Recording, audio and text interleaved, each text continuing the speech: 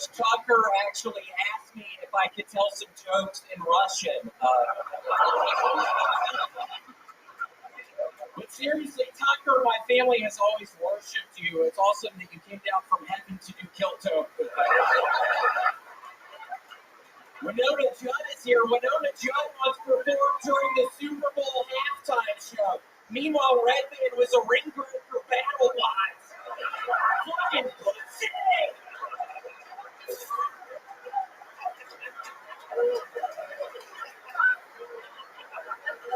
Biden recently had a State of the Union address and said better things about Ukraine than the United States, which actually makes sense because the United States doesn't have a video of Hunter Biden fucking a dog. I love that one from you.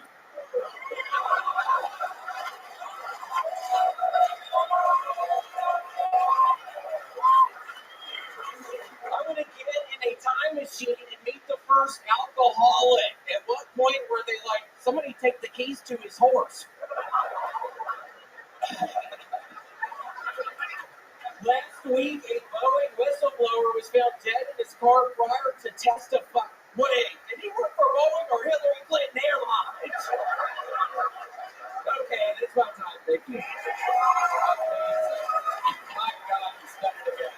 He's done it more than anyone else has ever done it, and yet it continues. The force of nature. Yeah, never fucking stop me. That's right.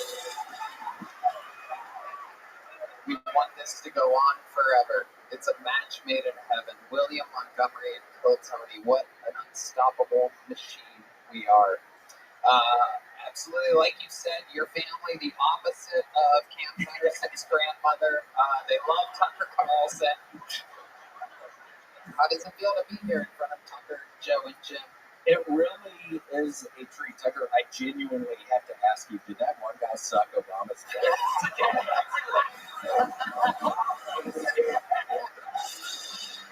I have the answer, and let me say I don't judge. Yeah, but oh yeah.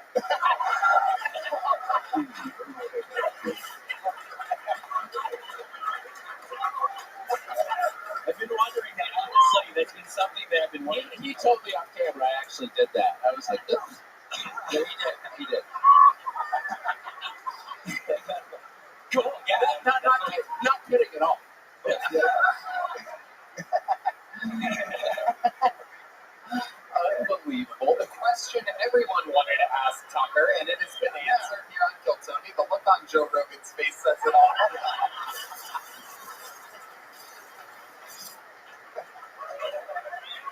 You should have brought up with your walk on floor. Wait, do what? I honestly didn't hear you. Oh no, it's not like the guy. So William. Ladies and gentlemen, William, what else has been going on this week? Oh man, it has been a lot of the old brand mods. I got to do a new video game called Contra, which has been a bunch of fun. It's been taking up a lot of my time, but I have been literally catching people, Tony. I like to look out of my windows of the apartment where I live, and I find people doing wrong stuff out there. And Tony, literally, before I got here tonight, there was a homeless guy jumping the fucking fence into the property of the apartments. And Tony, I'm not necessarily proud of this, but I went down there with I recently got some big steel pans, and I swear to God, I went up to this fucking dude, Tony, and I hit him so hard in the fucking head. And he was literally just laying there, and then I got to get here, so I don't really know what happened. Wow. Yeah, Tucker, I just really weird problem in Spokane. I got two of these homeless people there. There's too many of them. And I've been. How many homeless have you killed? Great question. Well, I have been, at least I would say, around 17 different theoretical. Oh, that was a good one, Rabbi. What was that funny noise? I'm talking about murdering people, you dumbass. What was that? No, literally, right there. What was that? What's that stupid thing saying to you? It was called Calm Bonk. Yeah, Calm Kapow. But yeah, no, it's a lot of fun. And then I'm going to Tacoma this weekend, Tony. We'll see how it goes. They're adding a third show on Saturday. Thank you to anybody who's ever bought a ticket to come see me. I greatly appreciate it. But yeah, adding a third show Saturday. So we'll see how it goes Saturday. What else, William? What else is? You get very excited here. William, what else do you want to plug? What else is going on? It was just Sweet Little Gator's birthday last week. Very excited.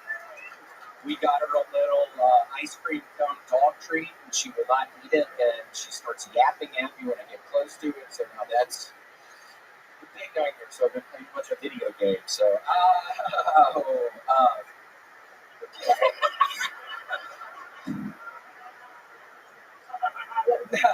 was that funny? When I'm kind of messing up, I mean, I'm having a pretty good setup here. Other than that one point, did you really think that was pretty funny? Huh? What? I can hear you, dumbass! Okay. William, we have some really good news for you. There's another red machine here that wants to come back out, and so why don't you stay up on stage? Ladies and gentlemen, I present to you Grammy Award-winning artist, one of the greatest rock stars of all time. Make some noise for Winona Judd, everybody.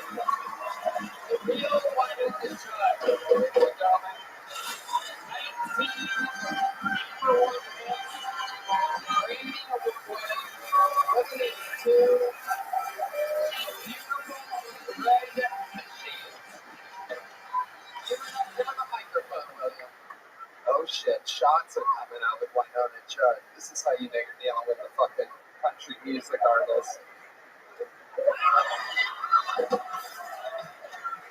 What happened? What did I miss there?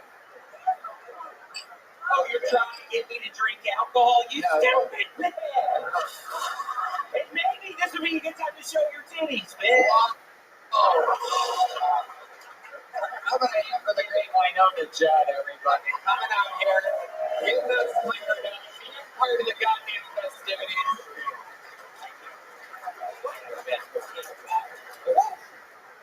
Oh boy, that's a spicy treat. Winona, why don't you grab a microphone? Say hello to these people. Say hi to the listeners out here.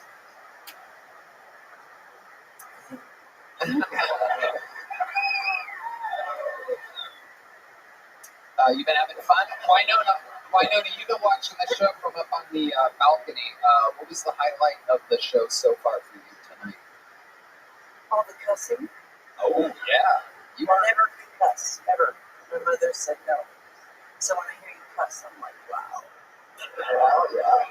Yeah, that is true. I cuss a lot. We cuss a lot on And the show. Liquid Death, $1.4 billion company, Yeah. selling water. Yeah. What is wrong with this country? Yeah. I love this. Keep going, baby. Keep going. Just let the free flow happen. Joe, do you know who I am? Okay, good. Let's talk. Call me. Oh, shit. I love it. Winona Judd.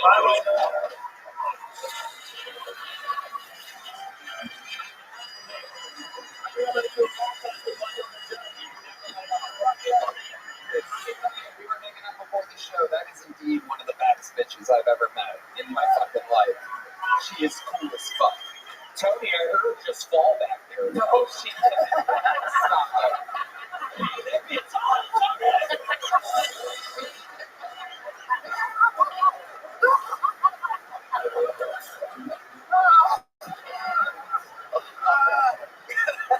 William, stay up here for one more beat because we have one last special treat here, believe it or not. We have a guy that did a fucking Kill Tony rap on the internet a month or so ago. We found him. He said he's a super fan of the show. I said, why don't you come on out, and if you make it here, I'll put you on the list, and we'll have you perform this song live. But one of the coolest Kill Tony raps I've ever heard in my life, 11 years doing this show. I'd like to present to you the stylings of Asthmatic, everybody. Here's Asthmatic. Sometimes we have rappers on this show. This guy actually does it. You guys hear me? Yeah. Check. Yeah.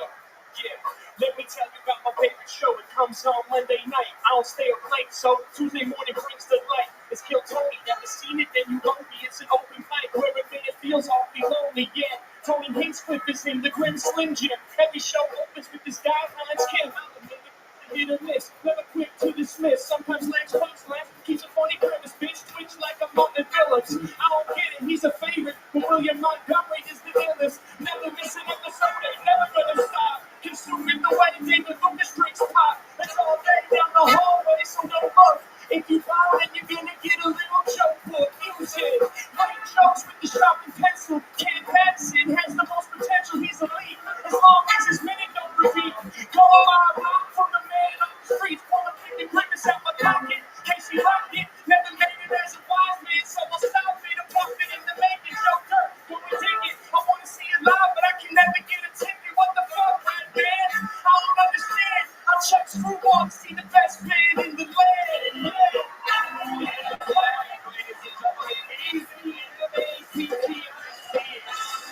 Instagram, social media, as make some noise for the goddamn goat, William Montgomery. Keep it going. Let's see how wild this place can get for Jim Norton.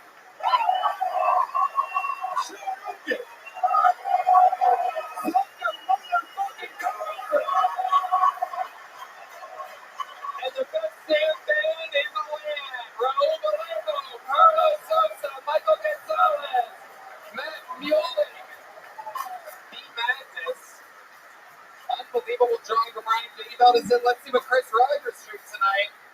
What the fuck? I know I'm the fucking donkey there or whatever that is. Who's that? Who's that guy? Who? Joe Biden. Wait, what? Well, who's the thing standing up? What? Richard Simmons? Casey Rocket? I don't recognize Casey without his ball cap on. I'm sorry, Chris. That's Joe Biden and Casey Rocket? Okay, alright. Why does Joe Biden look exactly like me? Am I the only one seeing that? Alright. Great smile on Joe Biden. We did it. That's Chris Rogers art, amazing local artist. Thank you to Game Time, Skyline Green, DraftKings, Red Rose, Yellow Rose, Jill Blaster. Tucker Carlson, I gotta tell you, I've been a huge fan fucking forever. This is so surreal having you here. I didn't expect to be here. It's amazing. Doing the Post Malone spot that you find out behind the curtain. And that's all because of the great Joe Rogan, my fucking best pal in the world. So much fun. I'm gonna hammer him in the mothership, huh?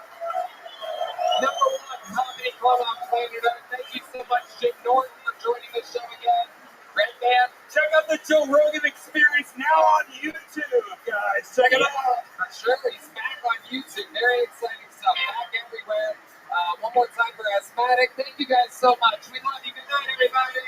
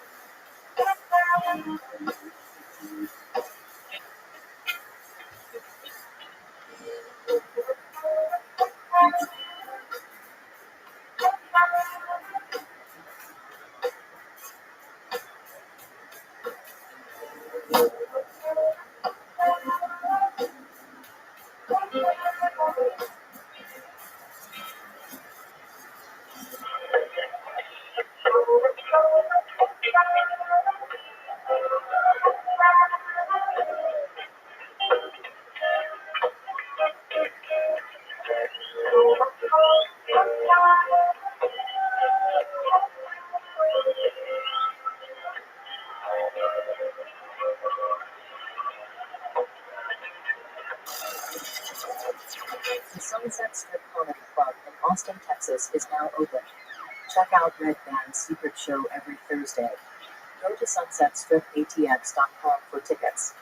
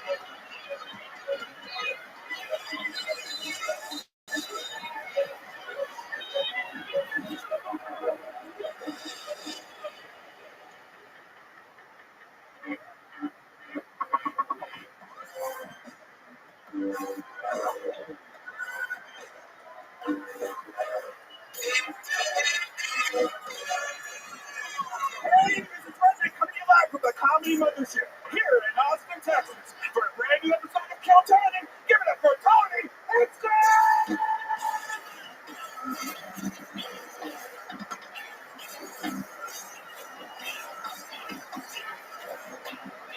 Who's ready for the best fucking night of their lives, huh?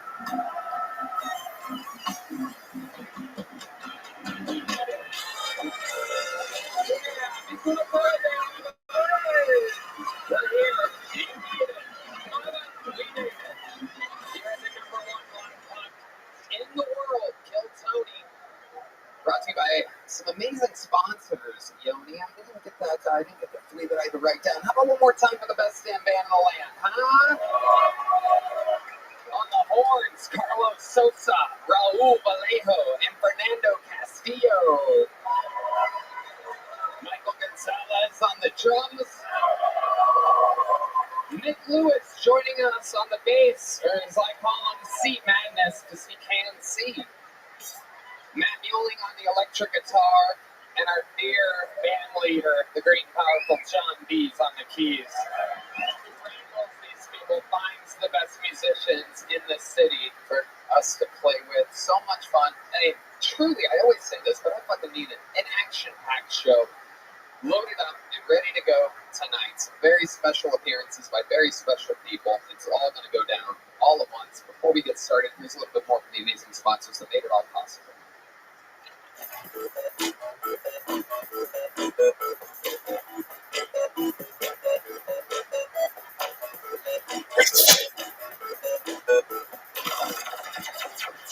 The Sunset Strip Comedy Club in Austin, Texas is now open. Check out Red Band's secret show every Thursday. Go to sunsetstripatx.com for tickets.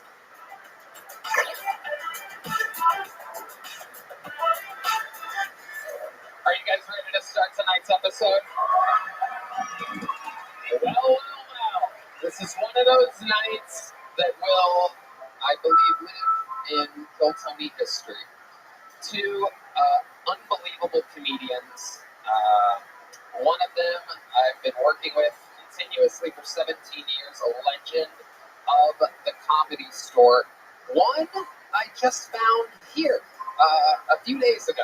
Randomly, she was performing in The Little Boy, and I saw her set, and I fell in love. We ended up drinking together all night, and she is one of my new favorite comedians in the world. This is her first time on panel at Kill Tony. I do believe her first time ever on a podcast. So here are our guests. Make some noise for two of the greats, Elaine and Ian Edwards, everybody. Elaine and Ian Edwards. There's Elaine. Make some noise for Elaine, her first time on the show.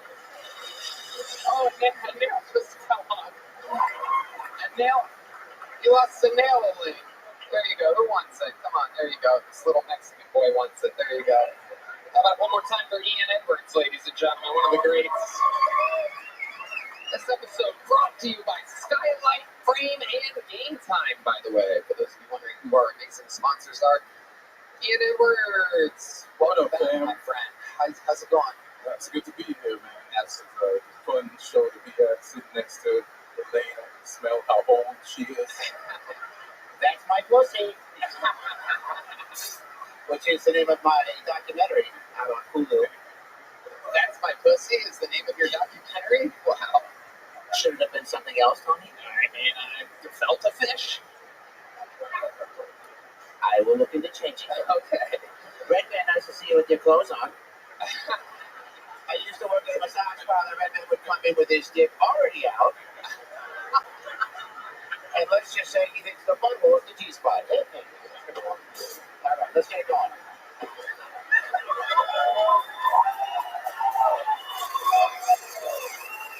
Here we fucking go. Elaine has joined the fray. I'm very excited about this. Maybe you heard me give the audience our little intro last week, but we got drunk together. Turns out she's been doing stand-up comedy for exactly 50 years. How about a hand for 50 years? She's 74 years old. Started when she was 24, and I caught a set in The Little Boy. Adam Egan, the booker of the club, was in the back of the room howling. She was talking about, what was it, your pussy? I think it was. I do a few pussy jokes, but he really liked the way that I said the N-word. So, Right.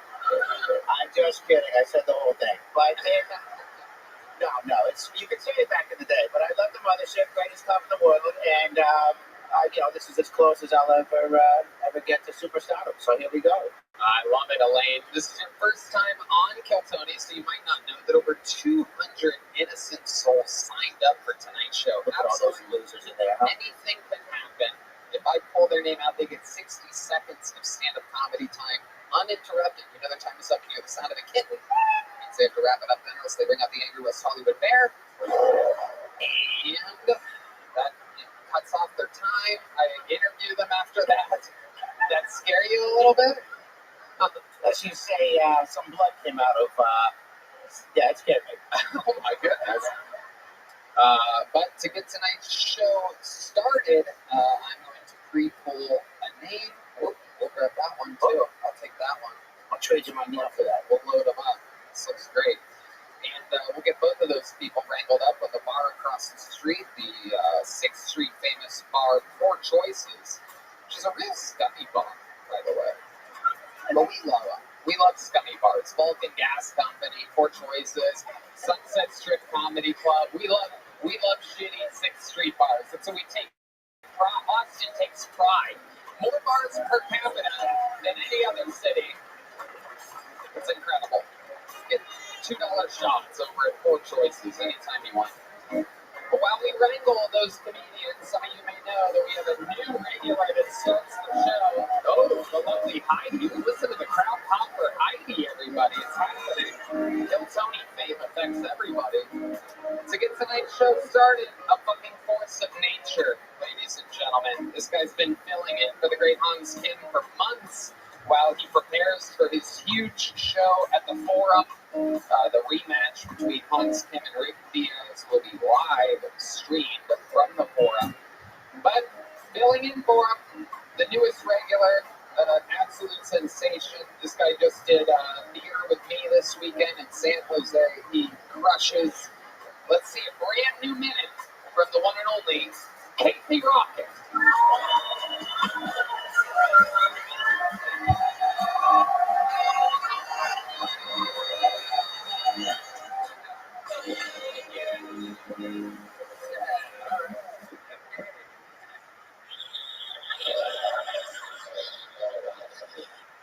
Yeah, pretty fantastic.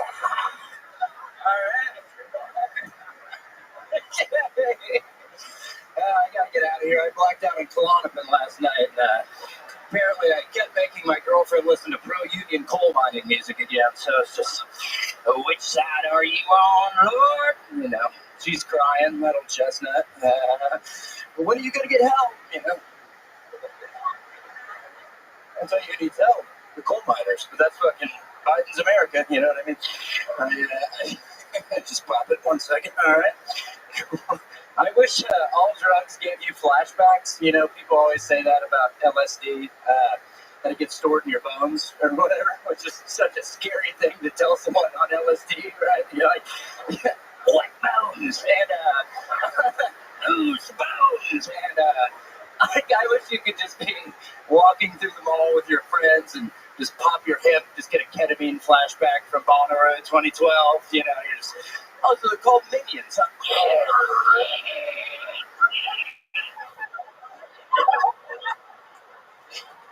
I don't want to go to Spencer's Gifts anymore. Thank you. Get your rocket. All right. The man, the myth, the crack, Casey motherfucking Rocket has strike again. Squeeze too hard. Yeah, Squeeze too hard. that's wild. I used to do that when I was a little kid. I used to do that thing where I'd make my face all red. I think I would die if I did it now. Yeah, it was fun. Squeeze too hard. And no, another amazing performance, Casey. I loved the eyeballs. Very scary. Was anyone scared? Let's get a show of hands. Oh, there's a lot of hands up in the air. Shockingly, at a comedy show, you genuinely had people scared. Terrified. She's gorgeous. Are you tired? Yes. You move around so quick. No, it was just 1 minute. I tensed too hard. One time, I I used to do the Dutchman's Key, My favorite bit ever. which is where Yeah. let key in my mouth. And, that's it. And Well, that's about it. And one time I had the lead key, so I'm kind of dipping the key and it's leaking lead in my blood. And I tensed real hard and I had to sit down on stage for like 5 minutes, something about the lead. he puts a key in his mouth and proceeds on with minutes and minutes and minutes of his act before coughing up the key. It's something you really got to see live, I guess, for it to translate how hilarious it is. But when he's in full action and moving around, you realize that he's had a key in his mouth for a lot of the performance. The payoff is huge. Again, You remind me of one of my grandson's friends. His name's Craig, and he also went to SSMT. Good. And he also titty fucked me upon meeting me. So play your cards right, Casey. And take this rocket ship to titty fuck Galaxy, wherever you want to go. People don't have to be Why am I blushing? It doesn't make any sense. Sounds like a personal problem. when did this titty fucking take place? Well, back in, everything's, it's about an hour ago, but it was, no, it was, I don't know, 1975. People have been titty fucking for years. Right, Ian? Yeah, that's what we do. Thanks, Ian. Ian, have you seen Casey Rocket before? Shit, I still didn't see it. It was moving so fast. Very fast. Very fast. He is a squiggler. Yeah, Are you taking the substances? Totally clean. really? Yeah, I'm sober. I've been sober for many years. Yeah. You feel like you're on an Adderall right now. No, just me. Oh, it's a human form of Adderall. Yeah. That's what everybody thinks. Surprisingly, he's one of the only sober people in this venue right now. Now, is there a drug that you could be coerced into participating in? If Joe Rogan came through here and was like, let's do bumps of coke up Elaine's tits, what would you do? Good question. Sorry, that's a bad Joe Rogan impression, but... What would you say, Casey? What would I say? And it happens like tonight, like it's like Monday night. Let's say I call him right now, and he I don't understand. Let's say Tony calls him, and he goes, yeah, what's up? What's going on? Is there a bow and arrow down there? And he comes down. And I go, yeah, there's a bow and arrow, but the only way to get it is by doing coke on my tits with the newest puppet. I guess what I'm saying is, would you do coke with somebody that they ask you? Could you beat the impression, Casey? We're all human beings, so get the impression. Yeah, if you guys wanted it really bad, I guess, yeah, I could. Does anybody have any cocaine? I didn't think you would actually say yes to that. Good for you. Straight edge is cool. Yeah, it's punk rock and roll stuff. Casey is scared to death right now. I've never seen that look in your eyes exactly. An unbelievable weekend on the road. We had so much goddamn fun. Casey is absolutely hilarious in the green rooms, in the restaurants, in the coffee shops, in the airport. You're a bundle of positive energy. I love you. Way to get tonight's show started. That's it. Thank you guys. Appreciate it. Very Rocket, the newest regular. All right. And so it shall begin. I pre-pulled 2 names. We're going to see. Hopefully they come out in the right order here. Make some noise for your first comedian. Ladies and gentlemen, let's do 60 seconds uninterrupted from Lino Rodriguez. Lino Rodriguez, everybody. Here we go. Straight out of the bucket. Anything can happen. Hello, my name is Lino Rodriguez. I'm a door guy on 6th Street. And right now my main diet is pizza and cigarettes, I really gotta stop eating cigarettes. I'm actually Puerto Rican. I'm a Puerto Rican that can't speak Spanish, though. If I had to compare that to anything, I think it'd be like being a Catholic priest that doesn't fuck kids. Everyone expects me to, but I'm just one of the good ones. I was raised that way. The other day I was hanging out and watching my new favorite movie, Tyler Perry's Medea Goes to Palestine, and oh my God, just gonna learn.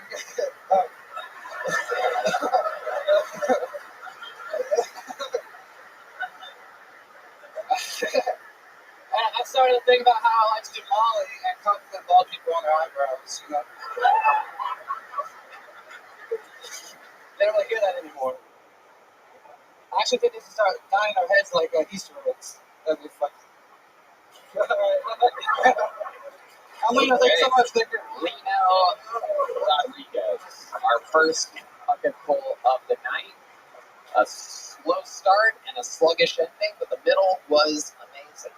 You got laughs. I didn't think any of it was funny, but this is a hot crowd. This is the best April Fool's set I've ever seen.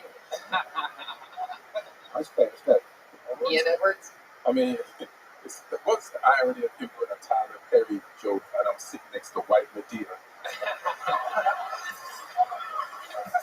It is absolutely a fantastic point. Good morning. Now, you had some stuff about fucking kids in the middle that really piqued my interest. Because that's a real issue facing our country. It is. Thank you so much. Yes. So what is it about that you find humorous? Like, where did that joke come from, I guess? I want to get inside your head for it. Gotcha.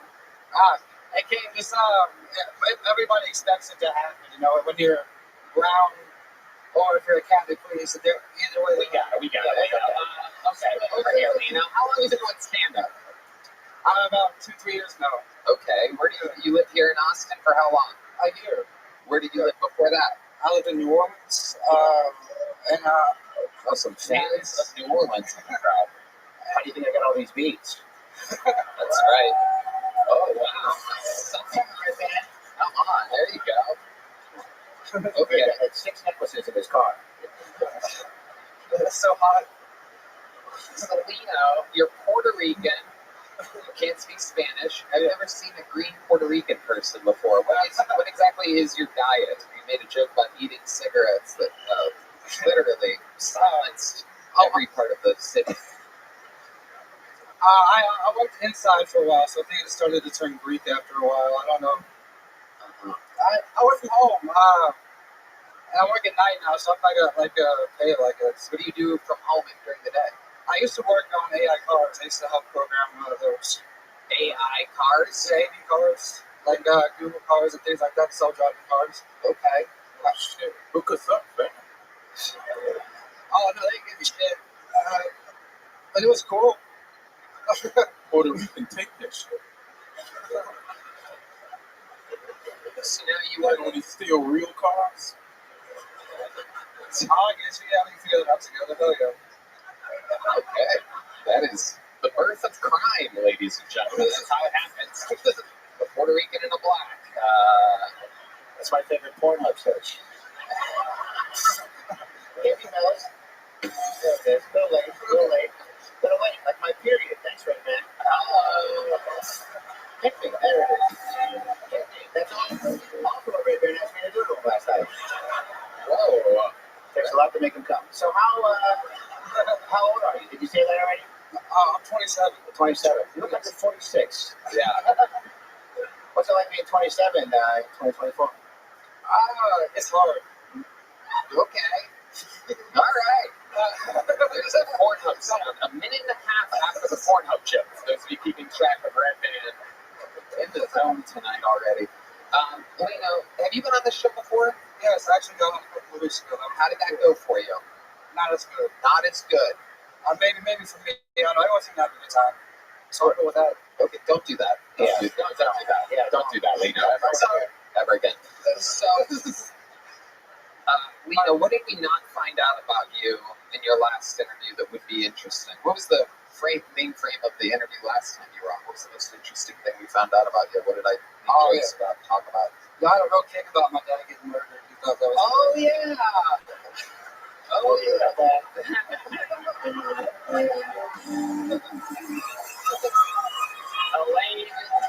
Elaine is on fire. Now's a good time for me to promote. Elaine, for some reason, decided to plug Adam Ray Comedy on YouTube. A brand new crowdwork special from Adam Ray. I don't know what you and Adam have going on, Elaine, but fucking.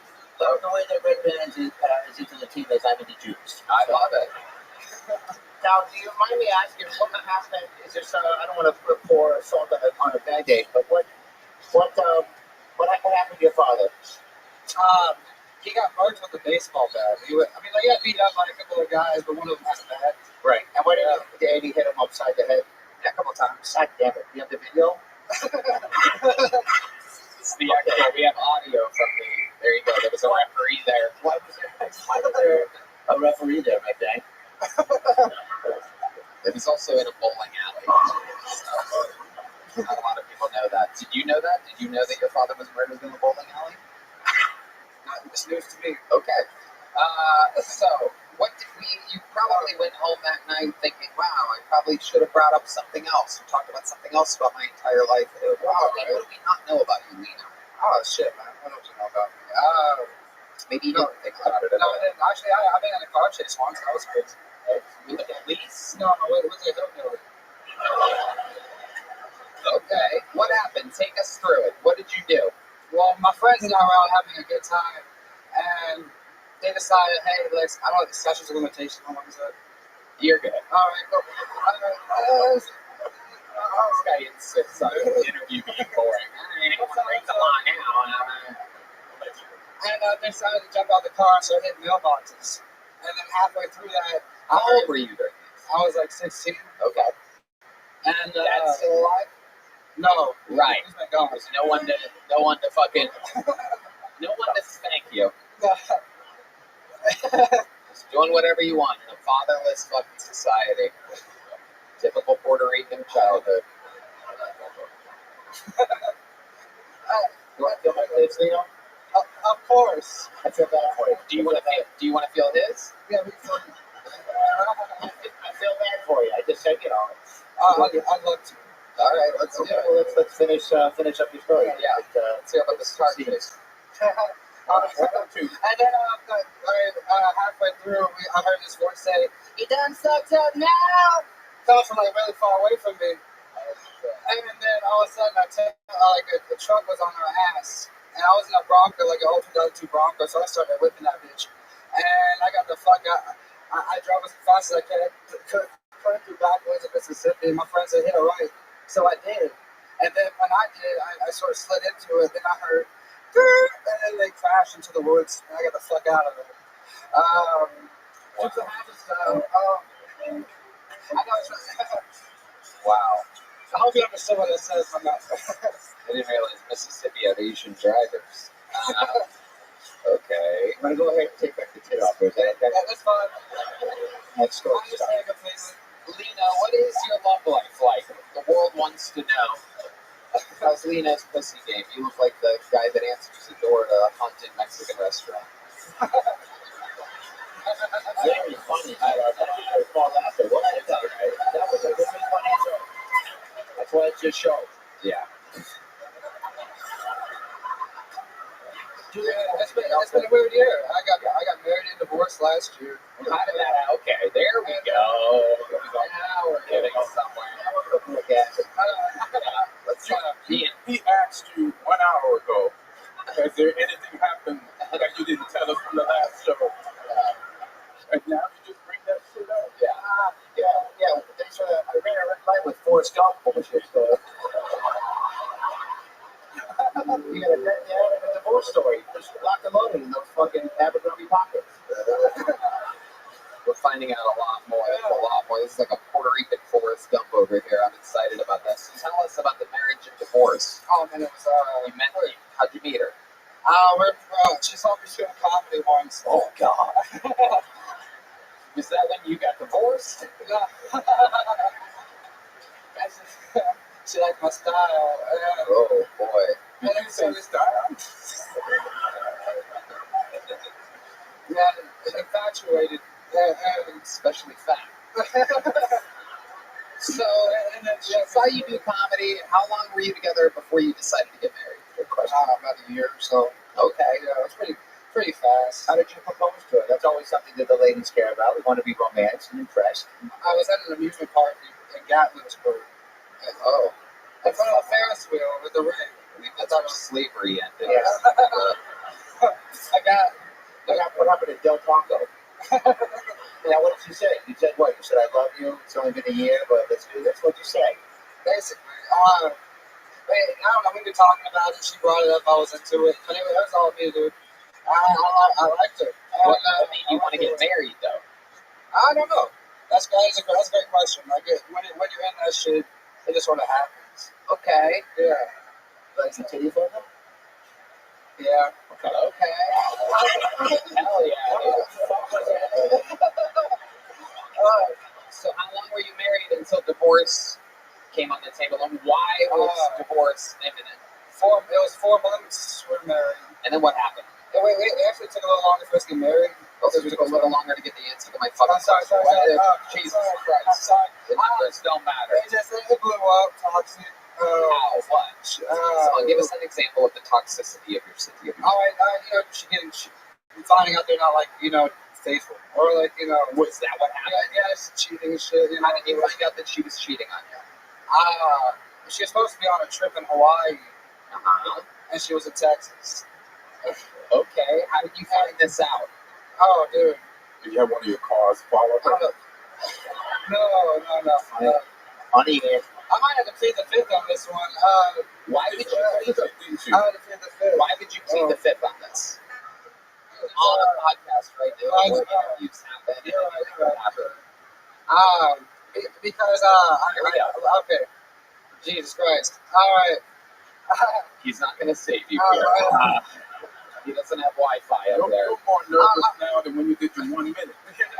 Oh, Jesus. Well, I was cleaning the house, getting ready for her to come back for the trip. And I checked her location because she said she was going to go visit her family. In Hawaii. No, she was just with friends. Mississippi is where I'm from. And when I found her location, it said she's 3 minutes down the road in Texas. oh boy. Yeah. So I went there, Ooh. and she was there with someone I knew. Oh, no. Who was the someone that you knew? I don't know if I should do all this. You don't need to name a name, you fucking idiot. Don't name a name. Friend of mine, I thought so. A friend of yours. Yeah. Right. Yeah. Should we call that friend right now? No.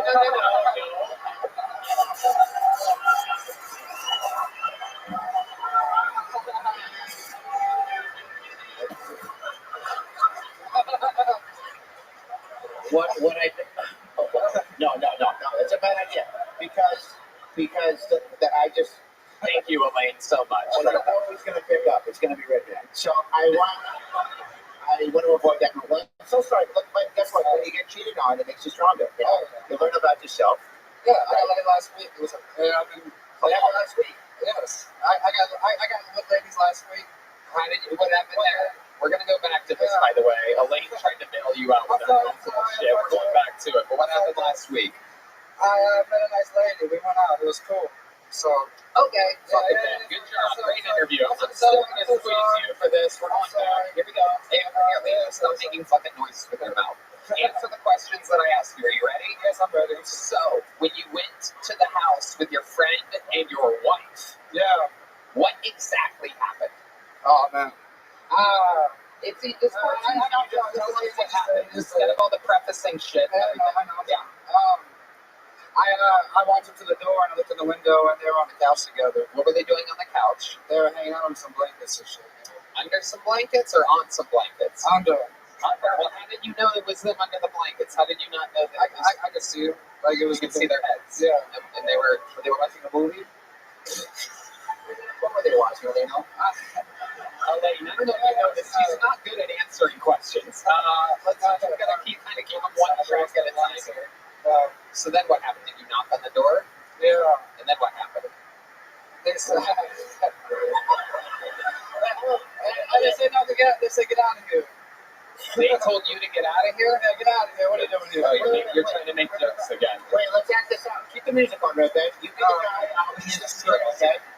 Ready? Give me a number. Oh, shit! Fuck! Get out of here. What are you doing here? Lito, what are you doing here? I thought you were supposed to be in Hawaii. Oh, wait. No, I thought I was supposed to.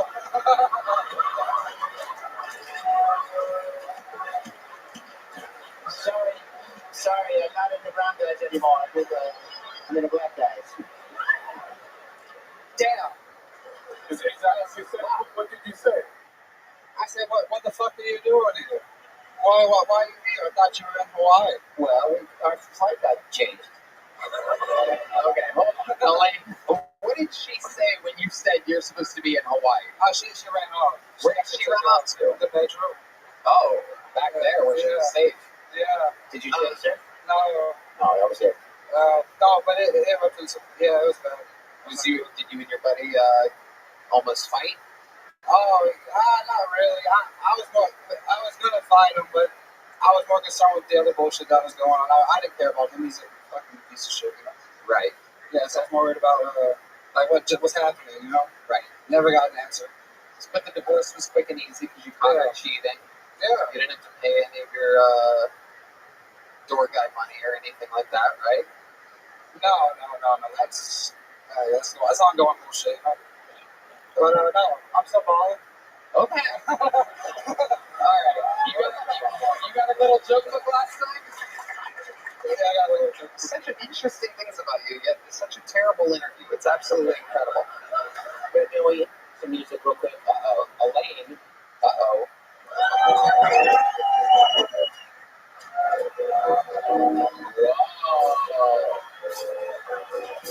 Whoa, he finally got some color in his face.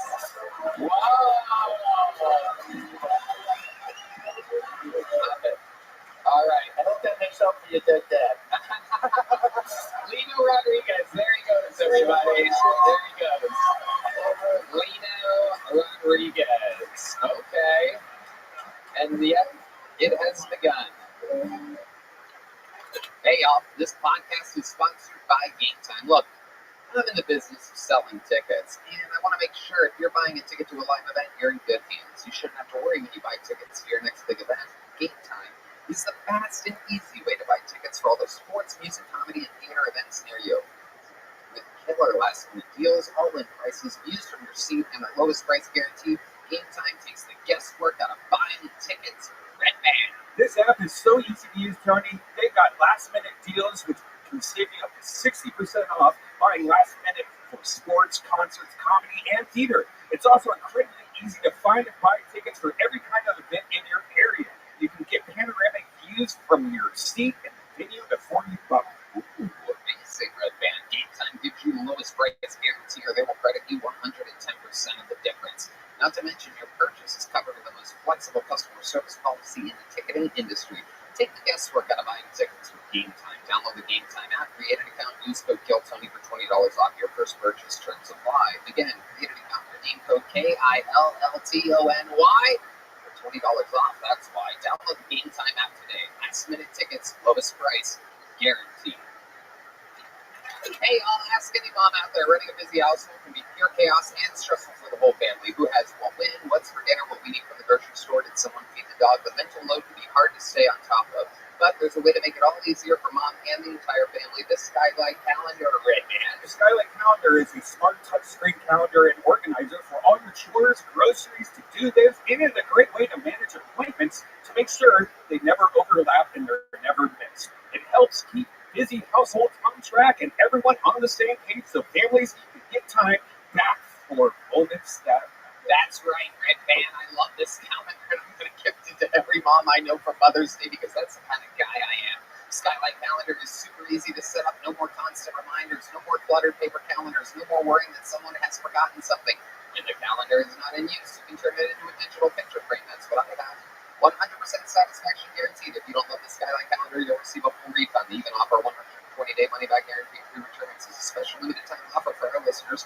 Get 15% off your calendar right now when you go to skylightcal.com/Tony. Get your Skylight Calendar now. That's SKYLIGHTCAL.com/Tony. Mother's Day is right around the corner, so order today. Get 15% off your purchase at skylightcal.com/Tony.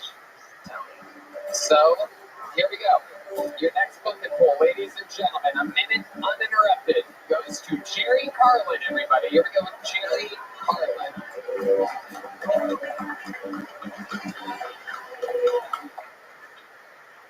I had a mustache for a while, but I think it looked silly on me, so I started clean shaving my pubes. I used to be a cutter, but now I just spit on people.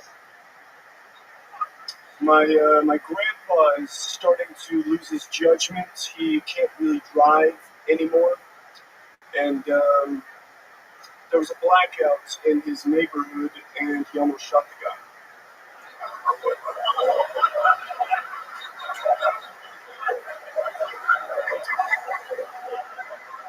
Sometimes I would be black, but makeup is expensive. If Kanye West has taught us anything, it's that the Jews ain't worth the squeeze. Dude, A sex worker I was just thinking in my about you. dick. How you living, pimp?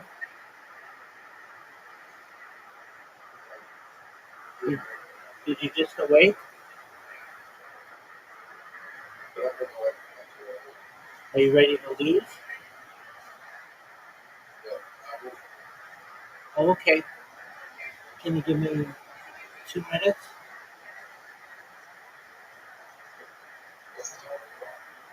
It is 3:54.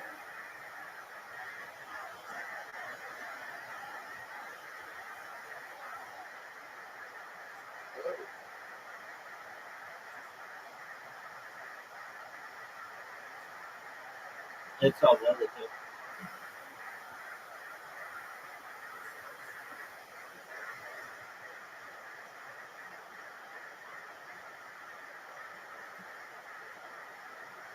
How many games in a row are you going to win?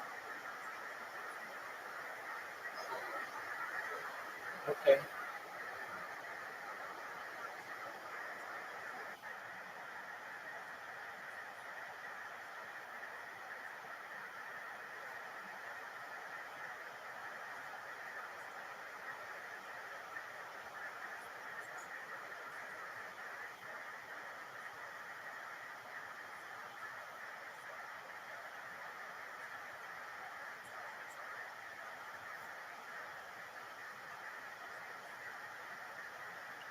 Of the games we played, which one is your favorite?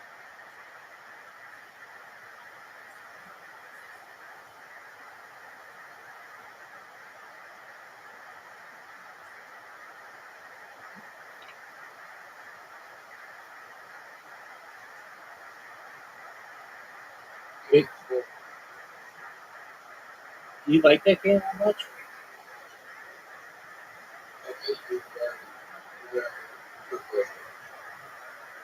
Yeah, but I wasn't even trying.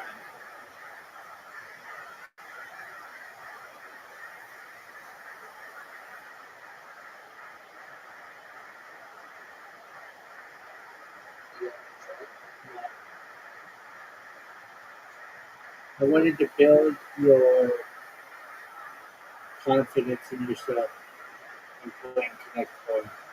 Did you like backgammon? Dude, that game sucked. We gotta figure it out though. But then we have to learn to love it. Dude, we gotta figure we've got I know, but you know how much fucking Chinese poontang we can get if we're good at backgammon?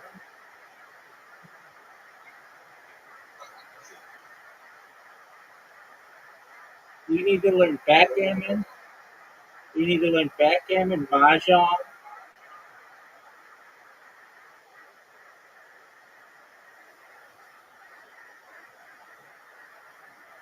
There's this one game that they have on there. I think it's like Central American or something. It's like with rocks.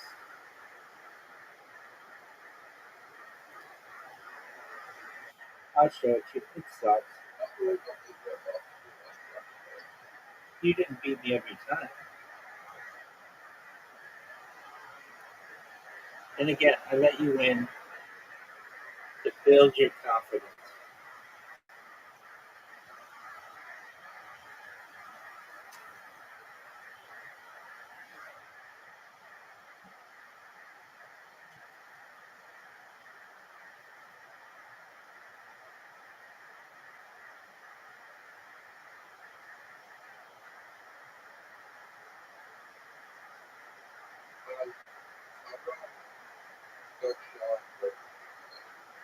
All right, what's this for lunch, dog?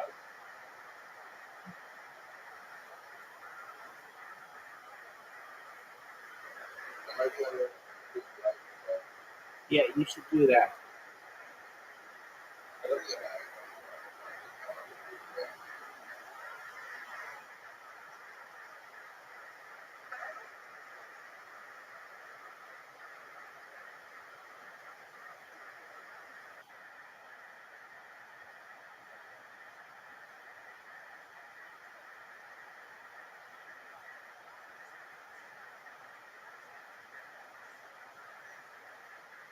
All right, dog. Are you ready? I'm gonna put your fucking ass. Now you're playing with my time. Pick once, so it was half off. So, Okay, Jerry Carlin, very good. Little, some good old fucking old-fashioned, I love it, smart one-liners. Delivered straight down the barrel. Welcome to the show, Jerry. This is your first time on, correct? You're that Yes. I recognize you. I do believe I saw you in that new Nickelodeon documentary. Jerry, welcome to the show. How long have you been doing You said you stand-up? ready to it's my second time. Second time ever? Wow. How long have you been writing and preparing for Yes. this? These jokes, maybe a month or so. And how old are you? I'm 21. 21 years old. Look at this. What do you want me A to do? fantastic start to your career. You going to college? What's your story? No, just high school. I don't go to college. You're still in high school. Okay. All right. You are the world's youngest pedophile, I do believe. 21 other high schoolers around. Gotta love it. Ian Edwards? I mean, part of this show? he's so young, he looks like he has a skin routine. And I'm getting strong school shooter vibes at the same time. Yeah, you look like the molester and the molestee at the same time. It's true. It's true. But that's a compliment because that's a tough gig to get. They're very funny. Your jokes are great. The structure's good. There's a lot of misdirection. What's your writing process like? Sometime tonight. I don't know. I just lie in bed. They come to me, I guess. I'm noticing that your writing started right when Texas made Pornhub illegal. Is there any truth to you replacing your porn addiction with a love for stand-up comedy? I actually don't watch porn. Wow, prove it. Hold on. What's your process there then? Imagination? What are you Yeah, of fucking Willy course. Wonka? What's going on over here? Very vivid imagination. Okay, what do you picture when you are pleasing yourself? Good question, Tony. Now I'm a pedophile somehow. I don't know how the switch happened. I'm just trying to host a show, but I made it creepy. I'm a big fan of prostitutes. Some of those jokes are true. Oh my goodness gracious. Look at you. Yeah. He didn't even smile after he said that. That is amazing. A 21-year-old into the imaginary thoughts of a prostitute. Just the thought of a woman charging money is enough to get him off. Ian Edwards? Now when you say prostitutes, you mean killing them or fucking them? Good question, Ian. Oh, both. Oh, of course. Yeah. Well, Absolutely amazing, Jerry. Is there now? I've got a little bit of walking the streets at night to make some extra cash, right? A woman of the night. Oh yeah, it's a tough gig, but there's, you have to make sure your price points are fair. So what I guess what would be if I were to if I showed you my menu of sexual favors, what's too much, right? That's how much would you pay? how much would I pay for anal? Yes. I think that's what I just fucking asked. Yeah. Yes. Some really tough interviews so far tonight. It is. I would say under 50. Whoa, you dirty little boy. Holy shit. She's freaking out She about was that. so offended by that price. She's right. That is. And she's right. Our bundles are priceless, right? How did you need 50 cents or $50? Say, okay. Stick with me here, Jerry. How much for a blowjob on this menu of Oh, that's even $5. $5 blowjob? This is incredible. You sweet. Are you a virgin? No. That is the craziest yes I've ever heard in my life. Yeah, I think you are. I need to. Okay, so let's say you and I are in the bedroom. What sort of noises do you make? Ready? Oh, I'm silent. Welcome to another episode of We All Knew That Already. Okay, Jerry, you're 21. How are you making money out there on these wild streets? DoorDash, Uber Eats. Okay, just driving around. I love it. What kind of car do you have? What's your license plate? I love it. What's your living situation? Still with your parents? Yeah, it's still living. They live here in Austin? Yeah. Okay. So born and raised in Austin. When did you decide or think that you wanted to maybe perhaps try stand-up comedy? When did this all start? I didn't even discover comedy until after 18, but just watching it. Did your parents keep you kind of away from things on? No, I just never stumbled across it. Were you playing video games or something? No, I hate it. Okay. What were you doing? I'm a huge TV fan. I don't talk to people. Ooh. This guy might be a true comedian we're finding here. This is incredible. You do, but for somebody who doesn't talk to you, you have a nice, like, you have an air to the voice. I don't talk to me. Like, you sound like you want to vote. You know what I'm saying? Like, you're a very confident guy for not having a lot of social interaction. What is that like? Oh, right now?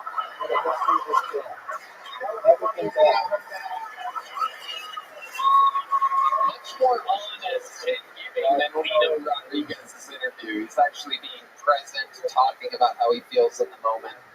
This is incredible. I love it. There's a fucking real comedian back here, Jerry Carlin. What do your parents think about? Did they know that you're out here doing stuff? Yeah, they're pretty supportive of it. Yeah. I've never really brought it up and talked about it. Right. Interesting. You don't talk to your parents either. I don't talk to anybody. Ian Edwards. You can't talk to parents who murder.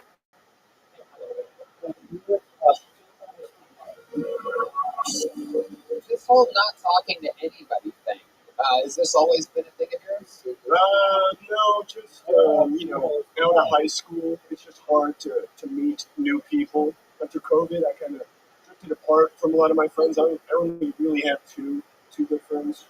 What do you do with these two friends? We really don't even meet up that much, just talk. Where do you talk? Messages. Wow. So you had a chat with them.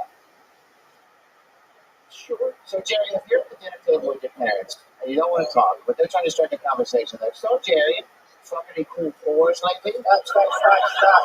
What a great shot, silence and internet love. You may be I don't eat dinner. greatness here. You don't eat dinner with your parents. This is a fucking amazing fucking thing we have going on here. What do you eat? You eat by yourself? Yeah, pretty much. You take it up to your bedroom? Yeah. And do you sit on the edge of the bed with like a TV tray, or do you have a desk? No, I got this massive TV. You've never seen this comeback before. You sit in a recliner, and you continue to watch TV. You have And to you make eat your this. food Or kind of she's like blowing on the your biggest lead in the on history your of the lap. game. That was a weird question, Tony. No, I like to paint the picture for people. This is very frightening. And I stopped It is. this I'm scared 400 to death. I'm more scared than he is right now, and I've been doing this for 11 years, but this kid doesn't talk to anybody. His whole life is just a bunch of blue bubbles and messages. Can I ask a question? What would it take for you to interact with your parents? If Joe Rogan came down here tonight and said, let's go to your house and eat dinner with your family, would you do it? Joe Rogan asked everybody. Yes. Okay. Well, we have exciting news for you. Somebody said bow and arrow 3 times, and Joe Rogan is here, and he wants to have dinner with him. Okay. I'm just really worried for white kids, man. This is Like, the what the future. fuck is going on with white kids? You're right. It's a perfectly good-looking white young male, and you're staying home, not talking to anybody. I used to be very ugly. What Yeah, happened? get over it. It's a drug called Accutane. I had terrible acne. Oh my goodness. It's worse. You got fucking perfect skin now. Yeah, Look at it working down. Look at the shot. I should. Yeah, you should, man. Wow. Well, welcome to the universe, Jerry Carlin. Not only are you out in public, but you're thriving. You're out here. You're out here. And you have some people you can talk to. Right that way. Wait, so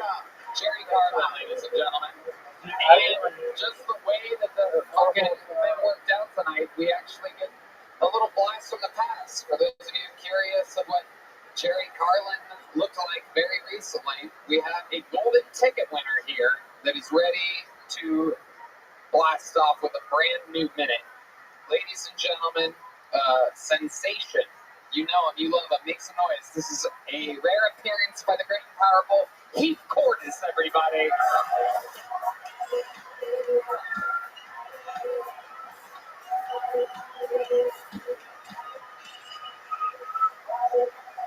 Jerry needs to start doing hard drugs.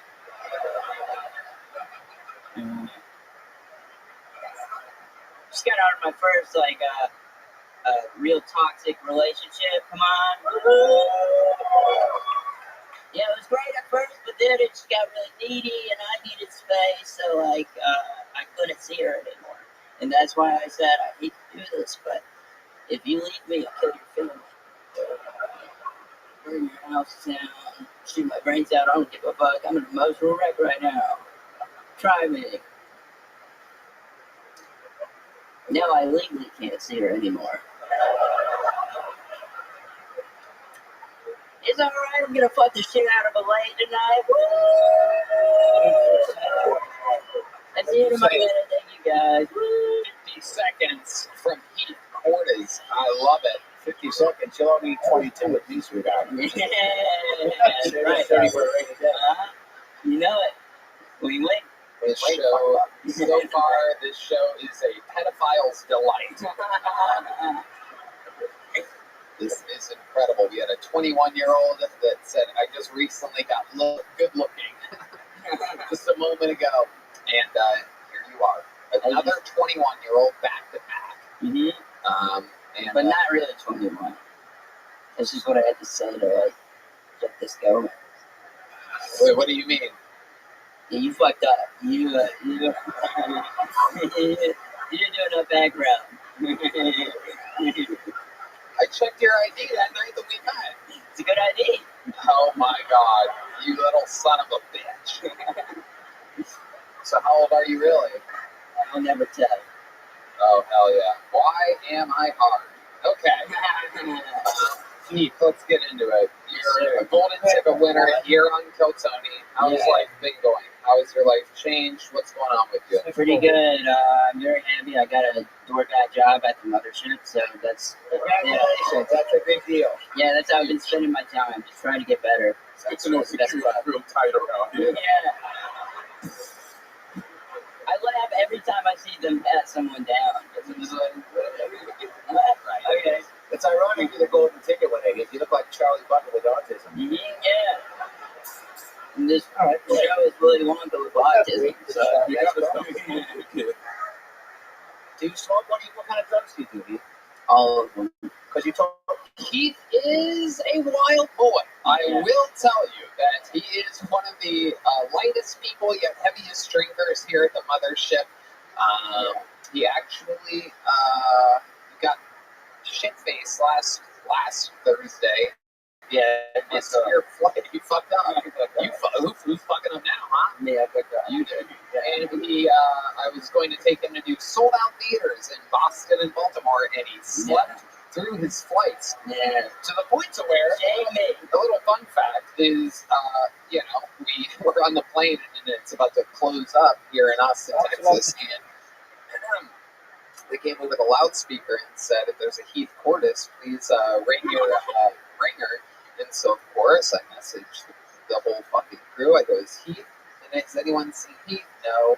I message you, right? And I did not get a response until after we landed in Boston. So, Tony, I'm so sorry. Please, I'm so sorry.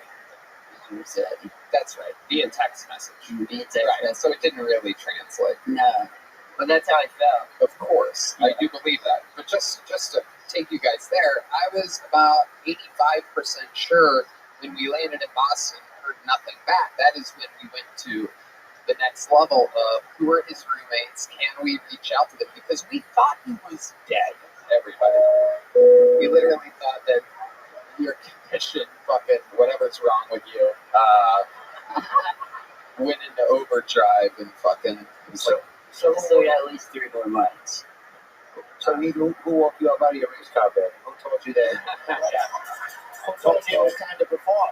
Worst way to wake up. No one woke me up out of the race car bed, and I was still late. You just woke up. That's a plot of Home Alone, pretty much. Right? Yeah. Mm-hmm. So did you go to Bonanza City? Did you have pizza and ice cream and watch? Oh yeah, you got it. Yeah. Really, it is the ultimate lesson in life. You dealt with it very, very well. You're still alive. I had to go super, super easy to make sure I did not induce a suicide. I did real good with it, right? Yeah, you did great. It's very, very, very nice. Tony's not making anyone kill themselves. Thank you. Thank you so much. Thank you. This is what you did on my episode where we clear the air about me inducing suicides, which is out there in the zeitgeist somewhere if you look hard enough for it. But if anybody would have killed themselves, it's a sweet little boy with many conditions: scoliosis, Benjamin Buttons, whatever the fuck you have. You got it all. What if he's like that movie Jack with Robin Williams and he's 65? How old is that? You said 40. You're really not 21. Okay. Now, when Joe Rogan came down here and asked you, yeah, he knows. He knows. Okay, fair enough. You said 65, which made me think of something. Have you ever 69 with anyone, Heath? Have you ever? Is it possible? Have you ever gotten your dick sucked? Well, Is it possible? all right, keep up with that. You have to like hunch down like this, you know, just like make it work logistically. Every time I look at Heath, I feel like something ventriloquist is like, where's my fucking coat? It is incredible, Heath. Has your size ever helped you with anything? Is there ever a time where you use it to your advantage? A lot of leg space on the flights that you've been missing. Yeah, it's crazy. I'm still getting really claustrophobic on planes. You do? Yeah, even though I have the best situation. Yeah. For planes, I still hate them. did you get the board first? The what? You don't? I should get the board first. It's not fair. They don't go paging over passengers with Asperger's. It's your time. Yeah.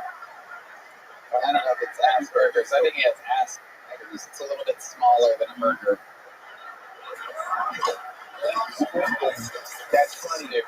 That's funny. That's you. a food joke. Thank you, Elaine. That's a food joke. Thank you. This motherfucker doesn't board at all. Yeah. It is incredible. I gotta stop hiring openers that sleep in cribs and get out in the morning. Very rare. You are the first person I do believe I've ever worked with that slept in on flights. But you know what? At the end of the day, you doing it, kind of adorable. That's good. Had it been like Ann Patterson, there may have been some racial slurs said or something like that. With you, it's just like, oh, I hope you guys are yourself. That's what I go for. So what did you end up doing that weekend? Anything fun? Not really. Just being sad. Right. Yeah, Token, that guy, he reached out to me and he said he wanted to hang out. So that, like, it was the rapper, like, which, I don't know what you're talking about. oh, he was there. He met you. In Boston, that's right. Yeah, I met a rapper in Boston. I found out afterwards. Why don't you just make your shot? Some fucking quiet kid hanging Yeah, I was listening since, like, high school. So, like, that just brought the salt in. Wow, 3 or 4 years. Wow. Yeah. Yeah. I just did that. Yeah. One of the greatest shots we've ever Well, seen. Are you a big gangster rap guy? Mm-hmm. I tried to be. Uh-oh. Why are you asking that question? I don't know. I just felt like it might be time for a rap battle. Yeah.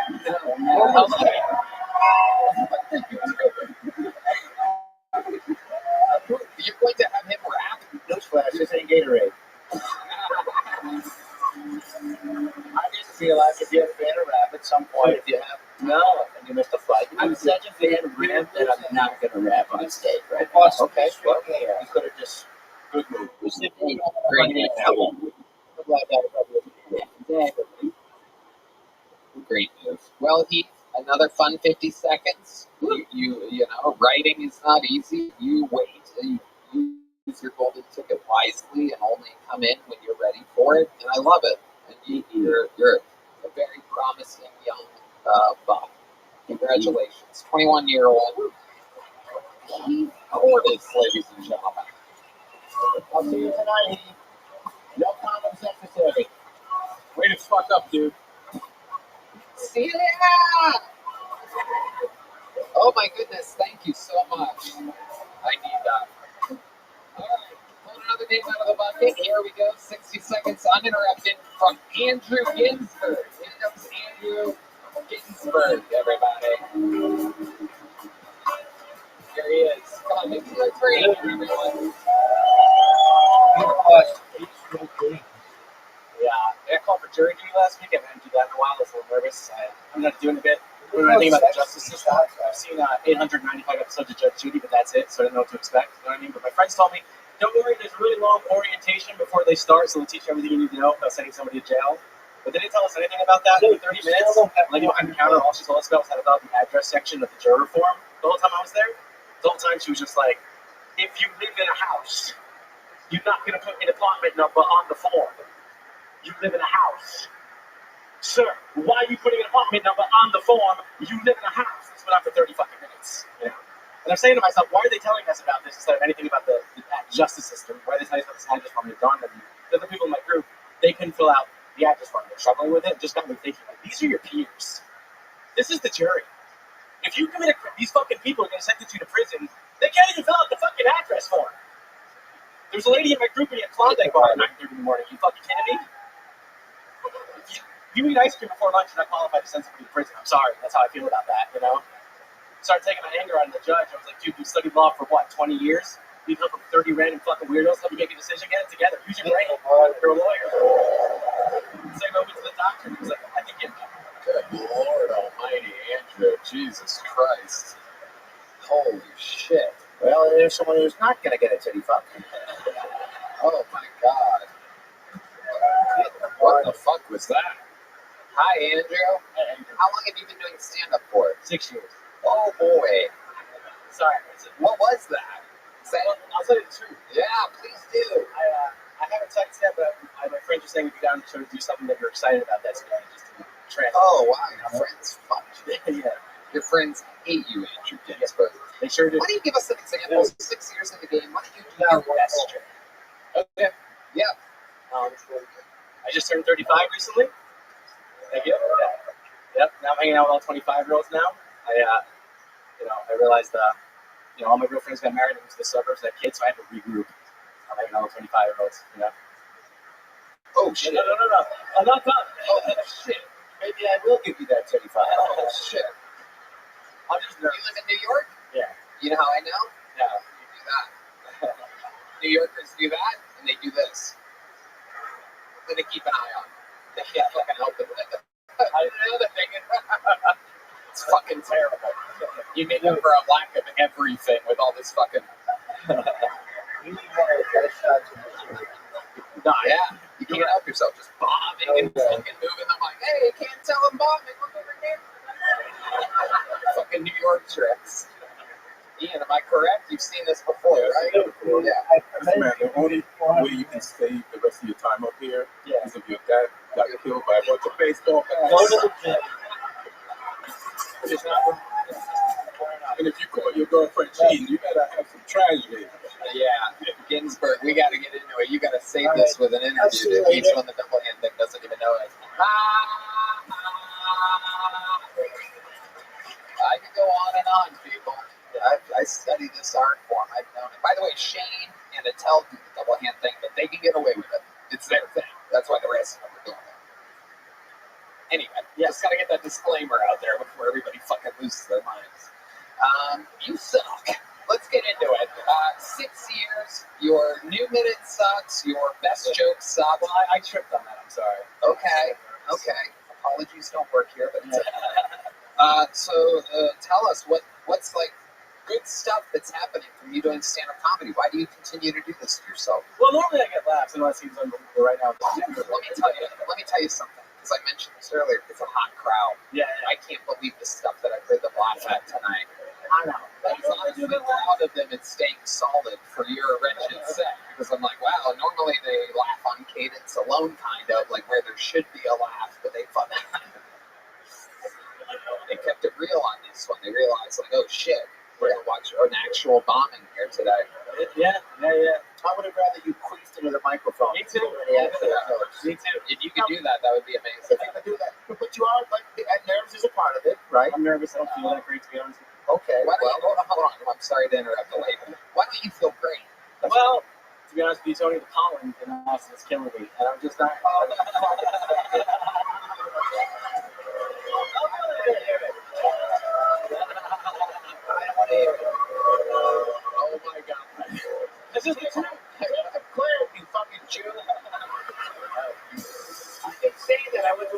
about 20 years ago. Oh my God. Why would you say that shit? It's the truth. Are you from New York? What the fuck is wrong with you? I'm from Jersey. Oh, you mean you're from Jersey, but you live in New York. I live in Right. So you're originally from, you're trying to like claim Jersey all of a sudden? No, just saying that's where I'm from. Okay. Yeah. I actually kind of get like the type of comedy he was trying to do. Sure, it didn't fit. So I understand. Like I can see where that could work. Sure, but if I hear you tell some niggas about your pollen allergies, Understood.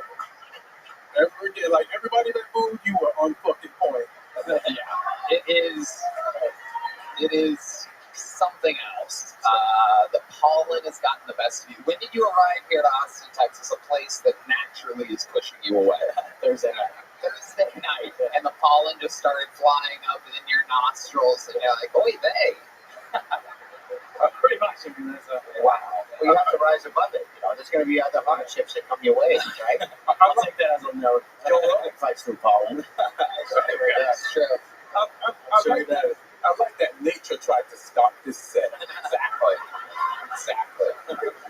Texas has a way of keeping a certain type of people up in New York. You know what I mean?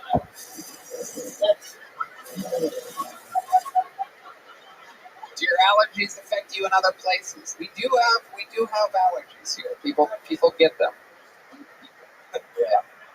Yeah. Just Texas.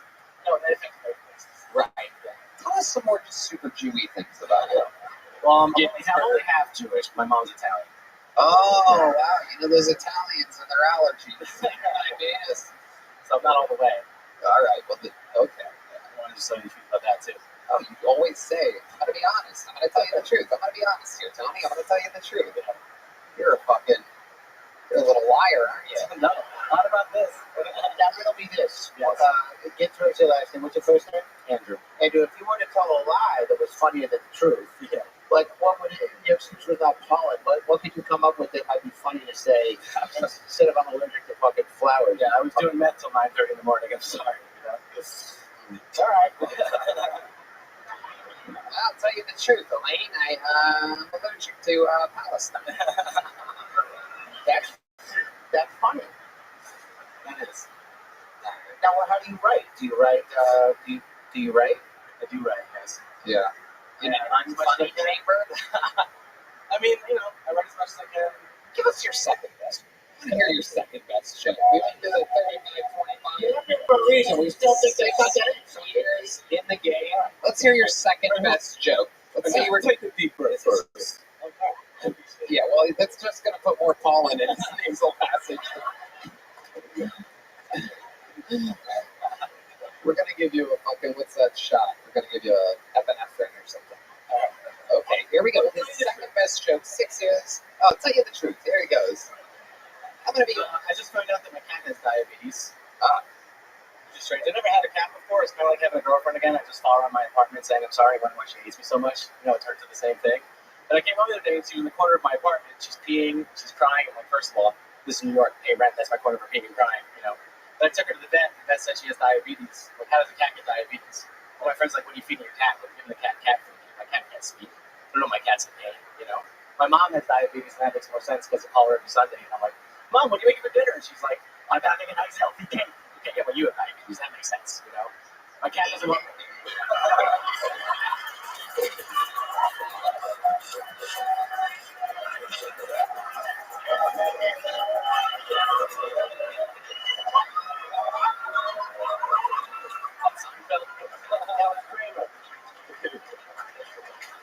What the fuck was that? Oh, my God. This is an anomaly. I love the commitment, though. Yeah. I can't get that. I promise I'm not crazy. You say I promise I'm not crazy? Yeah. That's why you should open the whole set. I will. That's funny. That's honest. You are a little crazy, though, huh? I guess so. Tell us something real and crazy about you that would surprise us. Give us something from your Italian side. You ever do anything exciting or anything at all? Really? Anything other than complainy, whiny, unfunny bullshit? This is the show you signed up for. No, I understand. Okay, let's go. What's something that would surprise Ginsburg. I don't know if you find it surprising, but I've been asked to officiate 6 weddings. I can believe that. Yeah, it's not surprising at all. So, Seems like that's what you would be good at. thank you. Very serious speaking role. Like in the real world or like on Sims? Yeah. The real world. I still can't get over, like, we saw a guy that was 21 years old that was like suffering with shit, do his material. Another guy, his dad died, and then you're like, I have a problem. You know how much damage was up here? He's right. You think you've ever killed before? 6 years in the game? Have you ever killed? I promise I do. You promise you do? I have, yeah. You have. I go up every day. You go up every day. Yeah. And that's what you did. You have a third best joke that might hit here? Who wants to hear? I know. We're about to get into this guy. People are going to be like, why did you keep him up here? I don't care. I want to hear your third best joke. If Cat has diabetes is number 2, and I'm 35 hanging out with 25 is number 1. No, it's not number 1. Because you got to have I a didn't finish third. that. Okay, so that's the third best joke, ladies and gentlemen. Here he is. Try to think of one that maybe has like a short setup and a big punch. Here we go. Andrew Ginsburg.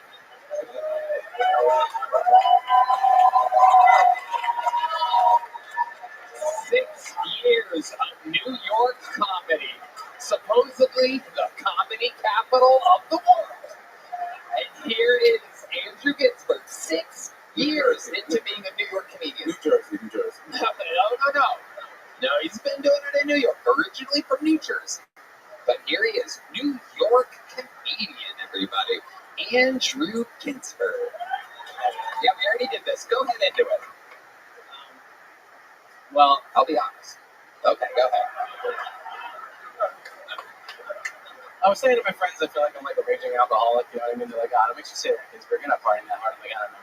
If you wake up every single big night, you're Googling, am I an alcoholic or definitely an alcoholic, right? I feel like most people don't do that. They're like, did you have shit in the blender last night? Do people do that? What's the third result say from this Google search? You know, but, that's not good. This is fucking amazing. Oh! This is amazing. Ginsburg, let me ask you something. I noticed, and at first I thought there was no way that it was really happening, but I noticed that you do this thing. You know what you do? No, sir. This thing where you kind of fucking, and then, you know, and then blah, blah, blah, blah, blah. You know, have you noticed that you do that? Yeah.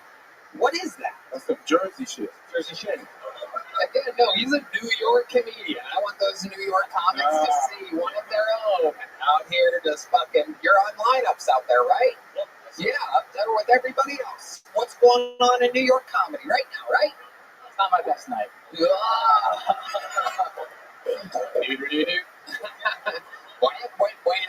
It's not my best night. That is one of the funniest things you've said in 13 and a half minutes. Holy shit. We gotta get you out of here, dude. All right. You tried your best, though, right? You feel good? No, I don't. Sorry. There you go. There's a little bit of honesty in the moment. A little joke book. There he goes. Andrew Ginsburg, ladies and gentlemen. There he goes. Wow. That is what this show is all about right there. Sometimes you're watching the future, and sometimes you're watching the past in real time. Anything can happen.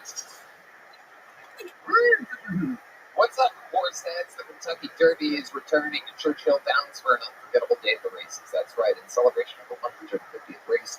Your role is teamed up with DraftKings to bring you the ultimate Derby experience. Right now, they are offering new customers who sign up for our special tiny little baby link. Use promo code KT Derby, a 100% deposit bonus up to $250 when you deposit a minimum of $25. Right, Dan. That's absolutely right, Tony. DraftKings is matching your deposit dollar for dollar up to $250 when you deposit $25 or more. That's incredible, Red Band. I can't wait to bet my hard-earned cash on the Ponies. Already a DraftKings player, but you can use your same login to start betting on the races now. There's no need to waste time making an account, so get ready to saddle up this race season. Download the #1 ranked horse betting app in America using a link down below. And make sure to sign up with our promo code KTDerby. The winner's circle awaits. Hey y'all, this podcast is sponsored by Liquid Death. There are two things I love in this world, liquid and death. You know what kind of liquid I like? Water. You've seen the cans before to the naked eye. It may look like a beer or some crazy energy drink, but of course it's not.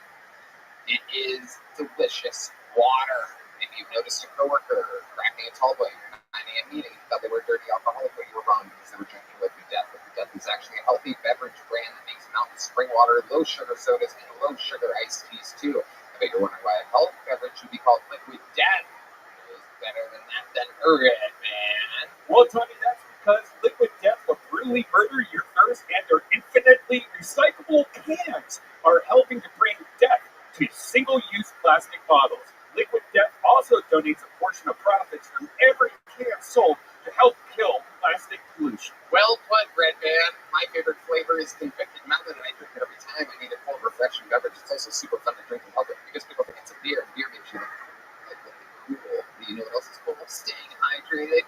Get free shipping of Liquid Death's mountain waters, flavored, sparkling, and iced tea 8-packs with Amazon Prime, or grab a can or a case at your local 7-Eleven, Target, Walmart, or Whole Foods.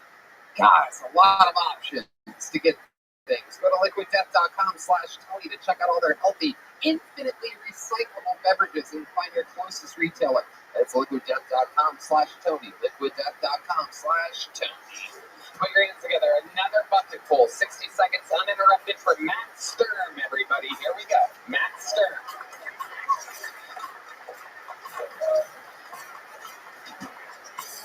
Hey guys, fuck. How's it going? I'm getting a little fat. You're not fat. Why are you laughing, man?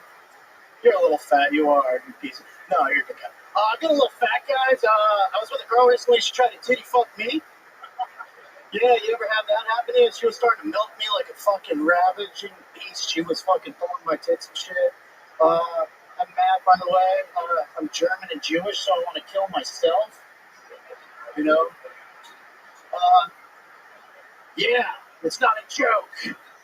What else, guys? Fuck, man. Passion of the Christ 2 came out. I can do this fast. Passion of the Christ 2 came out quickly. Mel Gibson announced it's a good time for him to hate Jews, right? Fuck. You can laugh. I just said I'm Jewish. It's okay. How you guys feel about Hamas? You like Hamas? No. Ooh. You don't like it, huh? What? What did you say? Oh, that's it. Wow. All right. looks like Ginsburg cursed the show. Yeah, I know. All right, man. Relax. Take a breath for a moment. I'm fat, so I can't fucking breathe, man. Okay, Matt, relax. How long have you been on stand-up? Just about a little longer than Ginsburg. Okay, will you tell us how long you've been doing stand-up, Matt? Oh, about 8 years. 8 years. Where at? Well, it's been hard because I'm from Vermont originally, live in Connecticut, the dreaded Connecticut, so I would have to take a train in New York, do a bunch of... New York? Yeah! Wow. Does that work there? No. Okay. Listen, man, I'm from New York. These niggas is not from New York. I'm from New England. You look hot. Now, you're a comedy store guy, Ian. Did you start in New York? I started in New York. Yeah. I did like the Boston, the Cellar, and then I moved to LA and I'm a store guy. So I'm home from You're a true store guy, though. I mean, I've known you there every week for 17 years, right? Yeah, you're the great team. I've never seen you ask a random crowd member when you're bombing, hey, you into Hamas? Yeah. This guy got thrown off by everything, by the way. Nobody in New York would do that shit. It's a good question. It's not a bad question. Now, I don't know if the answer, but, well, you look like you drive Uber. Do you drive Uber? Oh, I've been in an Uber. Okay. It's a start. What do you do for work? I'm looking for work. I don't have a job. What was your last job? I worked at a restaurant. I was a waiter. Okay. How long did you do that for? Oh, fucking 10 years. How recently did you lose that job? About 6 months, man. Okay, so how do you have enough money to survive 6 months? I was in my mom's basement. I wasn't doing shit, man. And so I came down here. How long have you been here? I've been here about, a little more than a month. How's it going? I love it. I'm having a fucking blast. What are you doing for fun here that you're having such a blast? Just going on all sorts of mics and shows and having a good time, being around other awesome comics that are really nice. The scene's really tight knit. There's a lot of cool guys around here who are super nice. So, Wow, what an adorable answer. Okay. What's your, what do you do for fun? Anything other than stand-up comedy? Tony, sometimes I just take a long fucking look at the river and I think about the, that ladybird that you've been murdering there? Yeah, well, the ladybird lake killer is still as that runs. We don't know who it is, but there's some rumors. Don't make me do it again, man. Is Ginsburg staying with you while he's out here? No. I met him tonight, but well, I recognized him from New York. Jewish. Yes. From the East Coast. Well, only a few of us survived that thing that happened. Topical. So let's talk about it here, Matt. You do recognize Ginsburg from New York's comedy scene. I've seen his face for sure. Let's do a fun thing. Since we had him try this, why don't we hear your best joke? You didn't do it tonight. You were saying what else in 35 seconds. So let's do a little fun thing. A little New York edition of your best joke. 8 years as a stand-up comedian, grinding and grueling, taking a train, am I correct, from Connecticut to New York City? Yeah, grinding and grueling, slinging my fucking good-ass joke. Okay, here you are, your best joke, ladies and gentlemen, Matt Stern, and go. I'm gay! Oh, crickets, no. Oh, okay. My best joke, I am bad at one-liners, Tony. Do a good one. Okay, hell yeah, man. Fuck, shut it on the spot, just do. No, all right one. Matt, don't make more noises into the microphone. It's not helping you. Sorry. Just listen. So when you were at the restaurant, if they were like, hey, how's the Caesar salad? Would you just go, I'm gay, and pull your shirt up? Yes. That's how I got my tips. Okay, so stick with me here. Yeah. 8 years of stand-up. I'm not asking you to write a joke now. It's just you to do the best joke I've ever written. There you go. What's the best joke written? There he goes, Matt Stern. There you go. There he goes. Do not touch these people anymore. No more handshakes or high fives or anything, by the way. That's not a thing. 2 New York comedians back to back. And now, sorry, Ian. I don't know why you're claiming New York. This is like He's from Connecticut. where they do stand-up is what I'm counting here. He goes to New York, but obviously it's not. I don't care where they sleep. It's where they perform. These guys are on lineups in New York City. Anyway, your next comedian is a regular on this show. You're going to see 60 seconds uninterrupted from an Austin comedian that works here full time. Let's see what happens. This is a brand new minute. This guy has to do this every single week. He's not reaching for a minute of the best stand-up that he's done in 8 years. This is a brand new minute from the one and only Cam Patterson, everyone.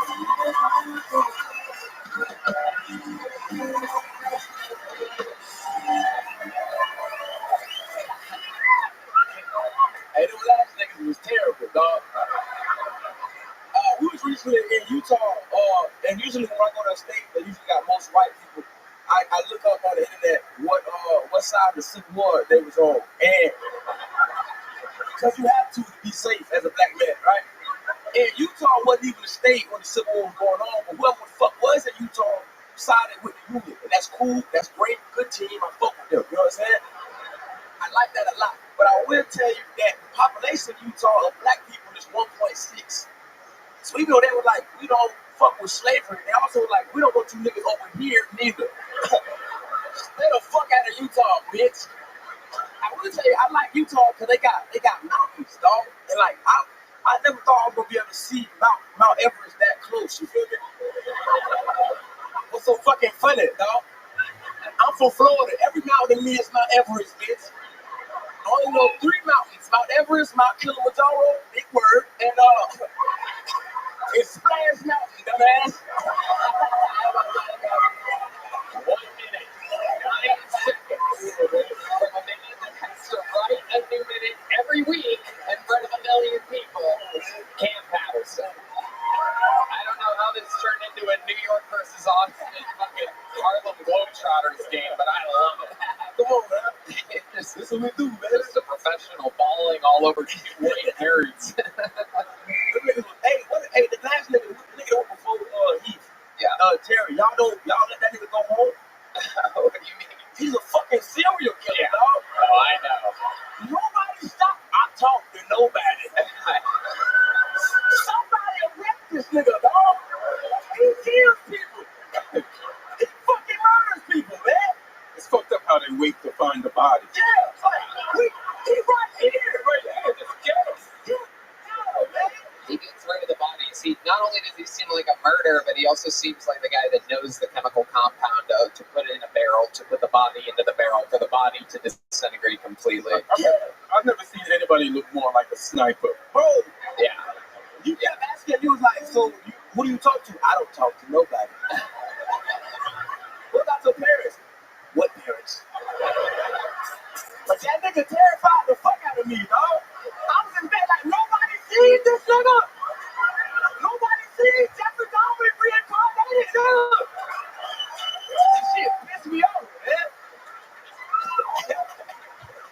Okay, Cam, you never talk to yourself late at night, just laying in bed, and you're like, look how great my big bad cock is. Never do that?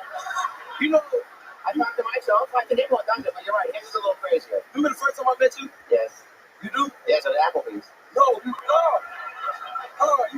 came to the other empire when I first asked you to do a guest spot. That's right. And you just get my face and eat my pussy, nigga. And I said, no, I don't want to do that. And then I didn't do that. You didn't do that. Well, then I was young, my friend. I remember I said, what's your name? And you go, Cam. And I go, what's the last name? You go, Patterson. I go, good. I just want to get it right when I tell the police. But you remind me of my old driver, Cam, so it's good to see you.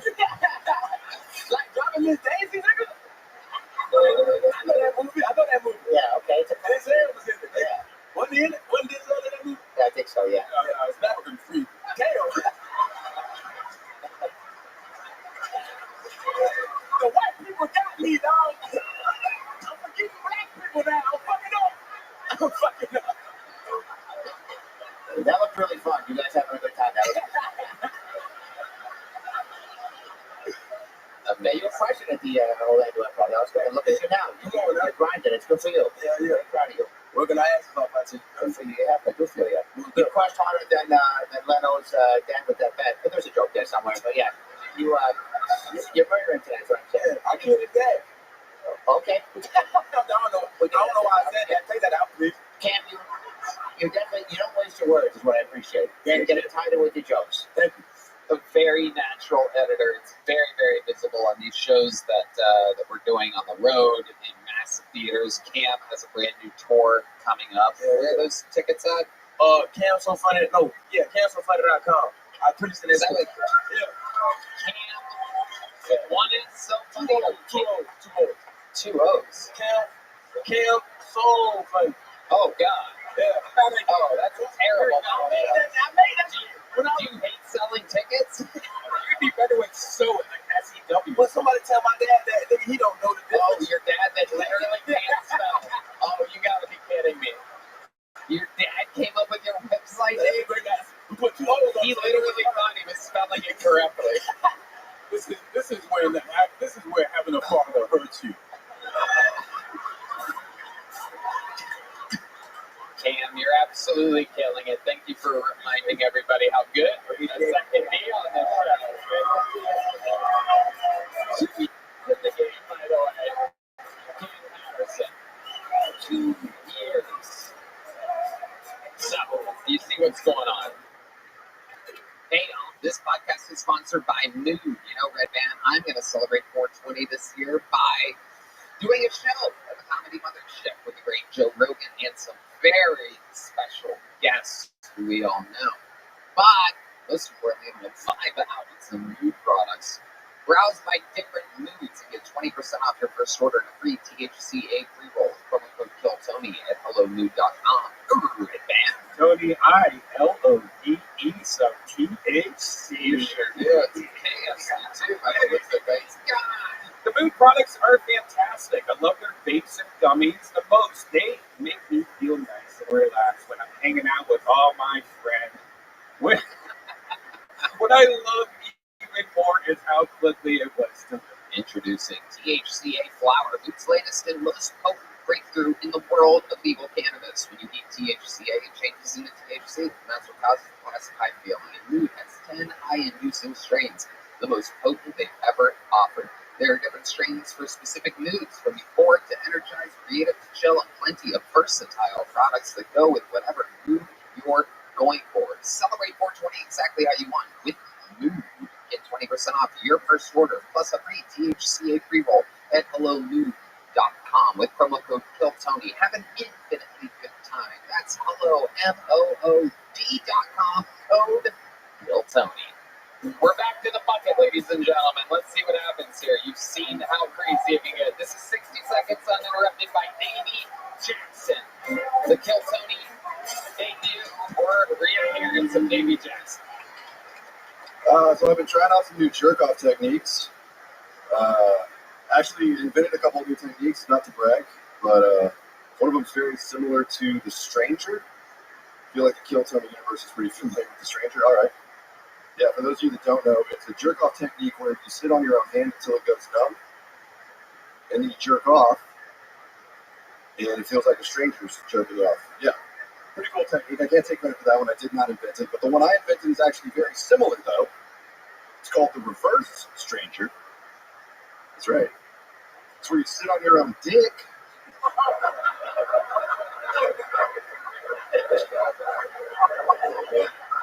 Until it goes numb.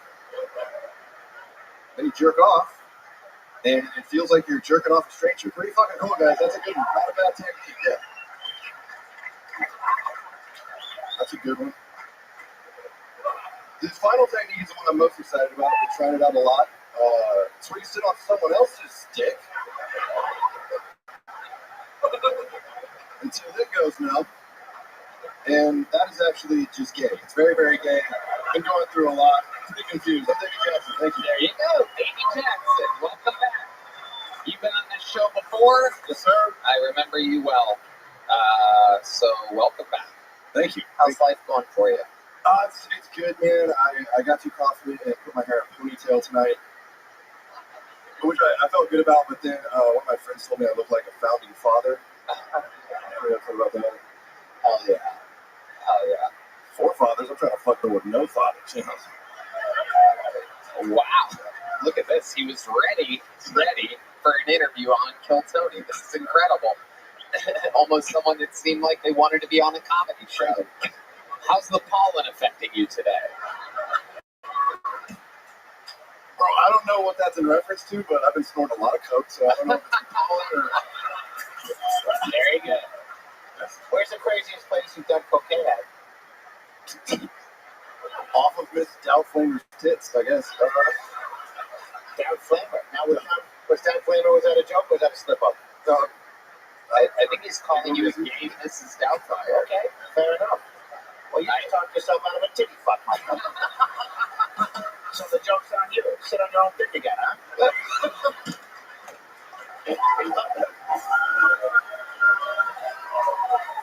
Oh, boy. Oh, my God. Sipping on the sister over here. The great Elaine. Okay, so, Davey Jackson, I remember you used to sell, what, pain pills or Oxycontin or something like that? 80 pills. Right, you were selling pills. What are you up to nowadays? I just got a hernia. Yeah. Okay, how'd you do that? Congratulations. Literally blowing my nose too hard. My guts popped out. Wow, how old are you? What's that? How old are you? 40. Fuck.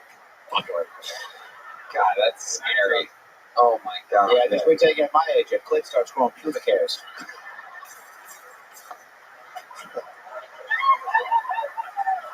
I just sit on your own dick again, huh? No, I'm sorry. It sucks. Getting older sucks. I'm going to tell you. So the hernia thing, I feel bad for you. Well, how'd you fix it? What'd you do? I haven't gotten it fixed yet. It's still fucking there. I I have to go for surgery, so guess who's re-upping on pain pills? Let's fucking go. That's fine. Okay. Business is a booming. We love life like right now. You're a good-looking guy. Ponytail energies. Appreciate that. Dude, it's shit right now, actually. How's that possible? Dude, I think I fucked all the Latin girls in San Antonio. I think I just ran through all of them. Okay. So I'm having to go to white girls, and they're boring as fuck. Holy shit, y'all are boring. What's the difference? Between a Latin girl and a white girl? Yes. Literally everything. Yeah. See, here they are. Yeah. Run down the list. One makes you peanut butter and jelly sandwiches. The other one stabs you. There we go. That's a big difference. Yeah. That's crazy. They come with kids, Right. and that's great. I mean, I love kids. Not like that, but I'm. Whatever. Okay. I walked into that one. You do dress like a softball coach that beats the children. Which is a tough gig to get. I wore the vest tonight. I thought Tony would be wearing one too.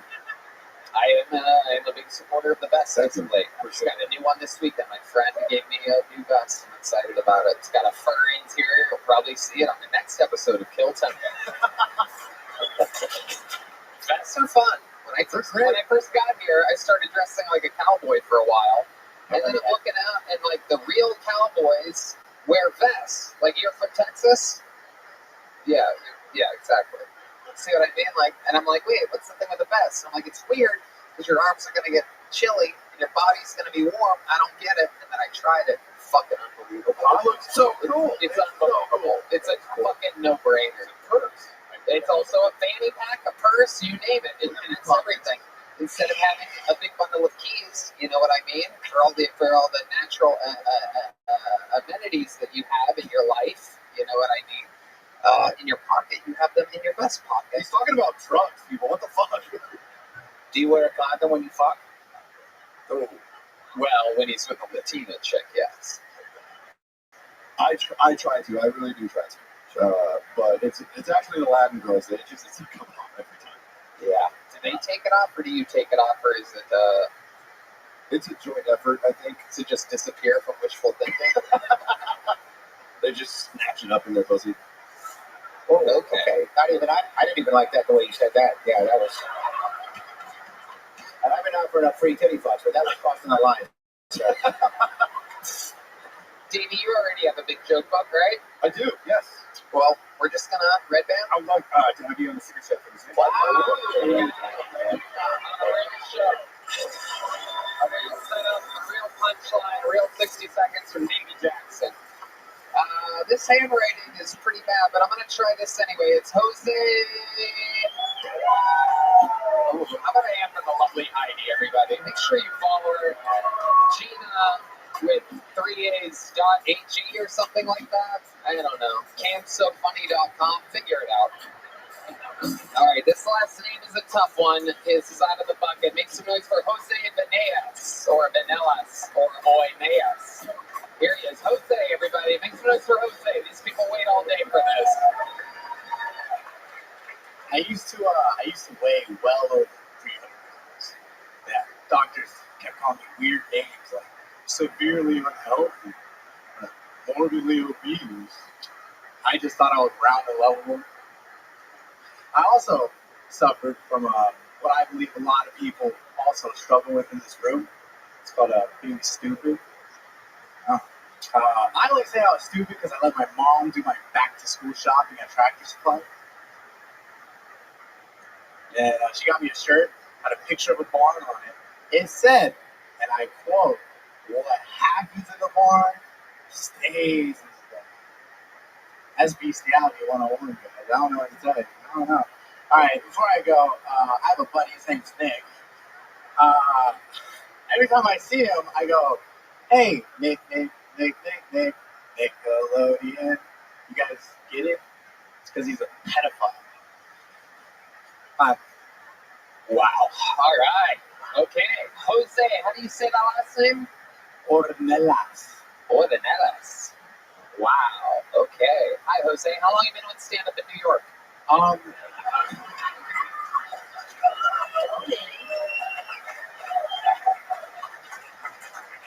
A little over here. You were in New York? No, sir. Oh, Jesus. Where at? Almost had San Marcos. Where? San Antonio. San Antonio. Sir, you were See close. You were how close. fucking dialed in I am? I can tell you the freeway to get there right now. That's the New York of Texas. It is. It is. Marcos is the least funny part of Texas. Okay. Jose, god awful appearance. I mean, unbelievably bad. Incredible. Yeah, you made Andrew Ginsberg look like Dave Chappelle. So, you brought the show down to a new low. You've seen the show before, correct? Oh, I mean, of course not, sir. You haven't seen the show. I mean, I've seen clips. I've seen what happens. Do you know what happens in this part? Yeah, this is where I get flamed, dog. Well, not necessarily. Okay. Can you tell us interesting things about your life that maybe would have been more interesting for you to talk about tonight in your minute? Any fun facts about you that you think makes you different than everybody else here? Different than everybody. Well, first of all, I'm me. All right, type shit. First one. What? What? Huh? What did you just say? Just say, I'm me? I'm me. Oh, fuck you, dude. All right. You want something real? Elementary school, right? I was feeling not too good. I went to use the restroom. I had to take a number 2, and then I threw up in my underwear. You know what? I still had to walk to class to tell my teacher, hey, I gotta go to the nurse. So did you or did you not shit your pants? Oh, I shit in the toilet, but I threw up in my pants. Have you ever done that? No. Exactly. What are you talking about? Fucking new lows, dude. New lows? Elaine, stop. You're gonna make it funny. Sorry. Jose, I'm gonna save you. I'm gonna get you out of here right now. Don't do that. Yeah, I'm gonna do it. You gotta go, buddy. Joke book. No little joke book, no big joke book. Prepare next time. Do a minute of stand-up comedy. It's okay. There he goes, Jose, ladies and gentlemen. There goes Jose. But you know what? I want to do something really special right now. You know, we've seen some bombs tonight. We've hit some lows, and you saw Cam Patterson bring it back. You saw Casey Rocket come out with energy and silliness and fun punchlines. Let's do something really, really fun. When you hear that noise, you know some shit's about to go down. One of our regulars, has taken a long hiatus to prepare for his rematch at the Forum. It has been months since this man has done a minute on the show. If you know the words, sing it. Ladies and gentlemen, this is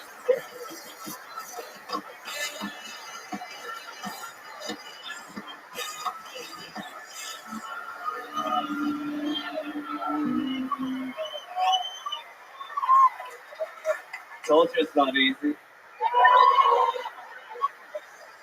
I love it here in Texas because I can say retard here. Just can't jerk off to them anymore. Just gotta picture it in your head like the good old days. Yeah, I love the ladies. You know, a lot of ladies get mad at me because they send me nudes and I don't send nudes in return. I'm like, why would I return a gift with a felony? I was recently in San Francisco. It's the mecca of Asians. I love San Francisco. It's the only place Asian women have asses. I was like, holy shit, is that an Asian girl with an ass or a 12-year-old Latino boy?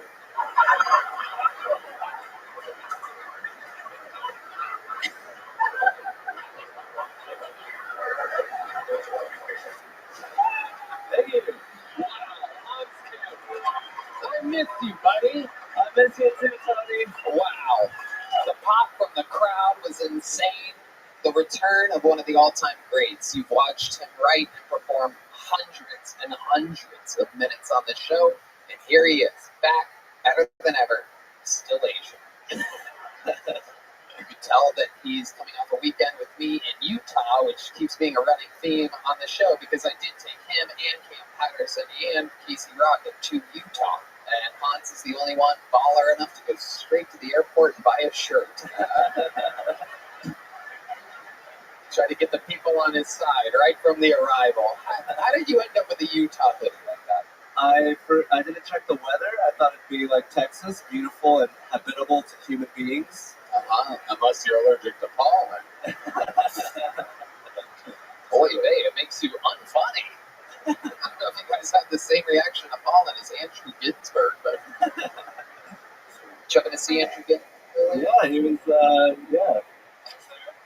Kelly's allergic to jokes. My sweet, sweet Hans Kim. Elaine, what do you think about Hans? Well, as far as Asian comedians go, you're pretty good. The Hans are very funny. The jokes are always on point. You're always writing the new stuff. What is, so you got to Utah. What'd you see? What'd you do? I mean, Utah was great. Women are very beautiful. They're Mormons. They are beautiful, but they don't put out. So you can look, but don't touch. That's my policy. But I did do a little bit of touching. There you go. yeah, how does Hans can't find, what's your move on the road? You slide into DMs? What do you do? I just hang around and wait for someone famous to invite women to the show. What? Okay. What the fuck, Hans? I don't even know what you're talking about. Why would I do that? I'm gay, remember? I love being gay. It's a song. Ooh. Penis in the butt. Hey. There you go. Thank you, Red Man, for the easy out there. Okay. I love it, Hans. Anything else we should know about? What do you want to plug something? I'm in North Carolina, South Carolina coming up soon, doing a bunch of dates there, so check it out on my website. I have It's also in North and South Korea coming up. Okay. What else? I am in an open relationship, so feel free to take advantage of that. Hans is what you think he is. He's brutally honest and ridiculously horny. What's the oldest chick you've been with, Hans? What'd you say, Elaine? What's the oldest chick you've been with? Probably 68. Holy shit. Oh my god. Now, hold on. This might be the guy that I've interviewed the most that's been on this show tonight, but we find this out right now. Yeah, Elaine brought it out of me. Yeah. Wow. I'd like to put it in me. Tell us about this 68-year-old, Hans. Where were you? I was in Seattle, Washington, doing open mics, and this is Asian.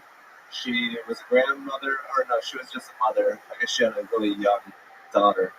And I didn't meet the daughter. There was no weirdness, but So you 68 was weird? So wait, she saw you at an open mic, and she's like, "You're funny. Come back to my place." she never said I was funny, but Okay.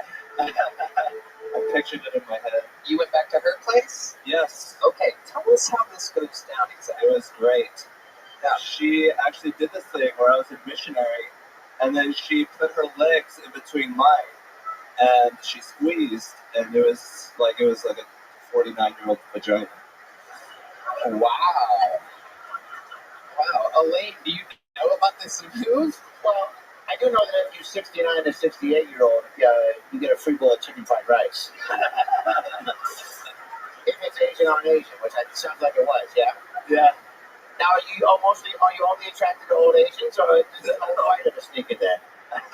I'm attracted to young Asians, but I was at open micer. That was all I could get. Wow, she was great. Okay. Did you wear a condom? I think so. Yeah, she was With a 68-year-old. Yeah, she probably had a lot of history. She probably did. It's not like you could get her pregnant, so I guess she was good. Okay, well, if it's over 60, I can vouch, Hans. There's a lot of stuff up. I've got a DVD of Frasier in my pussy right now.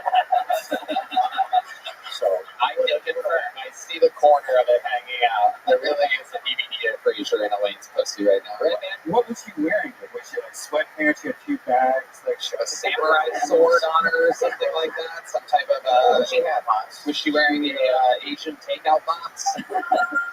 She would look a lot like Elaine's outfit tonight. No, she looked like a young Asian.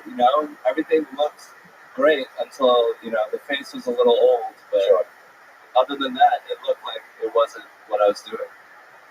Wow. I don't know if that last sentence added up before it's on. Now, what's your move with a 68-year-old? That's my last question. What's your move? How do you grease the wheels? I'm just like, hey, you got any cookies for me? Or, I'll sit on your lap. I'm down. And she's like, you ever heard of Andrew Ginsberg? Yeah, it's got allergies, I think. Yeah. Yeah. He's very bad. Okay. What? Do you think you made her an orgasm? Definitely not. Definitely not. Yeah. What happened exactly? Did you not last long? No, she was just like, I'm 68, I'm not gonna let you make me come like that.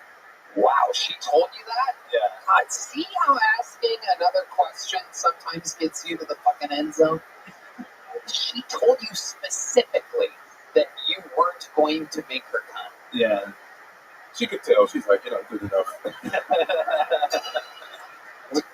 Did you massage therapist or something? What was she? Like, you know what Yeah, she do you did know what she did for work? No, she was just normal Asian. So, yes. What was her place like? It was like a house in Seattle, 2 stories, pretty You nice. walked in and you just heard.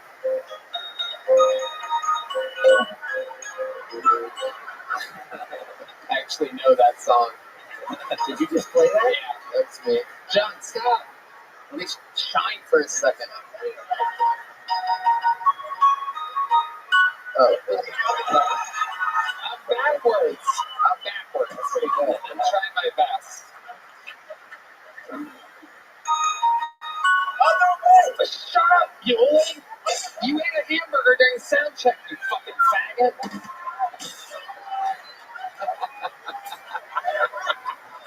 He's trying to get revenge on me over here. Play Roy! No one cares about the notes. I can play the drink. Oh my god. God damn it! No, that was it. The OCD and the MSG are all mixing right now. It's incredible. Alright, Hans, you're a fucking legend. And his first appearance in Mom's County. You want to say anything to Rick Diaz out there? I'm sure he's watching. You're a bad person, and everyone's gonna know it soon. Wow, he's looking for his second victory in a row. Hans Kim, live from the Forum in Los Angeles. Phil Tony makes its return to LA at the Kia Forum. What a special treat, huh? All right, the show's going long, but let's get one more bucket full out here.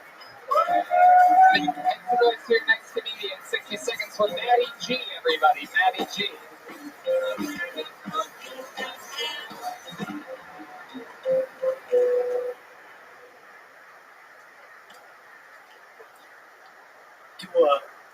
Do gay guys queef? I think COVID tests are a lot like STD tests. If you don't take it, you don't have it.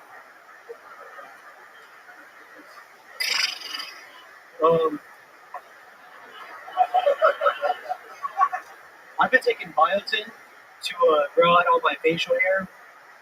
I didn't know that biotin was a hair supplement for all your hair. I got a bush down there. So, yeah, now every time I want to take a dick pic, I gotta hire a team of Mexicans just to come over. I've basically been taking Scott's Turf Builder for my balls. Yeah, it's a real jungle down there. Jose does good work though. He makes my little bonsai tree look like a giant sequoia. Thank you. Let me tell you something. Let me tell you, I'm going to surprise everybody right now because you're like, oh shit, Tony's going to go ballistic. But you know what? You know what I liked about that? You bombed eloquently. It was beautiful. And with no tricks, no shaky mic, and I'll be honest, no selling. You didn't try to trick us. You tried your material that you thought would work, you delivered it like it worked, and then you kept going. You did the next thing, Ian Edwards. I agree with you, and he's not from New York. Well, I don't know, but I think there's a chance. You visited there recently, am I correct? No, sir. Oh, okay, perfect. How long have you been doing stand-up? This is probably my 10th mic. Oh, adorable. You're doing just fine. 8 years, 6 years. You did better than those guys. Fuck those guys. Okay. So, how old are you? I am 26. What do you do for a living? I'm a mechanical designer. What does that mean exactly? I make desks for schools and everything like Okay. lab equipment too. Okay. Very cool. What do you do for fun? Um, Ride a motorcycle? no, I go fishing and stuff like that. Yeah, fishing. What else? Stuff like that. I used to sell guns actually, Okay. Yep. Illegally? legally and legally. Okay. There you go. You ever steal a bicycle from a retard? No, I can't say that. They call it a tricycle. That doesn't make any sense. All right. Now I'm bombing. It's contagious up here. It's non-airborne. It's guys. Don't worry. It's appalling. All right. So, Matty G, most interesting thing about you? You have any special skills or talents? Probably that I did sell guns during COVID. That was kind of crazy. People would come in with like their face mask still on, and I would sell them a gun. Is that the end of the story? Yeah, that's pretty much it. Yeah, they'd come in, they say, "Hey, I want that gun." I'd be like, "Yes, sir." Wait. Should open with that. Thanks. Yeah, What's happening right now? It's okay. We're going to get there. Matty G, you've seen the show before. What's something interesting in this interview portion that you think you might want to bring up at this part? Makes you different than everybody else. COVID was actually really good to me. Yeah? Tell me more. Yeah, so like I said, I sold guns, so I'd be the first one to like see all the ammo. And for some reason, everybody would want ammo during COVID. I don't know. They wanted to shoot for COVID, I guess. I don't know. And I would take it, and I would like buy it at a discount. Where was this at? What city is this? Austin, Texas. Okay. COVID also lined up with the BLM movement, didn't it? Yeah, they did. Yeah, so everybody's going crazy. You think it was COVID? Do you think it had anything to do with the fact that there were riots in the streets in the many major cities? You were blaming it on I didn't want to say it. Ian, you're getting defensive like I'm a New York comedian. I am defensive. but I live in California, right? So the first day of COVID, I was in Burbank, and everybody. He's so stupid. He thinks you guys will recognize the Tonight Show theme because it's filmed in Burbank. Yeah. You literally just cut off the Ian with that And reference. everybody was buying guns.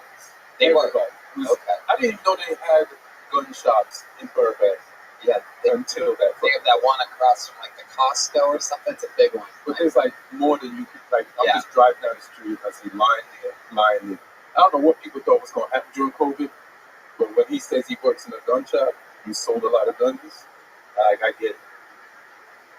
What's the most suspicious gun you've ever sold? Did you ever sell one to a guy named Jerry Carlin? No, but I did have this one situation where this couple came in, white dude from like East Texas, and he was like looking at the gun, and then all of a sudden when it came time to do the paperwork for the gun, he was like, "Nah, he's gonna get it. He's gonna buy it." And it's just like this black dude. So Ian Edwards. Did you say it like that? We're checking. We're going to go to our senior African American correspondent, Ian Edwards, here. Another moment. Yeah, now it's his theme song. It's no longer the Tonight Show theme. Hit that Ian Edwards theme for us, Red Dad. Hey, it's time for our black correspondent. Hey man, do me a favor and say black dude again.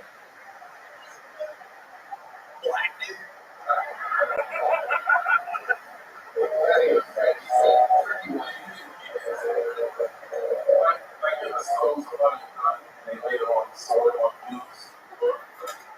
Yes, really? Great question. Ian Edwards from Half Court. I love it. Yeah, there he is. That's why he is our senior African American correspondent live on the scene. Now tell us about this white guy you saw on the news. Oh! And did he perform earlier tonight and have on glass?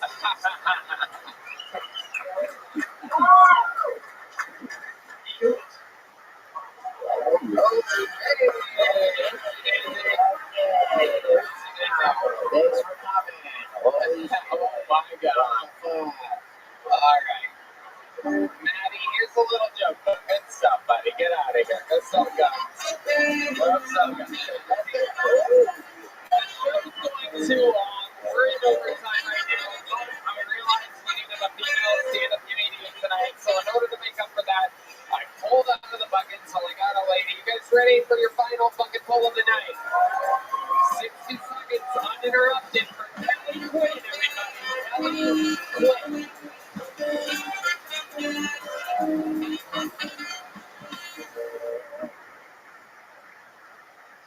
My husband always gives me grief for saving all my fast food napkins in his car. I tend to value things like our children. He also isn't real fond of the fact that I like true crime podcasts. He says he's worried for my soul. And he should be worried because statistically, I am the most likely to murder him. He's a history buff and he's fine with war. I guess domestic homicide is just not in a big enough volume. But it does answer for me the question of nurture or nature. He is German. We are almost empty nesters, so I thought we should travel more. He said, yes, we should take the path of Lewis and Clark from Pittsburgh to the Oregon coast. It's 4,900 miles. We'll go through 60 native territories. It'll be badass. I thought it would be nice to go to Dallas. There you go, Kelly Quinn. I saved you from the bear there. I knew you were about to get to it. Great stuff, Kelly. Adorable. How long have you been doing stand-up? It'll be 2 years in August. 2 years in August. I love it. This is one of your high school friends, right, Elaine? I think we go to the same stylist / gynecologist. She's doing better on you. Well, no, you look good. You look good. No, you're adorable. Very, very interesting, Kelly. So you started 2 years ago. What made you start? You seem like the kind of person that would write blogs about how you hate stand-up comedy and about how it's ruining society. And here you are out here doing it, calling your children worthless with a big smile, having fun, thriving. I love to see it. Normally you're asking for the manager, and here you are out here. There's a ruckus in the crowd. People are breaking glasses over their heads. They're so excited for you. It's Kelly, not Karen. Oh. Did I call you Karen? You said I'd ask for a manager. You do look like a Karen, though. Absolutely. No doubt about it. Have you ever asked for the manager? I have, but to give compliments. Whoa! Look at that. Wow. She's like, wow. Yeah. Bizarro Karen. That's not true. What's the nicest thing you said to a waiter at a restaurant? Nice ass. Oh, okay. Whoa. Wow. Amazing. What race was that person? I don't know. Oh, she doesn't see color, everybody. And for that, we're going to check in with our senior African-American correspondent, Ian Edwards. Here we go. Hey. She doesn't see color, Ian. To be honest, I checked out when she said my husband. No, but pretty good shit. Like 2 years, there's been some dudes up here who have claimed that allegedly they've been in comedy for 7 and 8 years, and that they're from fucking New York. Yeah. So you've done considerably better than me. Where do you live, Kelly? Wichita Falls, Texas.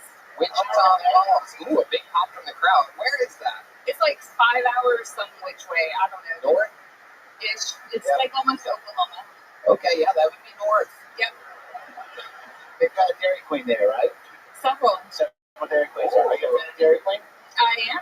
I like Brahms better though. Okay, yeah, that's another ice cream place. Yeah, Brahms is it's good. I love your smile. Your jokes are tight. You're effervescent. You're affable. You look like me after a red band titty fuck. You really it's true. Oh, no sound effect? You're not shy. There you go. A chainsaw is what he came up with on that one. Everybody, a chainsaw.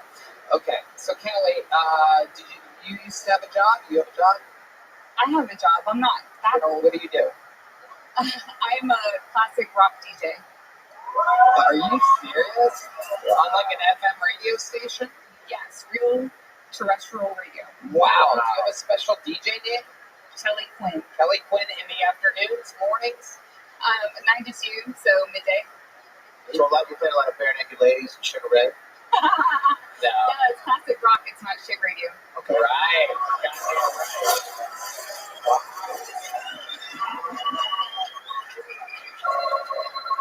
That's amazing. And you love classic rock. I do. Can you give us a little example of you tossing to a song? Or like what you do in between songs? Can we just hear your true radio voice? Let's all close our eyes. The stylings of Kelly Quinn. Here we go. 1047 The Bear, Kelly Quinn, and that was Pink Floyd. We're gonna head into something sweet and sexy, like a little Metallica one on 1047 The Bear. I love it. And now we're going to do something special. We're going to have, a lot of people might not know this, so I didn't tell you guys, but Elaine also is an afternoon DJ. The Afternoon Drive with Elaine, 95.5 KLOS. Yeah. And here is an example of Elaine DJ. It's 6:23 p.m. right now. We're playing the phrase that pays. John Mayer, we got free John Mayer tickets to see with the Palladium tonight. Go on the phrase that pays, 102.5. Be careful outside. It's getting dicey. If you're going to try to stay at comedy, go to the mask because they're falling outside.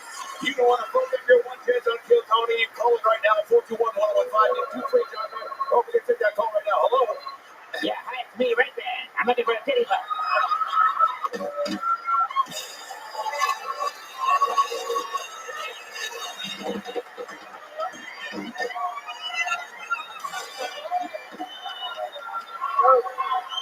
Her knees are blowing out.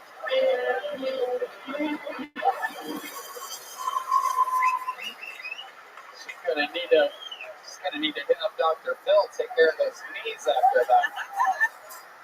Oh my goodness. That was good, though. That was good. Callie, you seem like such a sweet, real lady. How your kids are almost out of the house? Yes. How much longer you got? Graduation's May 25th for my youngest. Okay. Are you still with your husband, or do you have a piece of tape around your finger? What is that? It's a register receipt from the burger joint because I walked out without my wedding ring. Who did you? You walked out of the burger joint without your... No, I walked out of my house without my wedding. And so I did what I did. I'm a woman. I improvise. Just to let Hans Kim know you're off limits, you wrapped a receipt around your finger. That is adorable. Andrew Ginsberg's the only other comedian that keeps all of his receipts on him that we've had up tonight. Incredible stuff. One last question before I let you go. What is something that would surprise us about you or shock us about you? You just seem sweet and real. Do you have any guilty pleasures or something like that? Is there something naughty that Kelly Quinn does every once in a while? Perhaps it could be where you go. I'm a big fan of rock concerts and crowd surfing. And you crowd surf? I did until I broke my neck a year ago. There you go. I had a feeling that was coming. You have real broken neck energies. How did you break your neck? Well, I was a college gymnast and I had a real bad fall onto my head, and apparently after like 25 years you can grow a bone spur into your spinal column, and then you can just wake up one morning paralyzed. There you go. Absolutely. You thought all the good spurs were in San Antonio. Turns out they're in Wichita Falls, Texas as well. Anything else for Kelly, everybody? Are you free Thursday? Absolutely. I'd love to have you on the Secret Show. Whoa. Kelly. 2 years in her career. Gonna have to make the drive back from Wichita Falls. And I'll tell you what, I'm gonna give you one of these big joke books because I know you're actually gonna use it. There she goes. Kelly Quinn, everybody.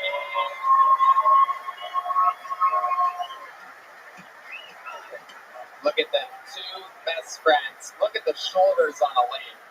I mean, unbelievable. What type of fucking offensive line woman are You are a fucking thick piece of beef. You know that, Elaine? Well, I'm also Casey Rocket's bodyguard. Oh, wow. Look at that. Okay, a show like this, there's only one way to end it. Ladies and gentlemen, the Hall of Famer, the record holder of appearances all time, interviews, sets, new minutes.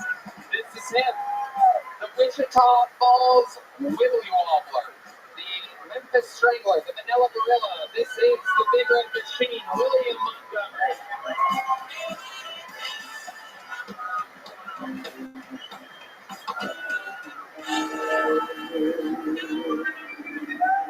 First off, Tony, I'm very excited to announce that Punky Johnson and I are officially dating, and she's actually pregnant. April Fools, okay. Anybody else jealous they didn't get the invite to Puff Daddy's parties? Everybody's all mad, and I'm all like, oh yeah, terrible. Maybe I should go undercover to investigate. People are saying Cuba Gooding Jr. committed a crime, but I'll tell you what the real crime is. He won an Oscar. Oh, a black guy plays an athlete. How'd he get into character? What a stretch.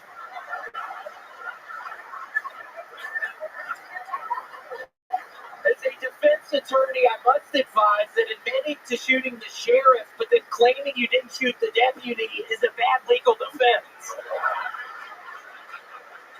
Okay, that's my time. Take your turn. Brilliant joke there at the end. Shooting the sheriff, but not the deputy. Wow. Amazing, William. You did it again. Another unbelievable set. Very, very fun.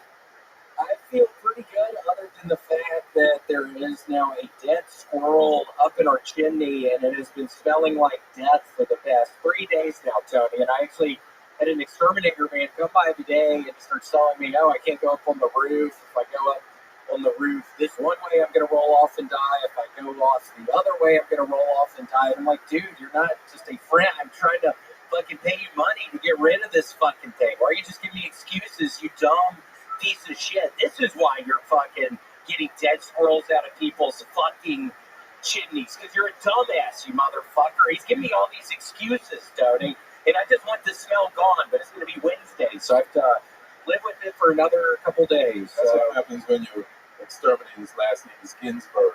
Yeah. Actually, I'm allergic to squirrels. I can't get up there. I'm allergic to rooftops as well. I do not perform well under these conditions. God, Tony, I had to stop myself. I was fucking holding the microphone like this dumb New York pieces of shit. Holy shit. William, they're not from New York. Well, they perform in New York. That's the defining characteristic. I mean, don't try not getting. You're from fucking New York, but you have to admit those people are fucking terrible. And I have a dead squirrel in my thanks, dumbass. Holy shit! Whoa! The squirrel in your chimney is probably covered with ash and soot. To talk about this more, we're going to go with our senior African-American correspondent. What do you think about the squirrel in blackface in the chimney right now? And that's the only reason why he's trying to get rid of it. You know, I mean, he is racist as shit, though, Ian. I mean, it's a real racist fucking... How about racist? No, the squirrel's racist. How's the squirrel? How's the dead squirrel racist? He's been saying the N-word a bunch, and I'm like, dude, I can't do this shit. He's trying to get me to say the N-word, Ian, but I haven't been saying it. I haven't been saying it. Listen, even when you say just the N-word, I hear the ER. Well, that was a long time ago, Ian. No, I'm kidding. It is amazing. Elaine, what do you think? William, you're very likable. You don't look like you've bathed in a while, but that's okay. What does your shirt say? It says storage, etc. It's the people, Christina Gonzalez is the place where I was working right before the pandemic, and I still hope Christina Gonzalez is dead and in hell. She was... Was that your boss? Yeah, she was a stupid fucking Latina woman, which said the details don't matter on that, but she was a stupid fat bitch. And I would catch her stupid show up fucking hungover as fuck, and she would be sleeping in the break room, and I'd take pictures of the security camera, and she would get mad. And there was one time me and I did have a good George Floyd joke during the pandemic, and I'm good friends with the two black guys who I'm working with, and she has bad intention telling them that I was some racist person. It was bullshit. She's a dumbass. Yeah, what was the George Floyd joke? Yeah, I heard George Floyd's last wishes were to make change for a 20. Oh boy. And with that, we check in with our senior African American correspondent, Ian Edwards. What do we think about the joke? Just based on that, I feel like he murdered that black squirrel. Yeah. There were red hairs around the corpse. William, you did it again. We fucking love you. Doesn't get much better than that, right, Elaine? What do you think? You're unbelievable. You can smell the mental illness on you, but you're dressed like all the people in high school that I really that I admire. You know, you dressed. Do you dress yourself? Well, I can't stop looking at your fucking nasty fucking neck, you old bitch. It looks just like the fucking squirrel that's dead in my kidney, bitch. Okay, you know what? I was waiting for somebody to make fun of my neck, and I think I fucking had it. This neck looks like all the fucking pussies that you fucked with your tiny inch dick. And you know what? That funny bitch! God, you're stupid. God, let me see them titties, bitch. I can't believe you let your girl walk out like that, dumbass. That is my daughter's friend. You stop that. William, I guess I'm getting angry because I get angry when I get turned on. Red band music. Uh-oh, here you go. Thank you for being a friend. I guess what I'm trying to say. William, I've never seen a ginger I like. I've traveled the world. I've seen everything. And tonight has been the greatest night of my life. We sing good jokes and bad jokes and Jews and blacks.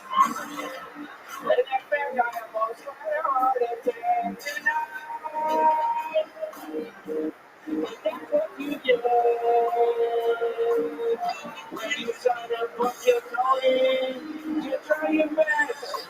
You want it on your side of life. And if you strike out, go back home and call me for a kitty bar. You call me for a kitty bar. Call me for a kitty bar. Everybody, call me for a kitty bar. Call me for a kitty bar. That's the bad guy. Call me for a kitty bar.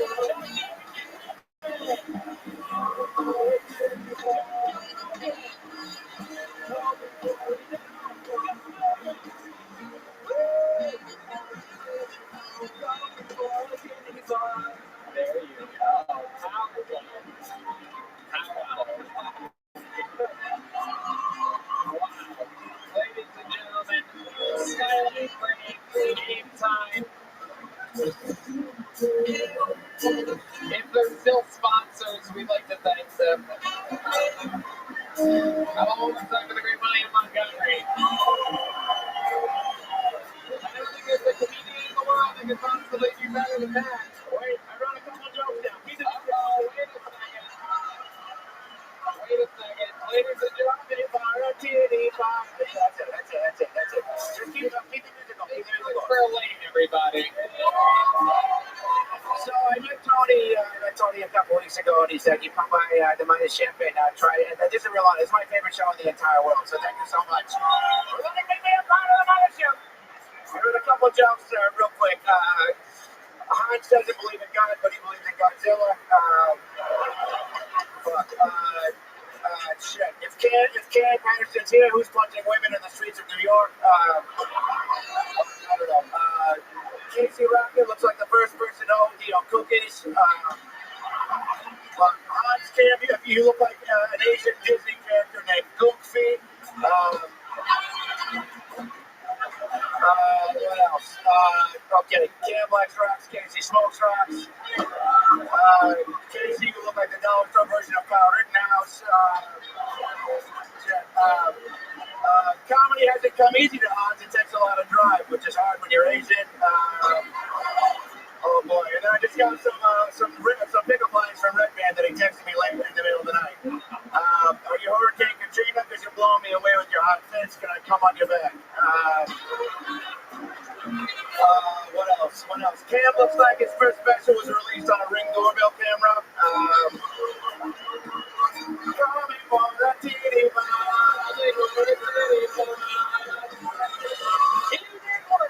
Follow him on Instagram @IanEdwardsComic. Follow Adam Ray Comedy on YouTube right now. It's the new crowd or emotional crowd. The Joy Mariah email is unbelievable. Adam Ray Comedy on YouTube, @IanEdwardsComic on Instagram. How about one more time for the best damn man in the lane? Carlos Sosa, Raul Vallejo, Fernando Castillo, Michael Gonzalez, the great Nick Lewis on the bass, John Nees on the keys, and Matt Mueling on guitar. The drawing of Ryan J. Belt's incredible, RyanJBelt.com. Let's see what local artist Chris Rogers drew up over there. Whoa! William and Casey Rocket, William and Casey. You gotta love it. Another very fun episode, Red Band. Check out the secret show every Thursday at the Sunset Strip, ATX.com. NinjaBuses.com. Thank you. There are transport this weekend in Dallas and Houston. Very fun stuff. Thank you to everybody, including the audience. God bless you guys. Good night, everyone. The Forum, Madison Square Garden.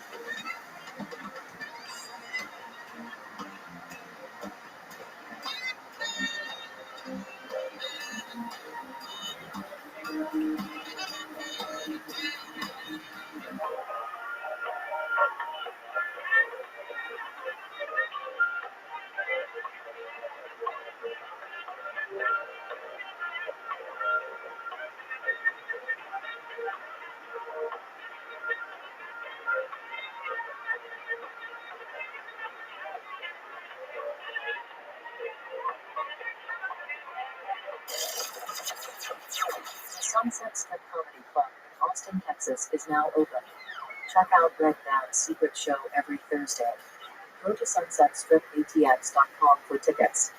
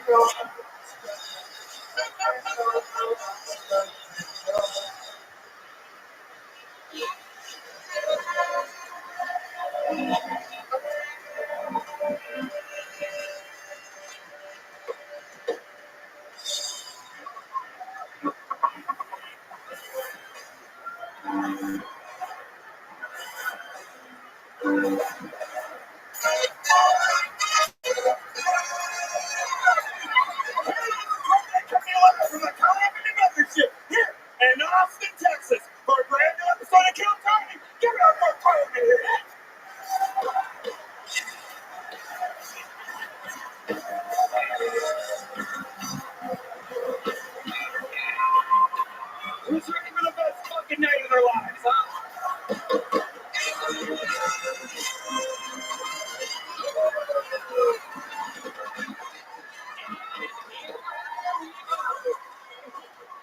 Mama, we made it. You're here at Kill Tony. How we doing tonight, huh?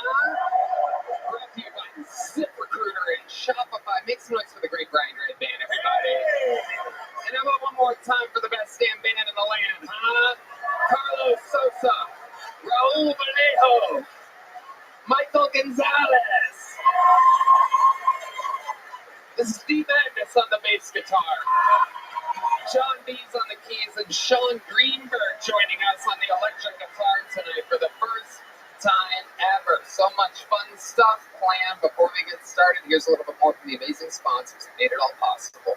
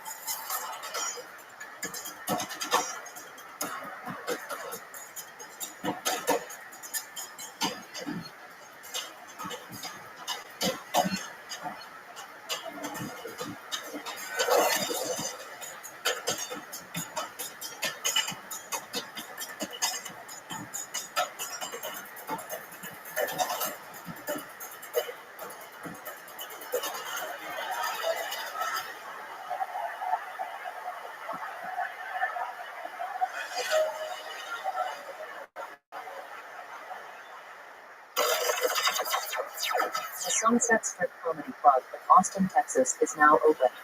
Check out Red Band's secret show every Thursday. Go to sunsetstripatx.com for tickets.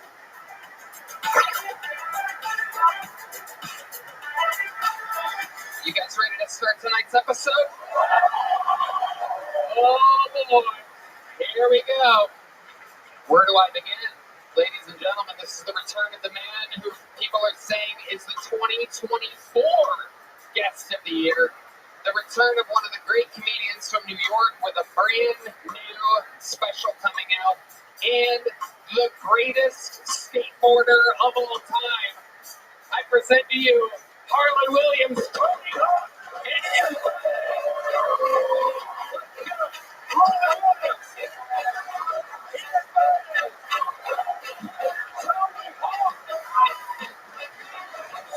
Oh my God. Oh shit. Yeah. Yeah, Tony. Let's go. Harlan Williams.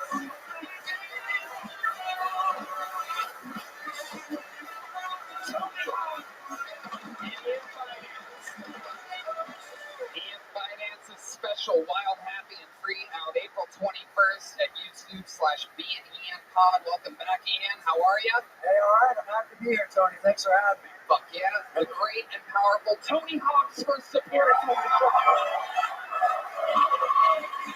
Thank you. Thanks for the invite. Well, I thought this show was about me this whole time. it could be tonight. Anything can happen. And the return of who many are saying is the undeniable greatest guest in the history of the show. This is Harlan Williams, ladies and gentlemen.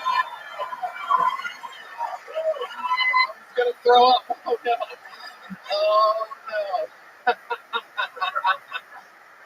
Hey, I just want to say it's an emotional night for me to be here. I'm very happy to be here. My sister, as many of you know, is in the hospital tonight, and she finally got the brace off her eyes, and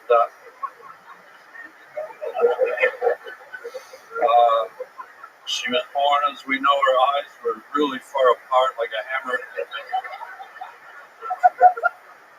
hammerhead shark, and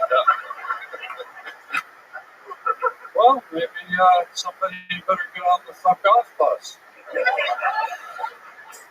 Nobody laughs at old fucking hammerhead. Well, laughter is the best medicine. Hopefully your sister's watching tonight. She is watching from 2 different rooms. And here we go. You guys know how it works. Tony Hawk's first time, so I'll tell you, Tony, a bunch of people signed up with a chance to get pulled out of this bucket. Pull their name out, they get 60 seconds uninterrupted. You know their time is up and you hear the sound of a kitten. That means they have to wrap it up then, or else they bring out the angry West Hollywood bear. I am pre-pulled the name. Our runner goes and grabs them from the bar across the street. 4 choices here on the world-famous 6th Street. Dirty 6th, absolute chaos out here on these streets on a Monday in Austin. So they go chase that guy down, and they wrangle him while our first performer, who does a brand new 60 seconds every single week, performs. One of the greatest regulars in the history of the show. Silly, wild, a goddamn firestorm of energy. Real, he exists. I present to you a brand new minute from one of our greatest regulars, the great and powerful Casey Rocket.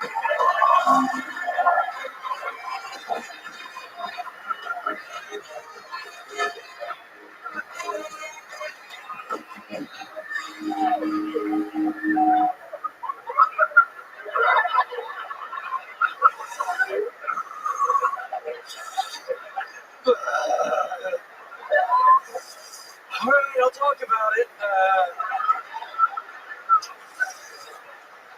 Well, Tony, you know, I've been training myself to inception people, and no matter how hard I try, I keep going into people's dreams and hooking up with that booger guy from the Mucinex commercials, and we both finish. It's not that we both finish, and I think it might be in love, and every time I start freaking out, what am I thinking? What am I thinking getting involved with this guy? I got a fucking family, man. I'm the editor of the New Yorker, for Christ's sakes. And every time I feel this little slimy hand slipping over me. Right on the square of my back. And he sets me straight. He says, "It's okay, baby. I love you, baby." Then I just fall to pieces. Thank you, Casey Rocket. Wow. I feel like there was no jokes there, just truth. Just a real sharing of a glimpse in the life of Casey Rocket. Hello, Casey. How do you feel tonight? Oh, Why do you feel awful? stressed. Well, I gotta tell you, I'm surprised you didn't acknowledge it. Maybe I missed it. Did you acknowledge the fact that your eyelashes are extremely long and long? Oh, the eyelashes, I forgot. I probably look like I haven't seen my own bed in a couple days. I'll tell you what, if you put pigtails in, you'd be the girl from Wendy's. How about that?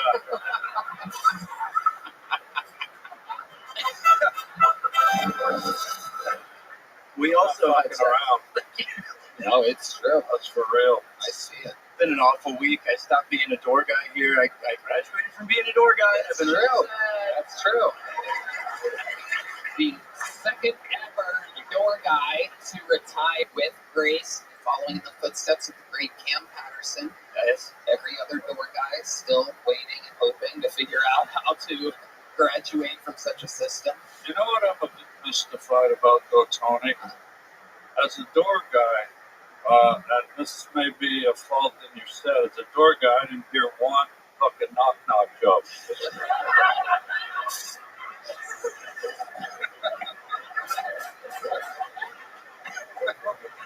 I got a knock-knock joke. Let's hear it. Knock-knock. Who's there? It's me, baby.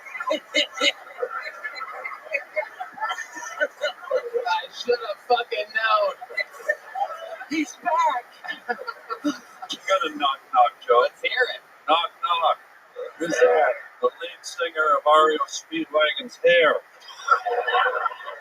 Singer of REO Speedwagon's hair. Ew.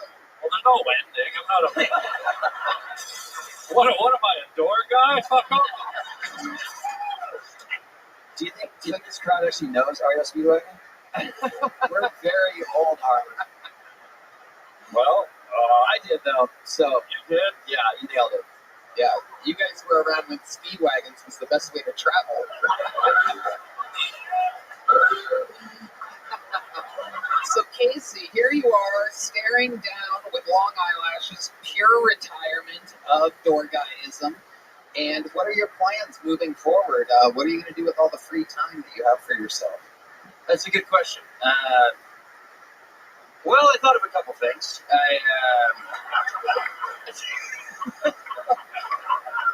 My first plan, now that I'm not a door guy, is throw up in Fat Man and make all my friends clean it out.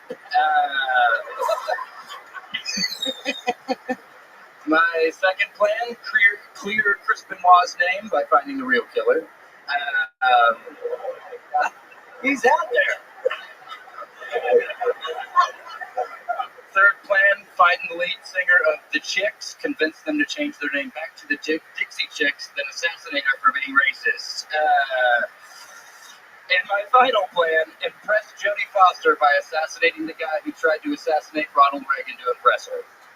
Wow, a lot of murdering going on. There's a couple murders in there, but I have free time. I've never... It's the first time I've ever seen a man with a scroll with other paper on top of the scroll. Are you trying to reuse that scroll for something down the road, perhaps? Scrolls aren't cheap. That's a legitimate papyrus scroll. I stole it from the Louvre. I'm furious. Love it. What else is going on, Casey? Making it big. What the fuck? No, Casey, you go ahead. It's all you, Casey. And here he goes, everybody. I thought we were all going to get mad. I miss all of us getting mad. Me and the door guys used to get mad all the time. Oh. No, I won't be. Yeah, I have other plans. Kiss 100 Colombian baddies in 100 minutes. This is absolutely incredible. Ian, you've seen Casey Rocket before. You see him again. What do you think about all this? I think he gets prettier every time. It's incredible. It seems like some of the mascara you kind of like hit your cheeks with it a little bit. There was tears. I was sobbing. I couldn't stop thinking about Greg and Greg Mucinex. And I was just back there airing the Mucinex fortune. I was fucking falling apart. Thank God Jesus Johnson came and he literally, quite like Christ, picked me up. Yeah. I'm not sure that you knew who Christ was. That was good that you put it in context. Yeah. Did it again. Oh, Jesus Christ. Yeah, that's him. You would hit it. There you go. Oh, there you go. Good stuff with the volume down. But just ready to get into my head into my 40s with a just with a stomach full of ambition and a heart full of gold. There you go. I'm only 29, so Can I just say, I've got time to go. can I just say the obvious about those eyes that I think everyone's kind of dancing around? Yeah. Like, I'd be honest. About 20 minutes ago, were you deep-throating someone?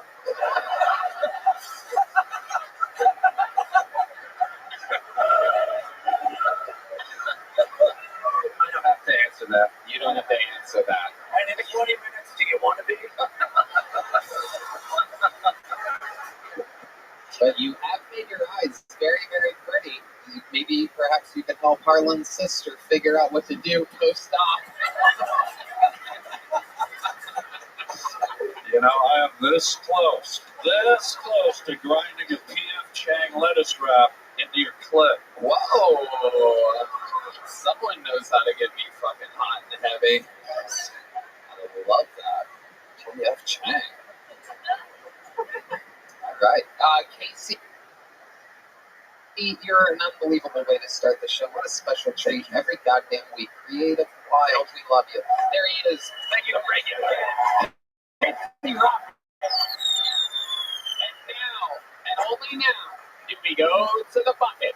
This is where anything can happen and fucking chaos ensues. We all meet people all at the same time, and it's all fucking wild. This is where we found all of our talents. It's where we found all the psychos. Anything can happen. This is 60 seconds uninterrupted by your first fucking pull of the night. Bald Mike. Here we go. Bald Mike.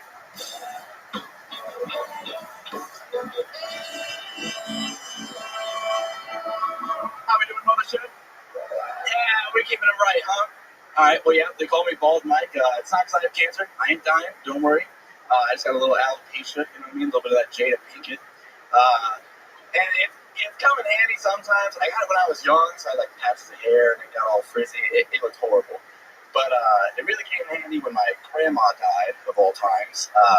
My parents, after dealing with all the bullshit, they were like, you know what, fuck it, let's go to Disney World. And when I was a kid, I was like, ooh, yay, Disney, yeah! I was just like, cool, in an amusement park, let's go. Went, had a blast, it was a great time. But on the plane ride back, my parents were like, fuck it, let's get loaded. So they're just getting rum and coke, beers, all that bullshit left and fucking right. And the second or third drink that they got, the stewardess came up to my mom and was like, listen, honey, I know this sounds weird, but God told me that I need to give you a hug. And she's like, is the plane going down? What the fuck is happening? Okay. Stands up, gives her the hug. And it wasn't until 2 weeks later that she realized, like, oh, fuck, that's probably because they thought he was coming back from his Make-A-Wish trip from Disney World, dying ass. Anyway, that's my time. Okay, Bald Mike. This is a very hairy situation we have here. Looks like you could have shaved some of the words out of those setups. Probably. What do we think about this guy? I would roast him more, but it looks like he's already been roasted. Tell me how. I like the punctuation with dying ass. Remind us. Thank you. It is incredible. I've never seen a full-size sea monkey before. This is absolutely incredible. I'm starstruck. Harlan Williams. Well, look, can we be honest? It didn't go great, okay? That's not a cut. Look, I'm here to mentor these guys, and I wanted to bring this as the only comedian on the stage with a degree from DeVry in comedy. Oh! Wow, is that made from the same scroll Casey Rocket used earlier?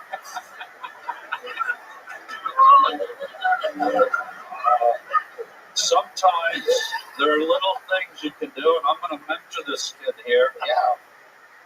Give me your last punchline of your last joke, and I'm going to show you a little something you can do to kind of pull the laughter from the crowd. And this is something Don Reinblatt taught me up at DeVry. Okay.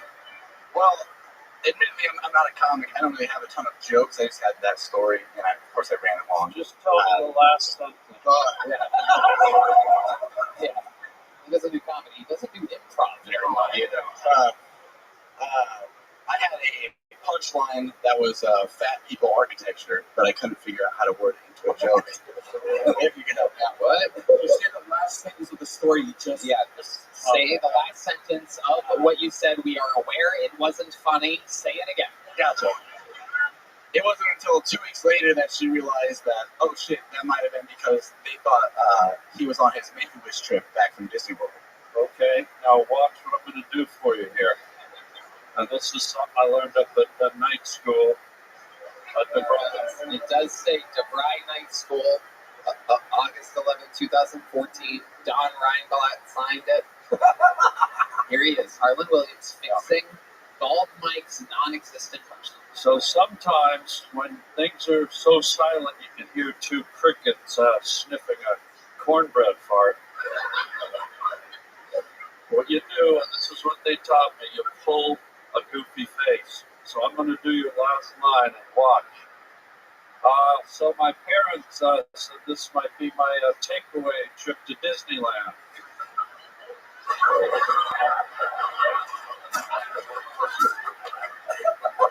Yeah, that's amazing. I'm not fucking finished.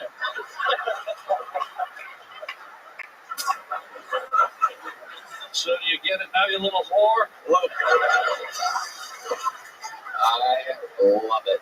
Absolutely incredible. Amazing. Surprise. Bald Mike, you say you're not a comedian. What made you sign up for the show tonight? Why are you here? Where'd you come from? Do you live here? No, I'm from Omaha, Nebraska. I'm a huge fan of the show, and part of the reason I wanted to come up here was I was going to see if you could come up with any new roasts for me. The sea monkey one I haven't heard before, but I've got a couple of favorites I've heard from the past. Well, what do you do some of the jokes that people have made about you? That sounds fun. And then I'll know what I can eliminate off of this, because I have a lot here that are head and shoulders above anything you have. Now you go ahead. Let's hear some of your best ones, but you don't call me a hack out. Fair enough. Well, so there was this one time I was smoking with a bunch of my buddies in my friend's apartment, and we were smoking a blunt, and it got to the end of it, and my one buddy who's black, it was him and his girlfriend. He's hitting the very end of it, and he hands me the roach. He's like, damn, bro, that's kind of a fat roach. Here you go. And at this point in my life, I was just saying, like, boy, you look like a, to whatever it was. So I hit him with, boy, you look like a fat roach. The blunt, he said, man, shut the fuck up. You look like my kneecap. Kill me. Goofy face. Do the goofy face.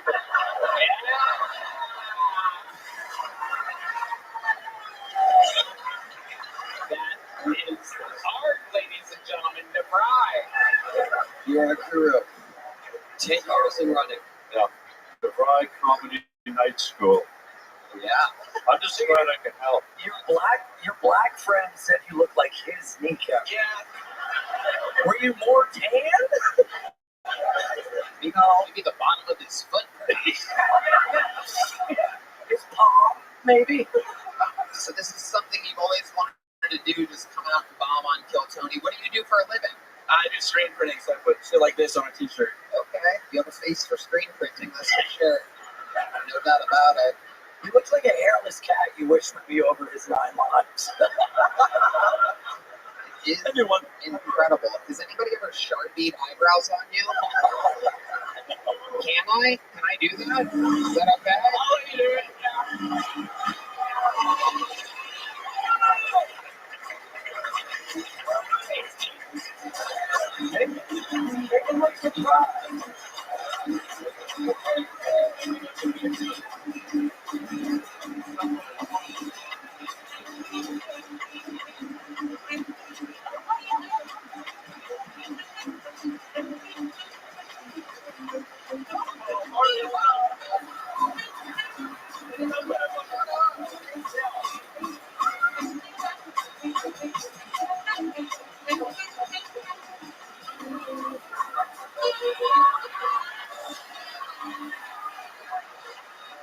Absolutely incredible. Oh, my pen slipped on your forehead a little bit. It says gay. God damn it. But I did. I gave you the people's eyebrow in honor of the Raw thing at WrestleMania this weekend.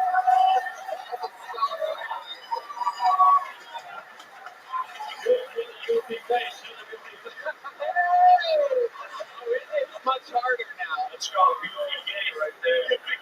Hell yeah, dude. Casey Rocket's gonna put some eyelashes on you. You're gonna be a whole different guy by the end of the night. I love this. We're gonna have Dean Madness give you a mustache. It's gonna be fantastic. I love it. Do us a favor, don't wipe that off tonight. Yeah, this club. What do you think this guy showers? Get out of here. Yeah. What's the Can you point? smell what I smell like? Imagine how clean his shower drain must be. No hair. That was my joke, you fucking idiot. Jesus Christ almighty. Just go light. He's gay. Oh, you know what's funny? Is this started a few weeks ago. For some reason, Bones Eye started making one joke book that is made of actual hair. Whoa, ladies and gentlemen, you're getting a big joke book tonight, even though everything about you is terrible. Ladies and gentlemen, make some noise for Bald Mike. There he goes. Crazy. I don't know what he thought was going to happen during that minute, but... Well, good evening. I recently went to see the Austin FC play, and I had to get the best seats. I used a pre-sale code. I set my phone alarm to buy the tickets the minute they went on sale. Because when you want the best, you have to act quickly. or someone else will get it instead. It's like if you're hiring for your business, you want to find the most talented people for your open roles before the competition scoops them up. So what's the best way to do that? ZipRecruiter. ZipRecruiter finds qualified candidates fast. Right now, you can try it for free at ZipRecruiter.com/KillTony. And ZipRecruiter's powerful matching technology takes center stage to identify top talent for your roles. Immediately after you post your job, ZipRecruiter's smart technology starts showing you qualified people for it. I love ZipRecruiter. We use it a lot over at the Sunset Strip. If we needed it, we would use it. that's right, no doubt about it. Amp up your hiring performance with ZipRecruiter and find the best fast. See why 4 out of 5 employers who post on ZipRecruiter get a quality candidate within the first day. Just go to this exclusive web address right now to try ZipRecruiter for free. ZipRecruiter.com/KillTony. Again, that's ZipRecruiter.com/KillTony. ZipRecruiter, the smartest way to hire. All right, here we go. Pulled another name out of the bucket. Make some noise for your next comedian, Josie Marcelino. Josie Marcelino. Here we go. I'm autistic and bisexual like every other annoying bitch now. It's a 1-to-1 ratio if you have autism, you're bisexual. They don't explain why, but I have a theory. I think it's because pussy's like the coolest fidget spinner you could ever get your hands on. And just like a real fidget spinner, I don't really know how they work, but I will put my whole mouth on it, so. I said that joke to my coworker the other day, and she liked it. She laughed. It was fine. And she just looked at me and she was like, "Oh." And she was like, "But are you're not gonna, you're gonna say it on stage? Isn't your dad coming to the show?" And I was like, "First of all, no. Do I look like someone with a supportive father? No, I don't. I look like the Pornhub version of Sarah Huckabee Sanders. That's what I fucking look like." Homeless guy told me that yesterday. Which was crazy. I was like, "How do you know?" What was she on, like the front cover of your blanket? Like, how do you know who the fuck that is? Would you run into her? Thank you. Josie Marcelino making her Kill Tony debut. Welcome. Excited to have you here. This makes 3 comedians in a row with drawn-on eyebrows. This is very exciting. This is the first in Kill Tony history. You would think 11 years, tens of thousands of bucketfuls. This must have happened before. Never before. Welcome to the show. Thank you. You have an incredible energy to you. What do you do for a living? I am an associate producer of a TV show. Oh, wow. I signed an NDA, so I don't like to get into like the specifics of it. But Love on the spectrum. We know. Yeah. Okay. So, autistic and bisexual. Is that true? That is true. What are some of your autistic traits? I know every country's flag, and I'm really into them. Really? Yeah. Okay. How about Trinidad and Tobago? It's a red and white striped diagonal flag. Wow. Yeah. Absolutely incredible. How about the transgenders? What, like their flag, or like just them in general? What do I think? Either one. It's a win-win situation. Well, their flag is the cool, it's the blue and the white and the pink, and I'll keep my thoughts to myself. Everything's fine. No, I love them. Yes. All right. Hell yeah. Absolutely. Ian? It looks like you're wearing a flag. Thank you. Slovakia, am I correct? Is that close? No. This is more of a red flag. Oh, it is Trinidad and Tobago, actually. Red band. Flip that around. Show the people. That's incredible. Whoa, it actually is. Look at that. Holy shit. Actually, it's similar, yeah. What are the odds? Wow. It was a trick all along. I knew the flag of Trinidad and Tobago, and all right. Okay. Autistic and bisexual. If you have a guess, I always ask the bisexual people this. Are you 50-50? Do you have a preference? Is there one when you get drunk that you gravitate towards? What's the deal with that bisexuality? I've never understood it before. What were we gonna? Oh, you look like you had a follow-up. Oh, God. I think for me, like, sexual attraction, 50-50, but like in terms of relationships, it's mostly guys. Why do you think that? I'm a nightmare. I can't have a second one of me. That's crazy. If you're autistic and bisexual, does that mean you don't make eye contact when you eat pussy? Yeah, never. Absolutely. That's the best part about it. You just do your business. Are you making eye contact when you eat pussy? Yes. That's horrible. Do you have any? No, you gotta make Holland's face. I got bad news news for you, buddy. You're eating them upside down.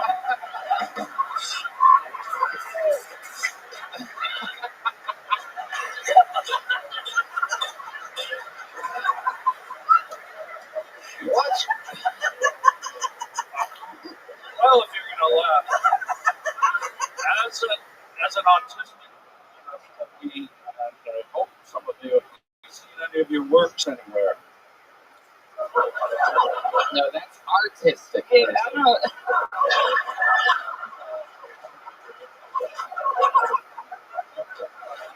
So, Josie, where do you live? I live in Philly. Philly. Oh, wow. Okay. Have you always lived there? No, I'm originally from a little small town in northern Maryland. Oh, cream cheese? Yes, that is where I'm from. What does the flag look like? It's Cream cheese, Maryland. Well, it's Philly. Oh, yeah, that was.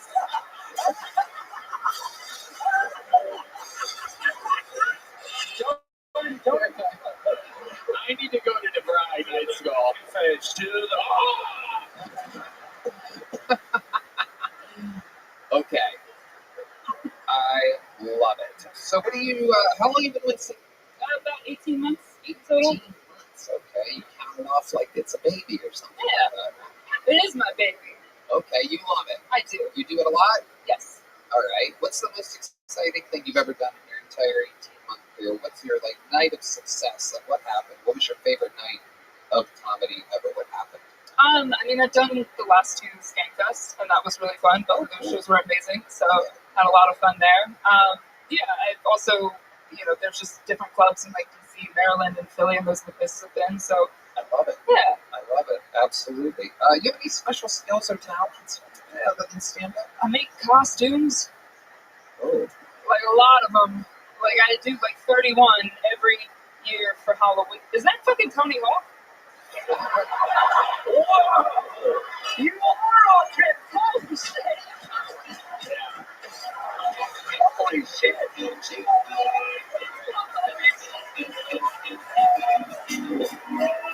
Wow. You just had to watch her bisexuality disappear in real time. Oh my god. Was that part of your act? It wasn't. What's the flag for slow ed? Ask your mother. I don't know.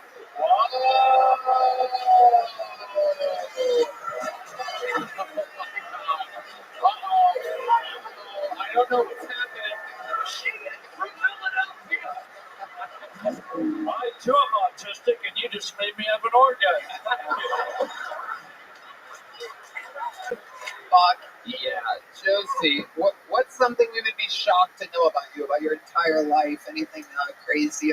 I've lost 75 pounds. That's kind of fun. Oh, wow. Yeah. I was gonna say, 'cause she looks very sexy, but you're also a little, husky. Yeah. I still got the skin. Don't worry. Yeah. It's there. Yeah. You wake up in the morning and punch canoes. Yeah.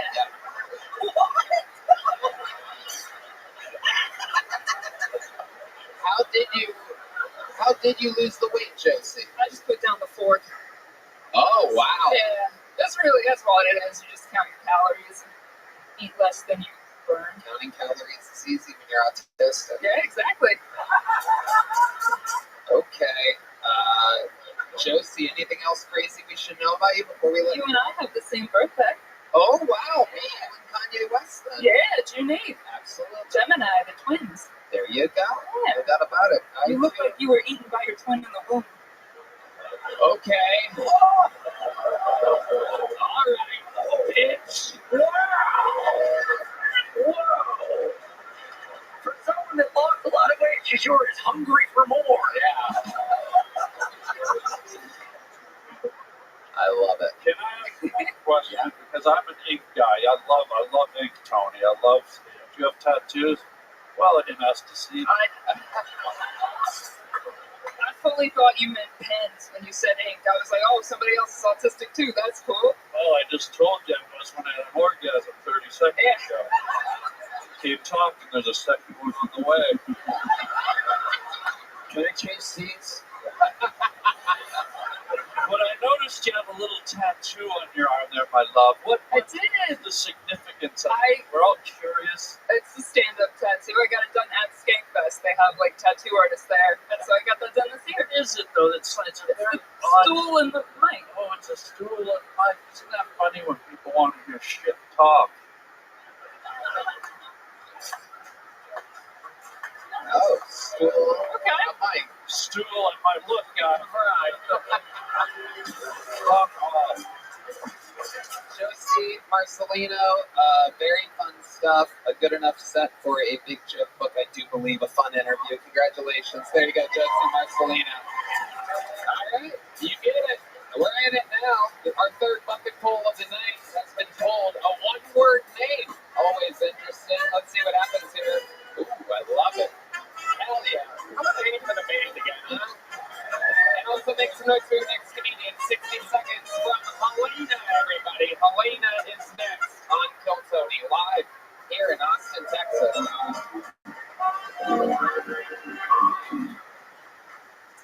So my older brother is a teacher now. I've never known less in my life. This guy was trying to convince me the other day that slavery was bad. Dog, that was peak America. We're still chasing that high. If you think that money can't buy happiness, you need to reconsider slavery.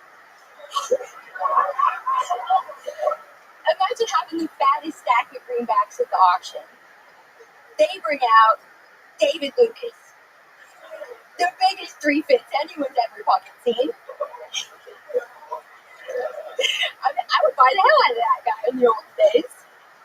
Nowadays, all you get is kids.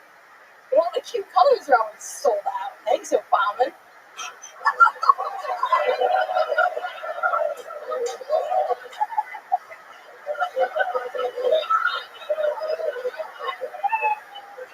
Okay,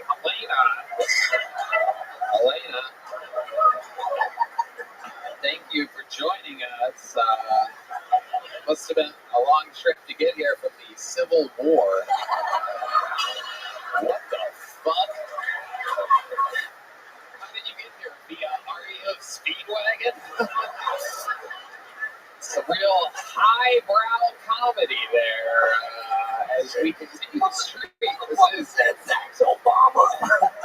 This is indeed the fourth comedian in a row with drawn-on eyebrows. If you had that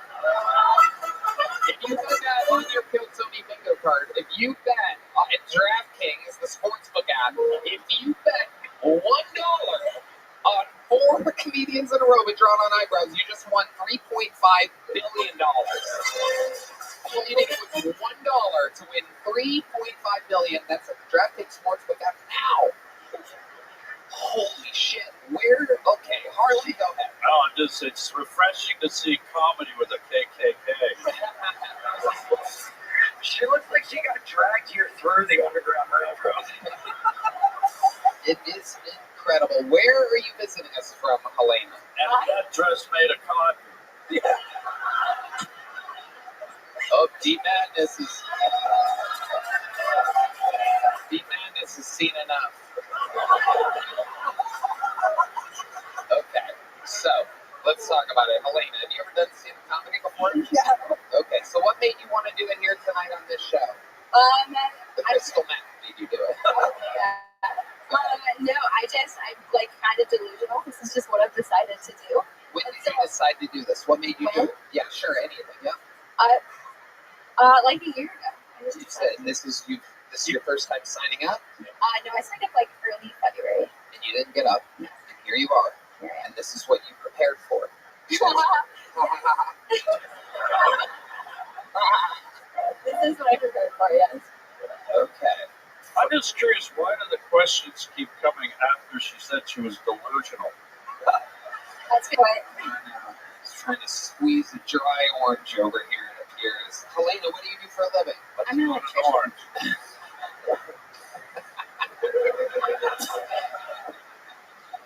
What do you do for a living? I'm an electrician. You're an electrician. Okay. It's the hair. Yeah. Yeah. That I shit got caught in the rain is today. fried. Did your hair go to fry?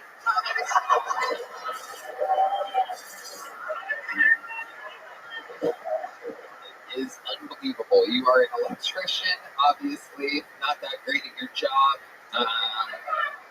You've been shocked before, am I correct? I haven't yet. Many times? No, just twice. Just twice. Okay, absolutely. Okay, so what made you write an ultra racist set tonight? That's a good point. You know, I was thinking about it, and I just kind of wanted to go edgy. I don't know. What do you have against black people? Is it because your lips are so small?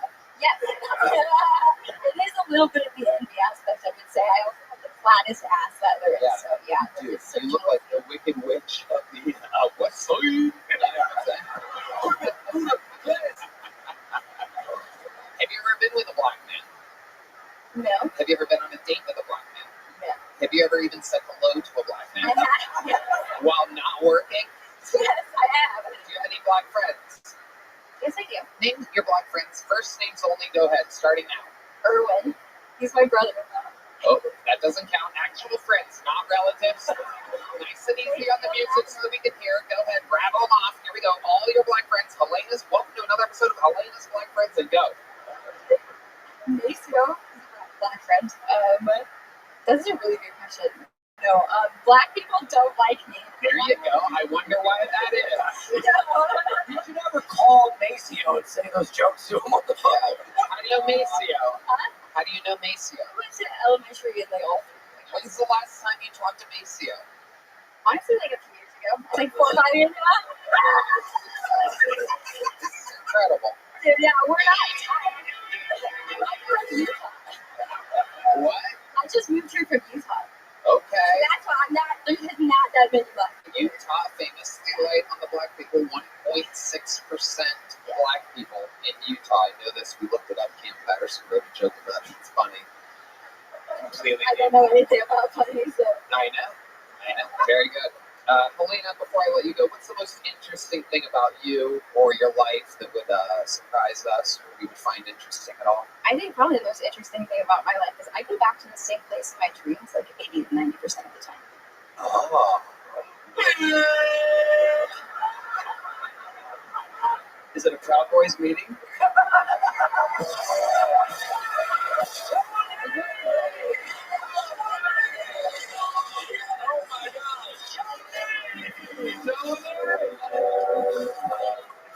Tony is killing Kill Tony.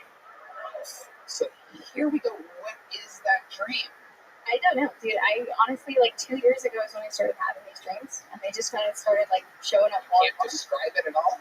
I can describe the hell out of it. It's insanely specific and consistent from day to day. Okay, what is it? To dream. So, I mean, there's like a city part, and then there's like a forest part, and then like the city has all sorts of crazy shit. There's this really big oval building that's got multiple floors, and it's got like trees in the middle of it. Oh, this is terrible. Dude, it's All right, here's a little joke book. There you go. Helena, everybody. We're going to keep it moving. Oh, my God. Holy shit. It's a fucking psych ward here tonight. Oh, yeah. You know what we should do? We should get one of our regulars up here. Do a complete reset. Following Helena, ladies and gentlemen. What a position to be in. I present you another one of the greatest regulars in the history of the show. This is a brand new minute from the one and only Cam Patterson.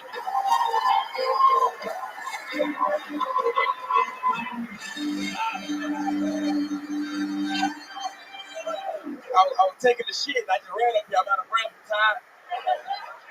We're gonna make it happen or it's gonna be good. I've been around a lot of white people for a year now. I've been in Austin for a whole year.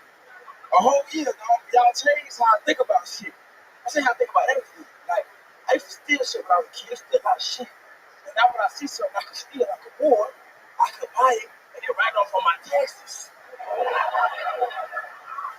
Cause that's how y'all steal. Y'all steal smart. Y'all steal from the government. You know what I'm saying? That's smart as shit. Like, usually I used to break the house. I used to break the house when I was a kid. I was like, ooh, that house probably got great equity. You get what I'm saying, nigga? You got left, but you get it, bitch. My homeboy can't leave the state of Florida because he has a PO officer and he got arrested for a lot of bullshit. And it hurt my heart. He can't leave. That's my nigga and I love him. Not different. Not like that. That's no gay shit. That's my dog and I love him. You know what I'm saying? I love him. But I want to leave the state. His PO officer couldn't leave the state of Florida. So he couldn't leave. You know, when she told him that, you know what I'm saying, it hurt my heart kind of like, that's my dog. Y'all side of me was like, well, if you wasn't doing bad shit, nigga, you could leave the state of Florida. Funny face.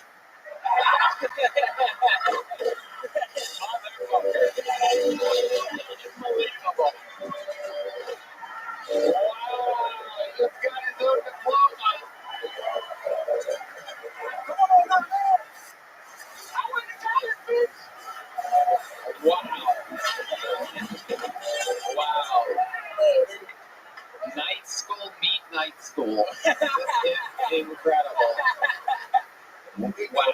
I fucking loved that set, Cam Patterson. Absolutely incredible. You're talking about stuff that is so up your alley, that your true perspective. You used to steal shit, and it's just fucking hilarious all the way. Because it is true. The write-offs and everything, the more you learn about that shit, the more it is incredible. Y'all teach me a lot of shit, man. I really appreciate it. You know what I mean? Absolutely. Oh, man, what's up, Tony? You good? Hell yeah, man. This is crazy as fuck, dog. I hear you. I had a skateboard one time when I fell and I broke that bitch in half and I never did it again. But it was because of you, though. I did it because of you, and I hated it. I didn't like it at all. But I'm a big fan. I'll never get back on that bitch. I was terrified after that. I was scared as shit. He can help you. He taught Bobby Lee how to do an ollie in 1 hour. This is true. For real? Yeah, that's true. I'll do it. I'll get back on. You teach me. Nobody else can. Just you. You're welcome. Yeah. Open invite. Absolutely. Hell yeah. You heard that, right? Just sign the waiver. Okay. Hell yeah. Yeah. It says no stealing anymore. That's all I'm saying. Big letter. Just don't steal shit, nigga. That's it. Amazing stuff, Cam Patterson. Love it. That's real, by the way. That works. So what else is going on, Cam? You're killing it. Another amazing weekend of shows in Dallas and Houston. Yeah, Houston was fun for everybody else. I bombed real bad. You bombed? Oh, you didn't hear what I said when I walked on stage? No. You said, how would I say I hate them and I'm going to kill myself? That's what I said. Oh, really? I don't ever actually listen to anything that anybody says during that part. It's a little fun fact. If you ever see two comedians like, it's just bullshit. Yeah. It's like, good job. What are you doing? I'm like, I hate them. I'm going to die today. I was sad, dog. We just learned this experience. You know what I'm saying? Shit happens. Well, what do you think went wrong there? What was the vibe? A little too fast. You know what I'm saying? Wasn't in the pocket. You know what I'm saying? Shit like that. Yep. Timing and pacing. When I got out, I started throwing shit. It was bad. I got lost March Madness, man. It was bad. You were throwing stuff afterwards? Oh, shit. Oh, shit. I'm an athlete at heart, man. So why would they hit me in my soul? You feel what I'm saying? That's a loss. I lost. Like, they beat me. I won today. You know what I'm saying? But in Houston, they beat the shit out of me, boy. That's it. Got it, dog. Now when you go out, buddy, you hold up that degree, and you're not going to have any problems. I'll never lose again, baby, because that. I love it. Yeah, Houston was one of the only shows where I didn't catch any of your set. I was up in the green room up until the very last second. And That's it. Yeah, well, I thought you did great. You told me tonight. Now I know that you're struggling. No. I love it. Cam, you're a sensation. What else is going on? Anything else crazy in life? Not too crazy. Man, you know you really this is black. You see what I'm saying? Oh, yeah. No, he has some stuff going on. Yeah, we gonna talk about that. Yeah, no, we shouldn't talk about that. We'll talk about it eventually. One day we'll talk about it, but not right now. Yeah. You know, maybe like the fall or something. Yeah, exactly. That sounds about right. But he's got some stuff going on in his life that, maybe we've all been through. And,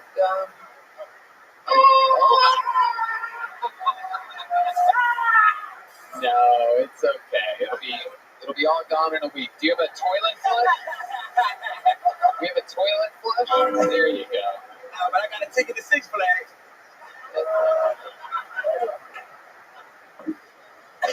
There it is. Poor baby. All right. I get it.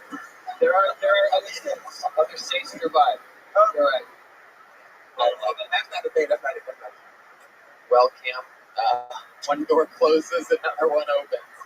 A fantastic fucking set. Way to do it. Cam Patterson, ladies and gentlemen. You got to be a sensation. Fun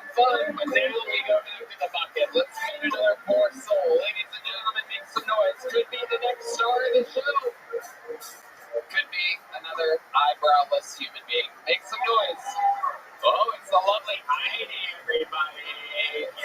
Those are real ivories, real everything. Heidi is all natural, absolutely stunning. We love her.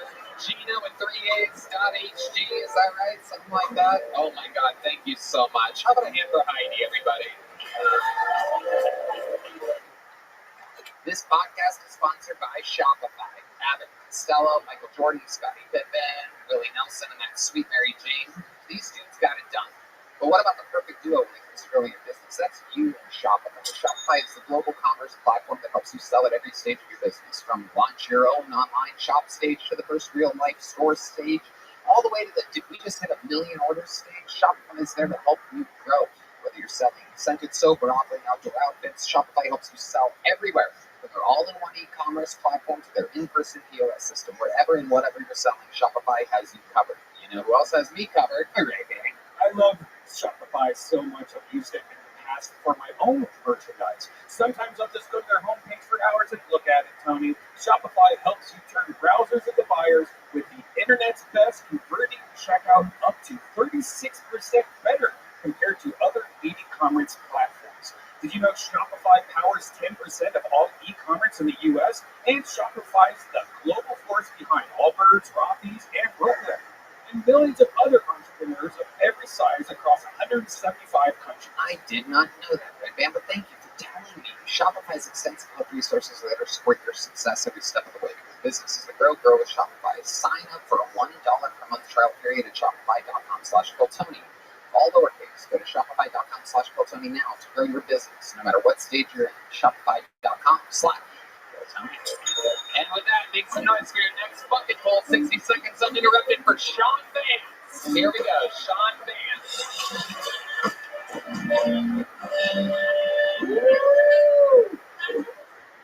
Hey, Sean, I grew up black belt Christian. We're talking, again, 9th degree, not denounced, all right? And we believed that premarital sex was just a direct ticket to hell. Now, I didn't want to go to hell, but my banana was booking flights, dude. People say the devil's in the details, but, dude, for me, he was in my wiener. Oh, that son of a bitch. It's getting hard everywhere. I was so ashamed just walking around with this rock-hard sin stick in my pants. What I would do is I'd tuck it into my waistband, and I'd cinch my belt shut, like, oh, you like that, you little pervert? My dick would be like, oh, tighter. It's fucking hard, dude. I tried so hard to be a good boy, but there's no winning with the Dark Lord in your drawers. Yeah, you either service him during the day, or he destroys your underwear at night. Right? I just think it's unfair, right? If God's gonna make it that way, I think he should have done my laundry, not my mom. All right, that's it for me. All right, Sean Vance. Welcome to the show, Sean. Thank you. How long have you been doing stand-up comedy? I've been doing stand-up for about a year. 1 year. Where at? Phoenix. Okay. This is your first time in Austin? Oh, yeah. Come check it out. This is what about How long have you been here? I drove in yesterday. Okay. You came here specifically for this? Fuck yeah. Look at that. So this is your first time signing up. You got pulled. Yeah. How does it feel? Oh, I'm so thrilled. Absolutely. I mean, I wish it had gone a little bit better, but I feel okay. Right. Ian, finance. I liked your act outs. You really committed and got into it. I thought that was really cool. Thanks. I think you have a lot of issues with the way you talked about things. Just that's right. There's a lot behind some of the things you see. Yeah, it's dark. It's dark in there. Yeah. I think you called your big boy. That was a lot. Sometimes it's a good boy, sometimes it's not. Oh, so naughty. Harlan, I think I just came. That was great. Thanks. For doing it a year, I thought that was really great, man. I thought that was great, yeah. What do you do for a living? I'm a writer. What do you write? Film and television. I'm as close to successful in film and television as you can come without being. So what that means is, so my background, my history, I started in Special Forces. I moved to Los Angeles about 10 years ago. Started doing comedy. I became a personal trainer. I got into this gym called Rise Movement, which is it was like a quintessential Beverly Hills trained celebrities kind of gym. At the same time, I was pursuing comedy, doing Groundlings, and I sold my first show to Netflix. It was called Green Bright's Guide to Surviving the Apocalypse. with Matt Damon and Peter Berg that I starred in, wrote, and executive produced, and it got canceled because of Me Too. I didn't do anything. No, sure. That goddamn Matt Damon's out there acting up. That's right. That's exactly what it was. It was Matt Damon. Yeah. Was it really? He said that there's a difference between rape and bad behavior, and that got a shitload of backlash, right? Well, then, hold on, wait. He said that there's a difference between rape and bad behavior? Yeah, I believe he was defending the Blu-ray. Uh-huh. Yeah. Yeah. And then they were upset about it. I had written a joke in the script, right, that was anti-woman, is what they said. And yeah. Mr. My Banana be booking flights? It was. Yeah. Keep blaming the double stick in your pants.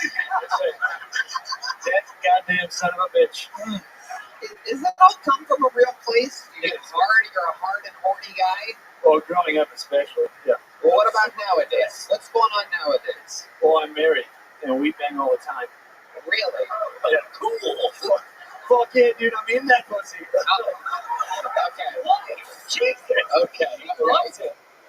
How long have you been married for? 15 years.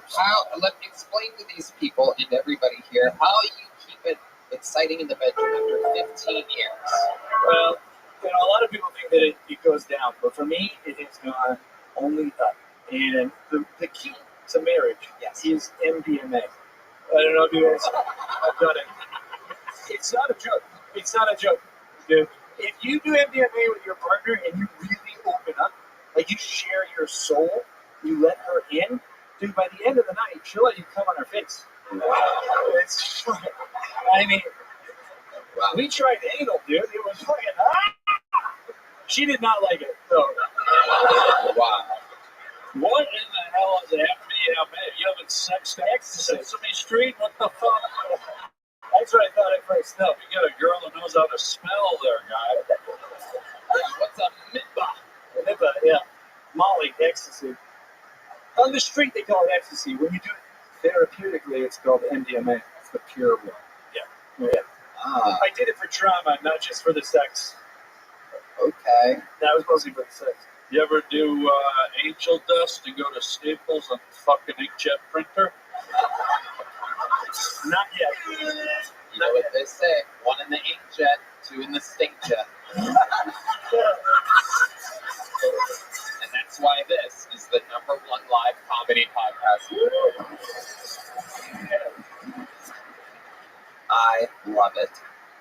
So you said you were in the Special Forces, guy? Yeah, I was a Green Beret. Did you have, I mean, we got to ask, and sometimes, you know, like Tony, we got a little touchy, but we got to keep it real. Did you ever kill a guy? No, I missed out on that. You will. Yeah. One day. I cannot imagine if you would have killed a guy, how hard your cock would have been. Oh, boy. No waistband could hold that thing. That's right. Let me ask this, were you ever close to killing a guy? Mostly just my drill sergeants. So what did you do exactly in the Special Forces? What was your special? You was a secretary. Yeah, I was a secretary. No, it was an 18 Delta, which is a Special Forces medic. 18 Delta, that's the weed that doesn't really get you high? Yeah, I think so. They have that out here, right? Yeah, so we got the real stuff in there. Oh, it's the sponsors. Just kidding. I love it. I don't even smoke actual, delicious, perfectly fine marijuana anymore. Once Joe Rogan started drug testing us here at the Comedy Mothership, I switched to 18 Delta, and I love it. Me too, yeah. You should try 19 American Airlines. That stuff's really good. I'll tell you. Like, you can sit the fuck down immediately. Yeah, sir, sit down. You just fucked up that American Airlines joke. You know, my teacher, that would have worked, and then this fucking guy. Ma'am, if you could spin your head around like a baby owl.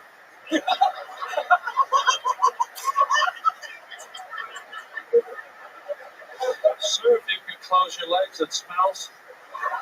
Wow. No, I mean, this guy's legs are wider than Sharon Stone at a Spread Eagle concert.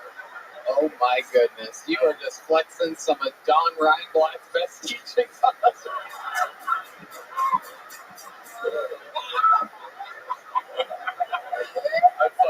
love you, Harlan Williams. So much fun.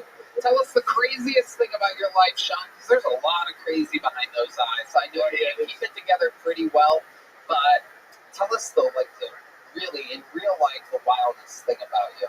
Ooh, the wildest thing about me in college. So I was super Christian growing up, as I said in my set. Super what? Christian. Oh, very Christian, right? Very. I didn't smoke or drink in high school, and then I went to college and I tried weed for the first time, and that shit's good. Wow. Thank you. World's worst undercover cop, ladies and gentlemen. I'll tell you. It's good. Anybody have any? My goodness, I love weed. That shit is good, am I right? Yeah. Does anybody have a felony's worth amount? Yeah. That dope. It really is. Yeah, anyways, I tried weed, and that was really a gateway for me. I threw my life away after that. My wife, I can't throw her away. She's too strong. I threw away a full right tracks. I got kicked out of college pretty quickly for fighting, smoking weed in my dorm room. What was the first thing? Fighting. Oh, fighting. Yeah, Loyola Marymount. Fuck those guys. Right. Yeah. Is that like Green Cheese, Maryland? Okay. And then I got in trouble for stealing, and I got a bunch of community service on the Caltrans freeways. And from smoking weed? Well, no, it was a bunch of things. I had actually stolen $16,000 worth of groceries from Albertsons. Was that in one trip? No, it was many trips, dude. It was many trips. Because of the munchies? Wait a second. How much did you steal? $16,300 is what they had me for. How does this happen? What kind of fucking meat heist is going on over there? Just every week. We only have a few days we have to eat. Yeah, that's right. I was with Robin Hood in the dorms, dude. I was just stealing stuff for everybody. Single week, I went to college on a track scholarship, right? And I had really no concept of the real world because I had left this bubble I grew up in. And I sort of thought that anything I wanted to do, I could do. Like, I had a journal I wrote in it. The only thing. All right, go ahead. Can I write gay on your forehead? Okay, go ahead. I saw that.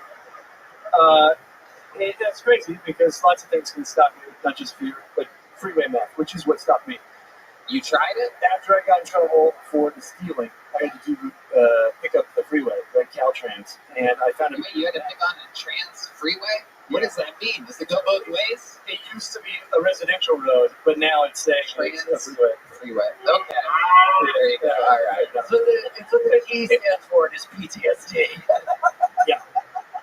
So anyways, I found a bag of meth, and I did it all in one night, and overdosed. Yep. Oh, do the face. Do the face. yeah. There we go. Hey. All right. Sean Vance, fun stuff. What a Christian, though. Can we just say that? Yeah, I was a really good Christian. Stealing. Yeah. Oh, unbelievable. Yeah, personal training was fun too. They got What? a lot of celebrities. Say that again? I was a personal trainer. I trained a lot of celebrities. Anybody wants their training? Training? Oh, you said personal training. Personal training, yeah. Yeah, it was a weird world. Yep. Yeah. Absolutely. I used to train Whitney Cummings, one of your friends. Oh, yeah. Yeah. Absolutely. How was that? That was fun. She was a great guy. Right. You two crazy fucks just out there. We were just giggle and say nonsense. She's strong. Yeah, she's strong. She really is. Yeah. I'm stronger than Bradley Cooper for sure. You worked out with Bradley Cooper? Oh yeah. And he was the worst man I ever had. Whoa, tell us more. Don't you dare! Now, it's not fair to say that because I am a man. He gets along really great with all the ladies. Yeah. But with you, he was. That if I was a lady, he would have liked me. I was just a junior trainer, and I think he was like, get this guy with PTSD away from me. It's because every time you re-racked, you were like, is that a bomb? Yeah, wow. So he wasn't nice to you? No, it wasn't that he wasn't nice. He was just a little bit aloof. Like the first 15 minutes of the workout, he just wouldn't say hello. Would you describe him as shallow? Shallow. Yes. There's a joke, but we're all bombing up here. There he goes. Sean Vance, everybody. We're going to keep it moving along. In the shallow. Well,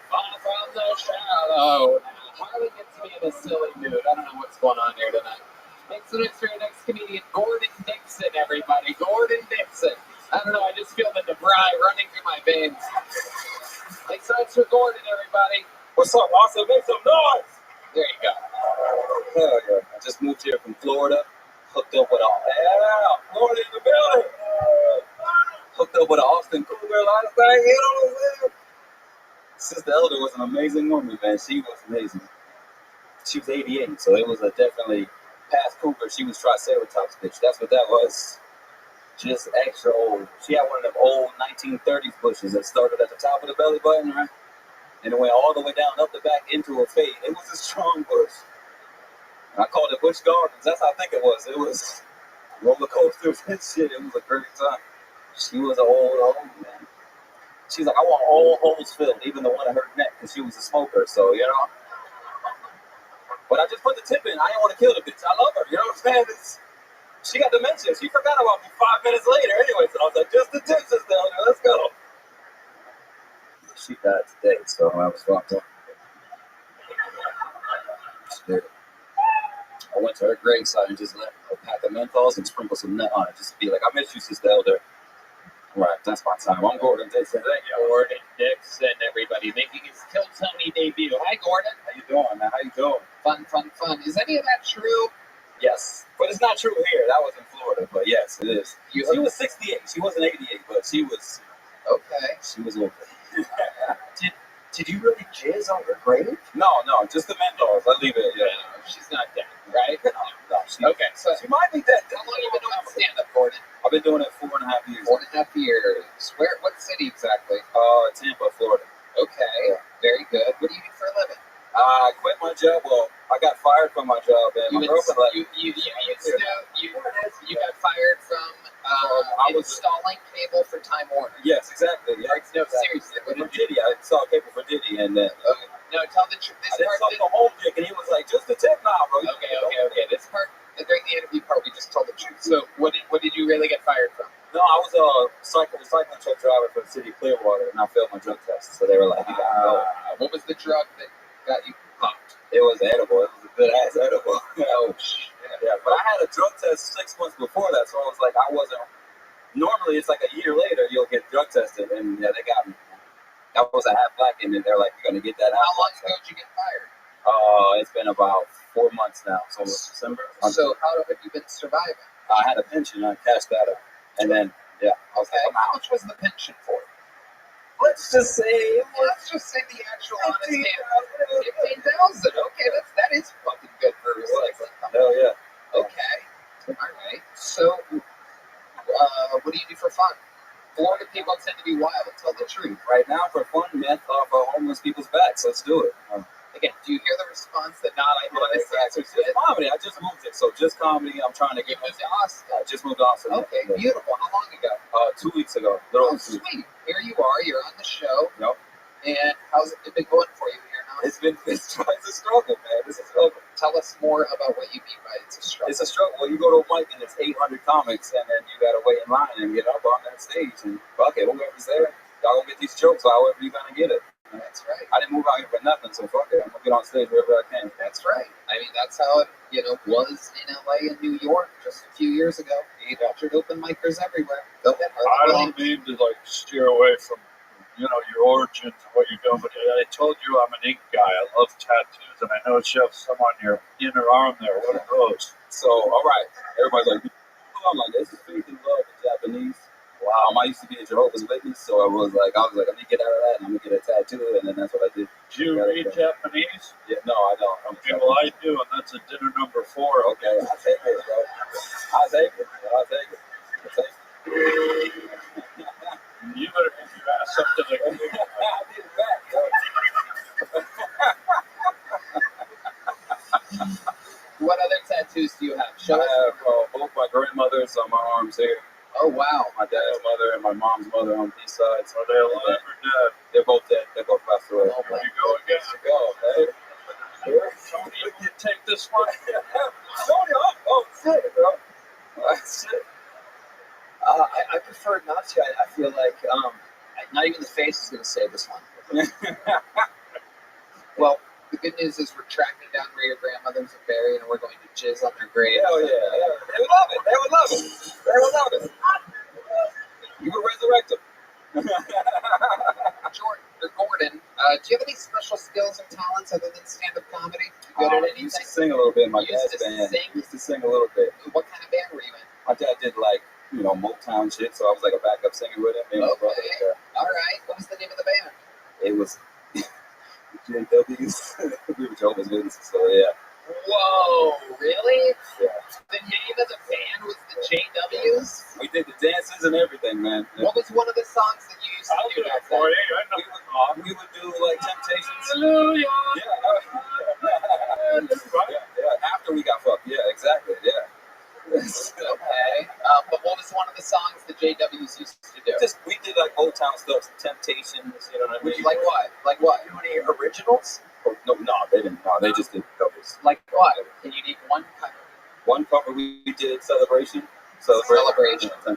Okay. You guys know that one? Yeah. 1, 2. Oh, you gonna walk? One, 2, 3, 4. Okay, we're gonna celebrate good times tonight. All right, come on, white people, let's get the clap going. Come on. Yeah, here we go. You better fucking try. You better do it. There's a party going on right here. A celebration. All right, no. Stop. Okay. I can see why you were one of the backup singers. This is horrendous. Oh my god. Now I see why you're getting cougar pussy out there. I gotta get what I can get. Wow. We're gonna put the next two.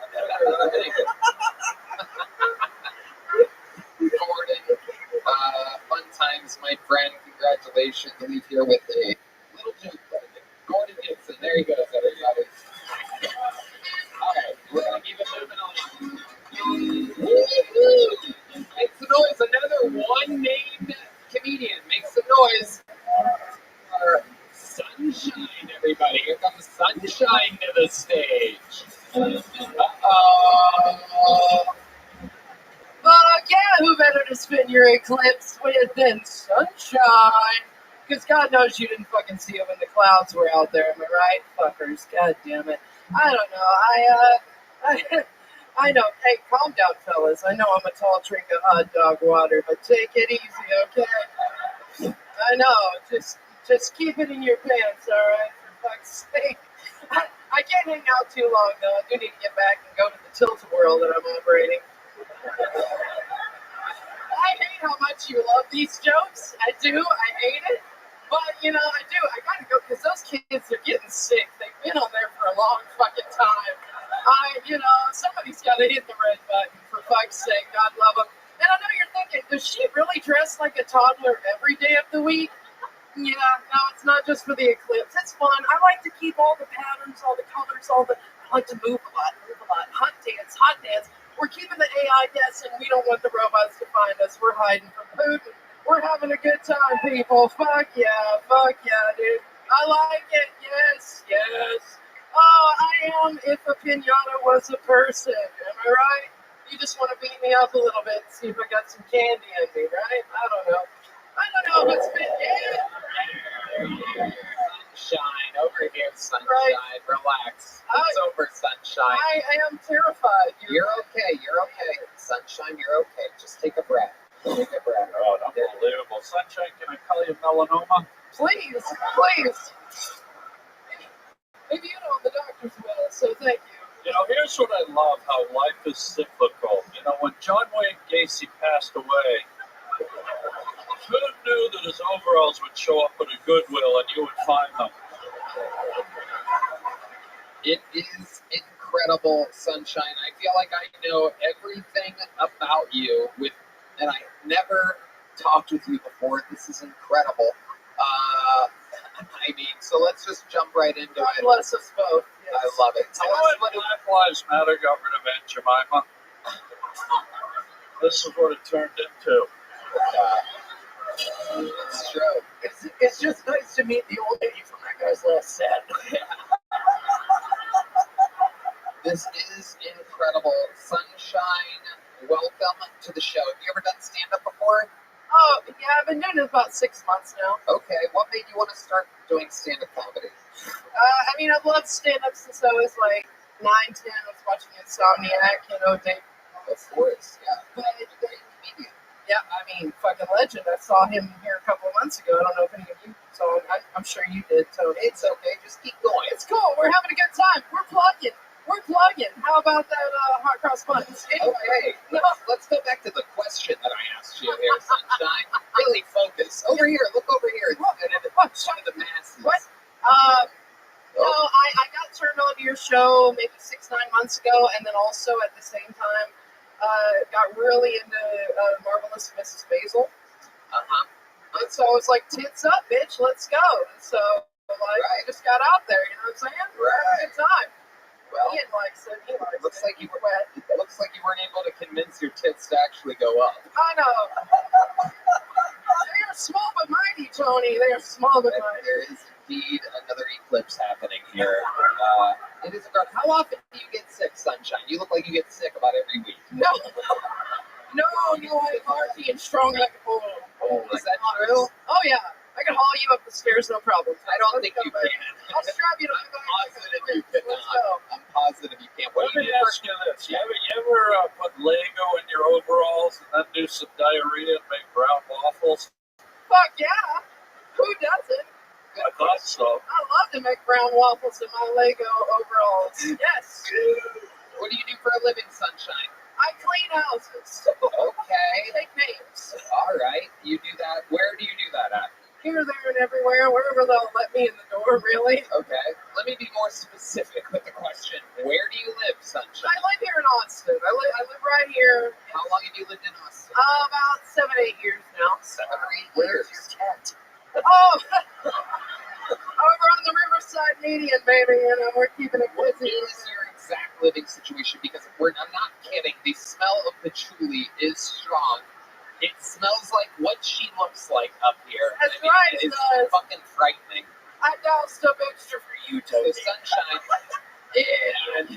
I knew you don't like the horrible shit yet. Oh, Getting to the point where you're having a little bit too much fun. It's so bad. I do live in a house. It does have a roof. How many other people live in the house? Just me and my boyfriend. I know. I have a boyfriend. It's shocking. I get it. I look like I eat bugs, but only recreationally. You know. You're adorable. I like your style. What is your bathing routine? It's coming up. Tony. We're coming up.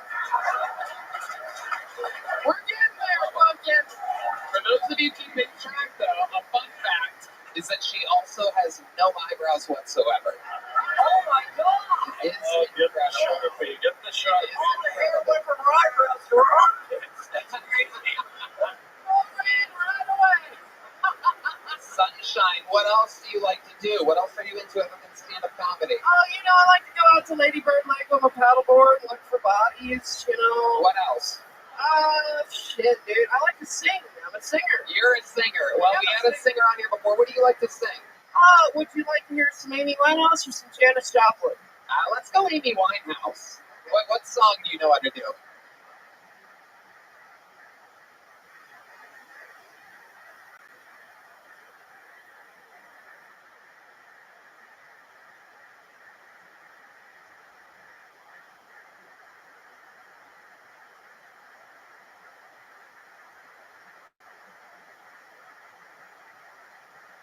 And I'm gonna save you, Sunshine. There you go. Oh, You got it? we're having a good time. Tony. I don't know what you're doing. So I just hope you and Amy Winehouse have this ending. She didn't. I don't like pills as much. Lyrics were a song. No, I know the song. Neither did Amy at the end. It was a very authentic performance. Harlan Williams. Maybe she's more like a singer sewing machine and should put together another outfit. How about that? But I love that name, Sunshine. It's beautiful. And I gotta know, Sunshine, if you have twins, you gonna name them the 2 scoops of raisins? I don't know what those names are, but for you, Harlan, anything. Yeah, sure. All right, I'll see you later tonight. I like some, but I don't need to be reproducing. Let's be honest. What, Ian? I like you. You're authentically yourself. I look like jokes are pretty funny, and if you can do those with like other things, I think you'd be all right. I like your vibe. You're fucking nuts. Sunshine, I like you too. Open up that little pocket there in the front. Pull it out. I'm gonna make this. I'm gonna make this. I'm gonna make this joke book in there. Just pull it out. Oh, There you go. Keep it open. Ready?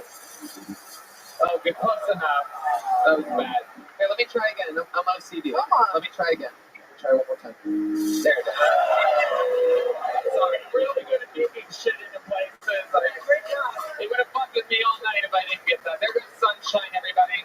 And a special treat from sunshine to darkness. I present to you Kill Tony, Hall of Famer, one of the legends of the show, here to grace us with a performance. This is turn of David Lucas.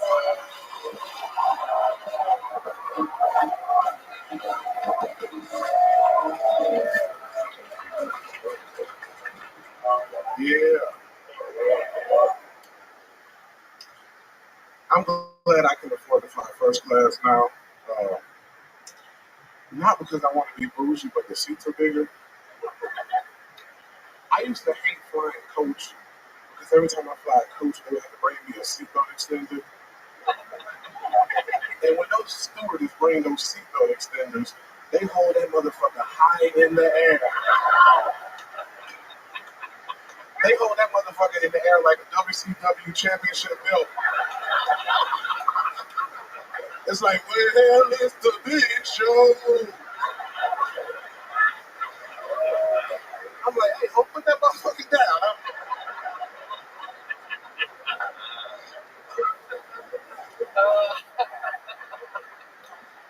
I don't think America has an anti-trans problem.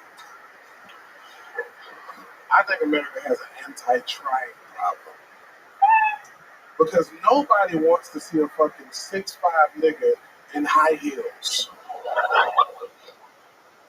Like, nobody wants to see a 6'2" man with a fupa. You know what I'm saying? It's like, if I want to see somebody tuck their stomach into their pants, I'll give me a Mexican bitch. You know? Them Mexican hoes took the shit out of that stomach. It's like, bitch, you ain't got no belly button? What the fuck going on? Oh, you see the stomach. That's my time. Boom. David Lucas. Again, just like with Cam, you know, the thing you look for in real comedy is like perspective, right? Something that only you can talk about, and spot on, not to make it too serious, but the seatbelt extender for you, it's both fucking, why am I blanking out? Self-deprecating and fucking funny to you, your perspective, and you nailed both. What's your favorite airline? Hell, all day. Oh, okay. The best snacks. Oh, I bet. I bet. They got charcuterie boards. Nigga, that shit. Oh shit, charcuterie. Is that one of your cousins? Yeah. Okay. Tony, we're so appreciative of you because you gave us that eclipse today. Wait. When you put your booty hole in the sky. That was Tony opening and closing his asshole. Oh my god. Harlan Williams, you look like Tyler Perry presents Back to the Future.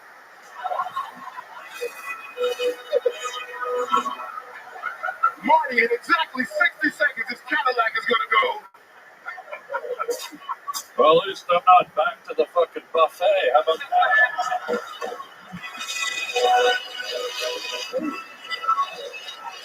The front runner for Guest of the Year 2024, flexing is DeVry Night School.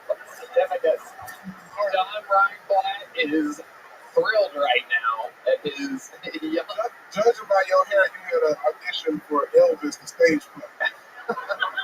Well, that didn't go too well. Judging by your hair, the children of the corn have diarrhea.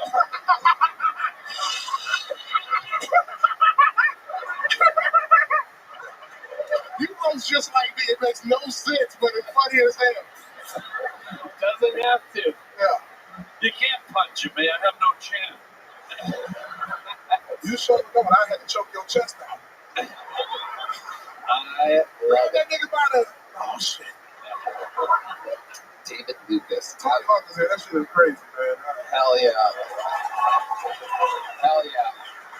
Soon you're also going to be traveling by ramp.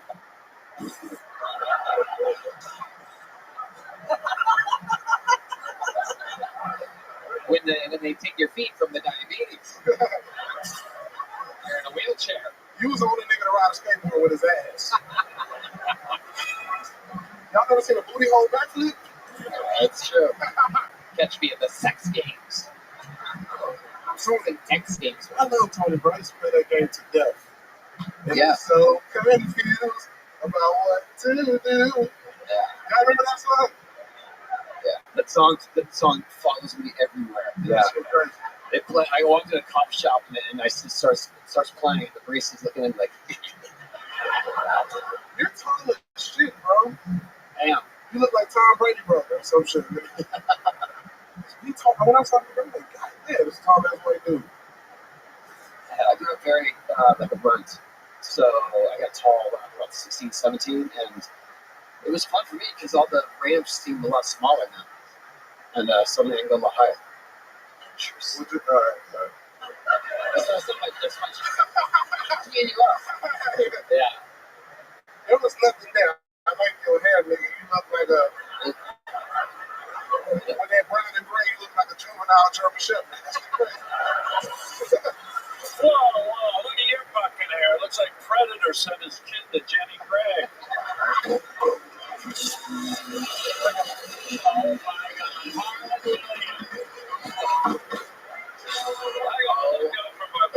Oh my God. How I let this motherfucking kung fu squirrel roast me? That shit is crazy.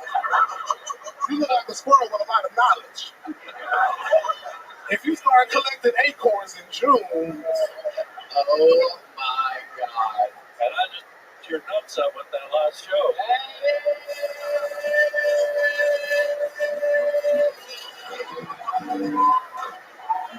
Thank you, Donnie Reinblatt.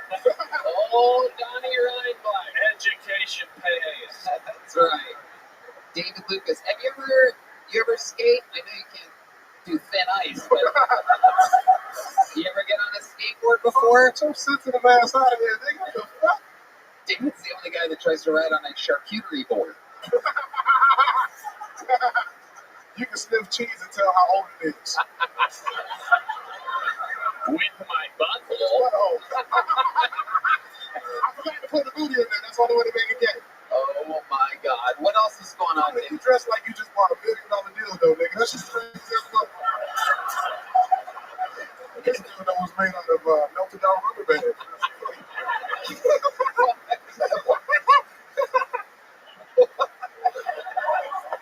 I don't know why you got that shit on. Your ass look crazy as hell. Well, blazing saddles on your shoulder, nigga. This is ostrich. Not all of us are. You got motherfucking camel skin that committed suicide. That nigga didn't drink water for like 60 days. Oh my. Molly, give me another one, bro. I got it. What's that? I want you to roast me again. I want that fucking 65-year-old roast. What about Harlan Chandler just like his nutsack? That shit crazy.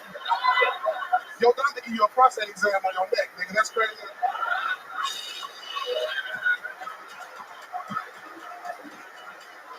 Hey, Harlan. Yeah. You the only nigga with truck nuts for a chin. That's crazy. You got truck nuts. Boy, your ass out here, boy.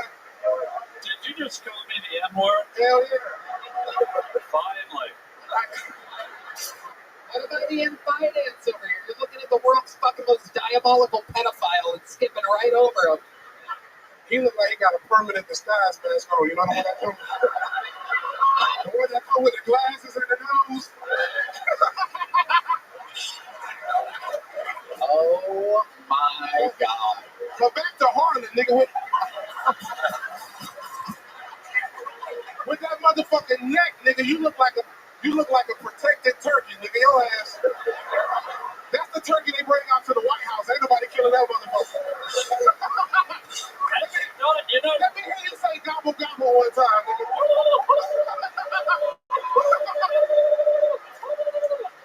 This guy goes to IHOP and looks for girls with one fucking leg. If I get roasted by another joke from the time when niggas had to go through the back of restaurants. Oh my God. Yeah, you used to roast my granddaddy with them same jokes, nigga. Oh, where's that wording? David. Just right. David Lucas, you are a force be wearing girls' jeans. Absolutely. Marlon, stand up. Let us see your jeans, nigga. Uh-oh. It's the real deal right there. Hey, Harley, your jeans came with janitor keys, nigga. Your ass. You can hear that nigga walking through the hall. Harley can open up any door in Austin, bitch. That shit crazy. What a battle. That nigga look, why you out here looking like a motherfucking Mississippi preacher that get bit by a rattlesnake, nigga? You know the preacher that let the snakes bite him and be like, God's gonna keep me alive. That's that nigga right there, boy. Dude, you look like you're living color after the crayons were left out in the sun. How about that? This is amazing. What a showdown. Deep fry versus deep fry.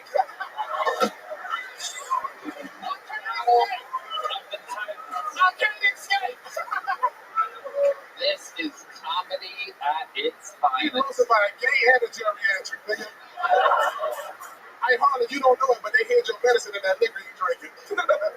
This is the only city in the country where the fucking eclipse lasted 3 hours until he finally sat the fuck down.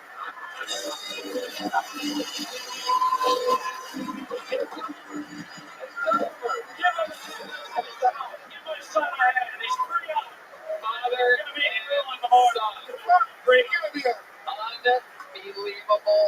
What a fucking performance. This is the difference between people out of the buckets, golden ticket winners, regulars, and then all of a sudden, a Kill Tony Hall of Famer. That is David Lucas. That is what he does. This is who he is. Built strong here in the Kill Tony universe. Anything you want to plug, David? What else? Hey, man, I'm going on tour all across the country, man. Just check my website out, davidlucascomedy.com. I love y'all. You fly in first class. You've been wondering why all those Boeing flights have been going down. It's because they're front heavy. You should give himself a plug. You should go fill the black hole in outer space. How about that? All right. Final fucking poll of the night. Ladies and gentlemen, make some noise for Morgan Bounds, everybody. Morgan Bounds. One more time for Morgan Bounds, everybody. Come on. I have a problem. I want to get married real bad, but the guys I like would kill me with a gun given the chance. I like blue collar men, like hands so dirty you think you're going to get some kind of weird infection. But unfortunately for me, I look like a lesbian crystal witch whose primary spell is like summon chlamydia. They think I'm crazy on first glance alone, and I think it's fucked up. I'm like, if you would just get to know me for 10 more seconds, you would finally realize I've got a great fucking rack. I'm multifaceted, I really am. But I am seeing a guy, and what I'm doing is every time we hook up, I make him a bomb-ass breakfast in the morning, like really southern good breakfast, and the goal is I Pavlov him, and when he sees an omelet with his eyeballs, his dick gets hard. I think that could be cool, no? No? Like, he drives by Denny's, and he's like, oh, I gotta call this bitch, dude. I fucked it up. I fucked it up, because the other day, he got arrested in McDonald's. Jerking off on a McGriddle. Giving it the old Mac sauce. Thank you guys, I'm Morgan. Fuck yeah, Morgan Bounds making her Kill Tony debut. Welcome. How long have you been doing stand-up? Like maybe 3 months. Okay. All of it here in Austin? Yes. What made you want to start doing stand-up? Oh no. I don't know. I go to a lot of comedy shows, and I've been known to get a giggle or two. Not tonight, but you know. Okay. Thank you. It was good. You got a giggle like that lady said. You got a giggle. 3 months. What do you do for a living? I'm a district manager for Zoomies. Hi. So I know skateboards. Has anyone ever told you you look like Tony Hawk? So yeah. So it's a retail store, and I run 9 of them. So. What is Zoomies? So it's like t-shirts and shoes and skateboards. It's like a teen action sports retailer. It's like a skateboard store. Yeah, kind of. Holy shit! What are the fucking odds of this? That's incredible. That's unbelievable. I might have put it on the top. Thank you. I do. That's amazing. Collusion is what that is. I love it. Do they sell pants there? Yeah, of course. Okay. There's something under there. We were all wondering the same thing. Redman's a little more disgusting than the rest of us, so he popped the question first. You are wearing pants. Some guy's so disappointed he just broke a beer bottle over his head. Yeah. He was really hoping this was a no pants situation. Sorry. He was staring so hard he dropped one of his contact lenses.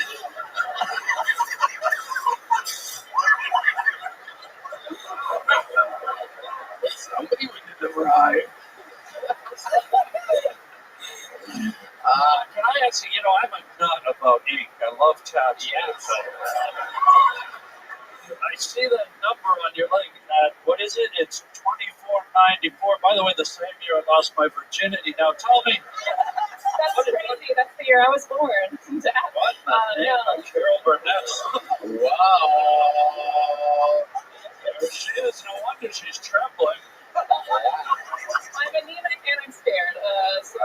Tell me about that tattoo. That is my father's race car number. We do drag racing, and yeah, it's a 69 Nova. Wow. Incredible. Yeah. 69 Nova. He's racing a 69 Nova. Yeah. What kind of races are these? It's drag race, so it's 8 mile and quarter mile on a straight track. You do a burnout and you go fast. That's it. In a Nova. It's badass. It's a really cool car. He has a Roadster too, but the Nova is been around since before I was born. He's had it forever. Wow. So you're close with your dad. They live far. I don't see them often, but we're cool. We chat. Okay, that's why you're not funny. Oh my God. That's my fucking daughter you're talking to. Wait, hear that? Watch your mouth. No, I love it. I'm just kidding, Morgan. What do you do for fun? What else? Tell us more about you. You look like you're the mayor of Austin, Texas. You have the tattoos, the bags, the vitamin D deficiency. I look like Velma on ketamine, is what I was. That's true. I play Dungeons and Dragons. Who guess? Uh-oh. Someone's fucking on Kim tonight. I'm kidding. What is your sex life like? I've been not asking enough people that lately, but since you're not wearing pants, I feel like it makes sense. I'm cool. I do okay. That's good. Let's see, what type of guys are you into? She said she pulls. She has a vibrator. Oh. What's else? I don't discriminate. I like tall, but I like charisma more, I guess. So, okay. Yeah. Daddy's home.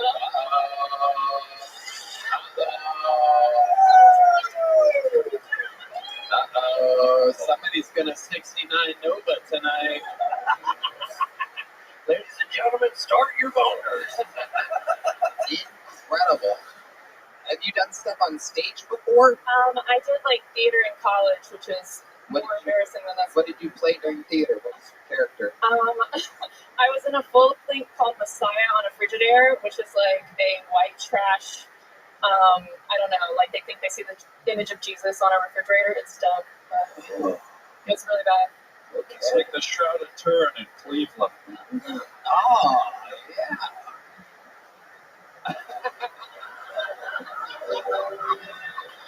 I love it. What else do you do for fun before we get you out of here, Morgan Bounds? I don't know. I play video games. I'm I do exactly what I look like I do. It's not Dungeons and Dragons, video games. Yeah. What about the wild side of Morgan? What's a guilty pleasure, something? I like to get naked at the Renaissance Festival. Wow. Holy shit. You get completely naked at a Renaissance Festival? It depends on the day. I don't know. I'm a season pass holder, so we'll see. Oh my goodness. Tell us more about what brings you to what do you love about the Renaissance Festival? The nighttime is really cool.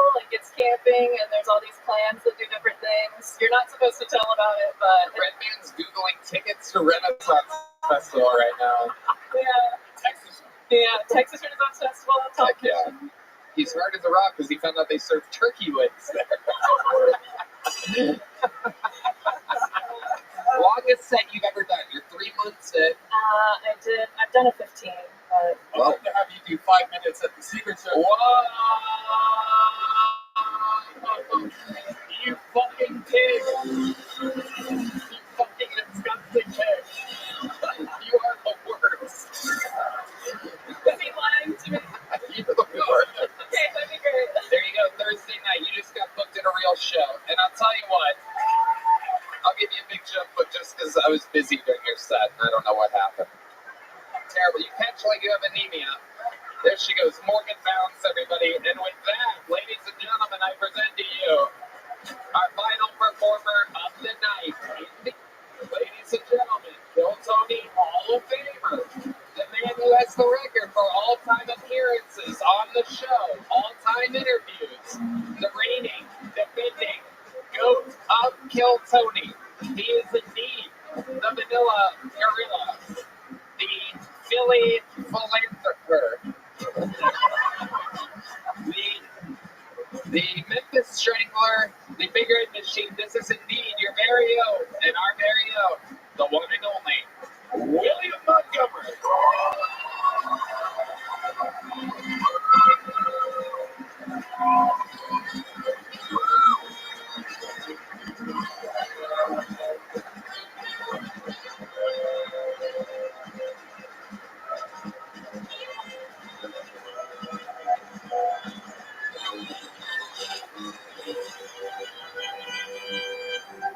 Did y'all see the eclipse today?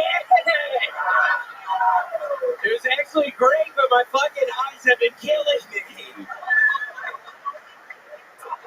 I actually didn't know what caused an eclipse, so I looked it up, and apparently it's when Lizzo walks in front of the sun.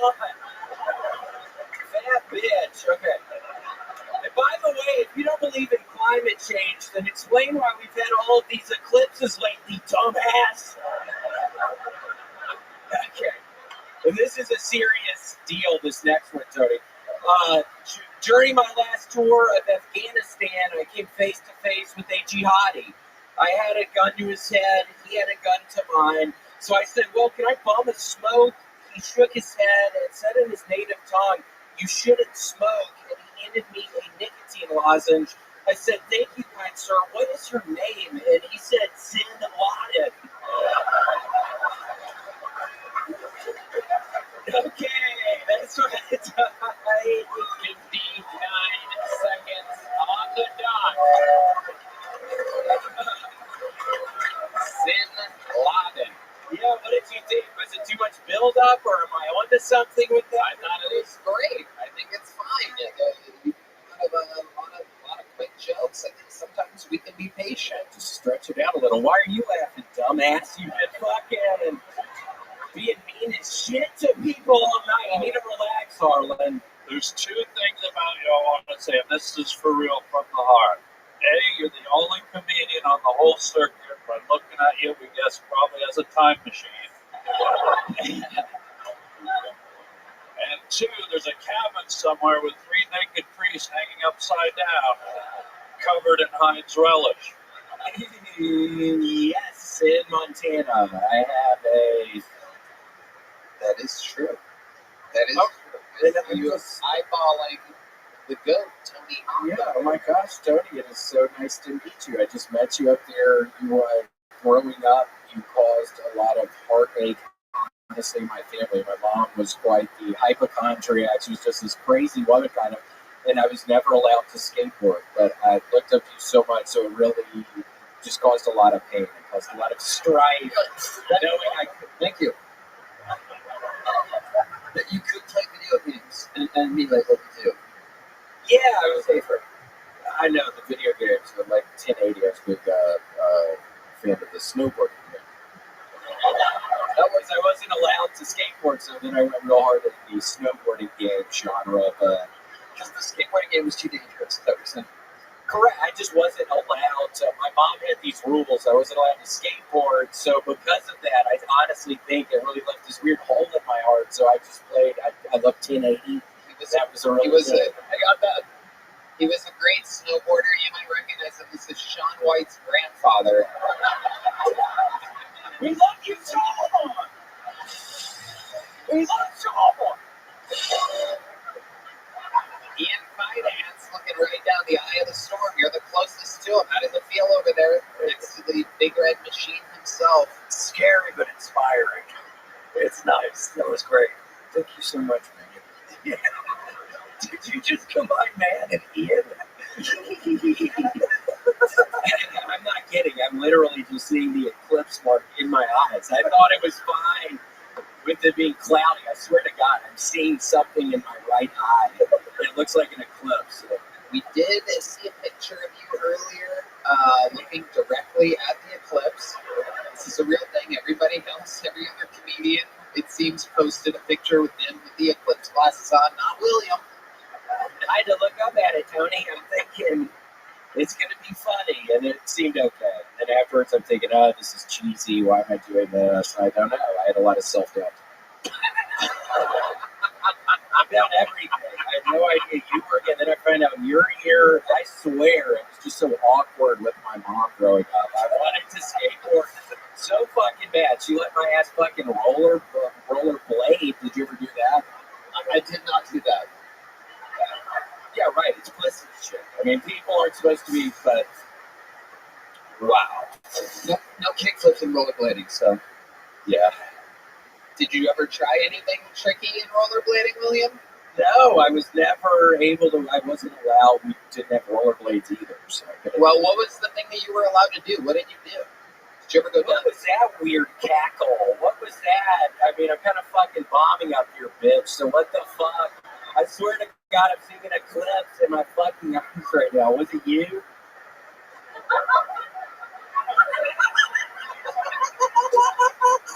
Did you ever do anything as a kid? I never really asked you this. Like, what were you in? Lincoln Logs. It was a Lincoln Logs kid. Wow.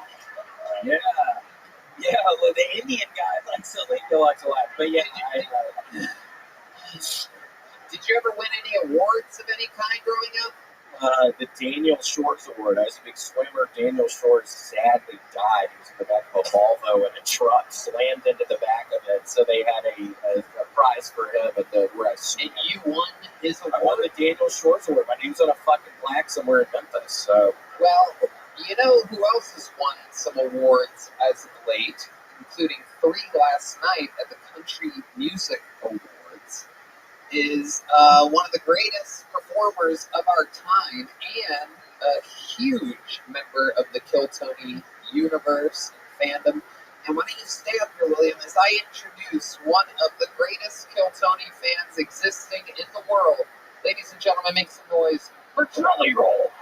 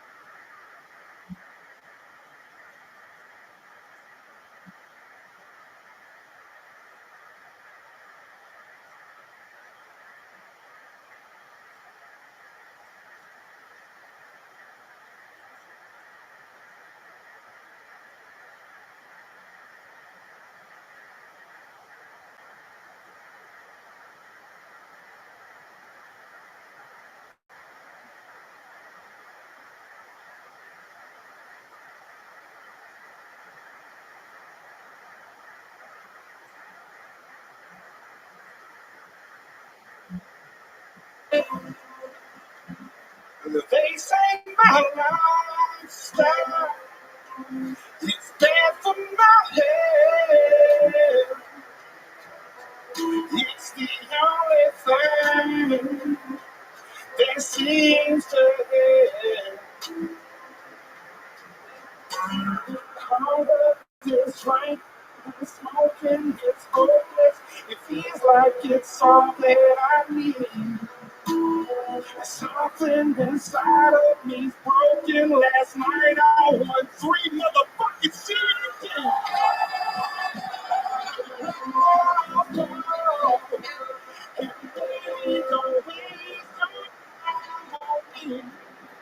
I'm so damaged beyond repair. That's why I'm a fan of Kill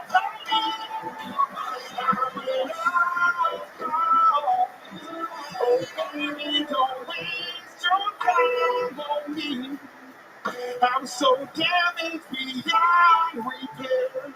Baby, don't hit that damn head on me.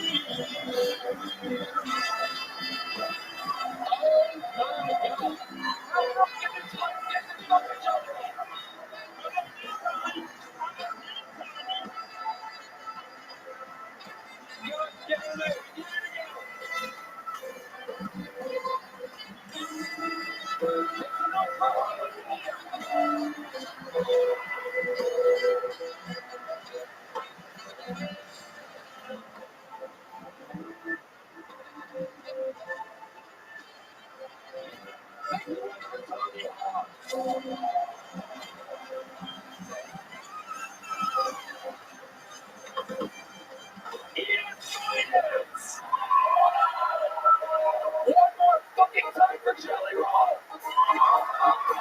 And the best damn man in the land!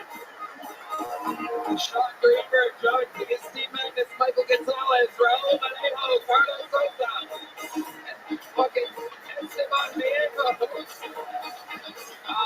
The driver reminder email is in. Thank you to ZipRecruiter and Shopify. Unbelievable stuff happening. The stream for the forum is now on sale right now. So that's a 2-night event. The forum, the YouTube theater. You can catch it absolutely live, or you can wait weeks for it. It's up to you. No pressure. But Hans Kim versus Rick Diaz 2 is on the line at the forum, and a lot of other fun stuff going on. How about one more time for Harlan Williams, Tony Hawk, Jelly Roll. A special shout out to a fan of the show, an unbelievable artist, the great Dan Auerbach of the Black Keys up there watching. Maybe one day we'll be able to convince them to come down and play with us one day. Who knows? Anything can happen, right? Guys, check Tony Hawk's amazing video games on all the systems. I love them. I love your following Tony Hawk. Well, Tony Hawk needs more help. But seriously, check out Hawk vs. Wolf with the great Jason Ellis. That's Tony Hawk's podcast, Harlan's podcast, The Harlan Highway. Best of the year nominated 2024, and I'm going to get pulled out even further out tonight. And, you know, there's nothing we love more than having some of the top young writers and comedians on panel. One more time for Ian Finance, the special is out now. Wild, Happy, and Free, April 21st. It is out. The B&E pod as well. We love you guys. You guys have fun tonight? We love you. Good night, everybody. Thank you.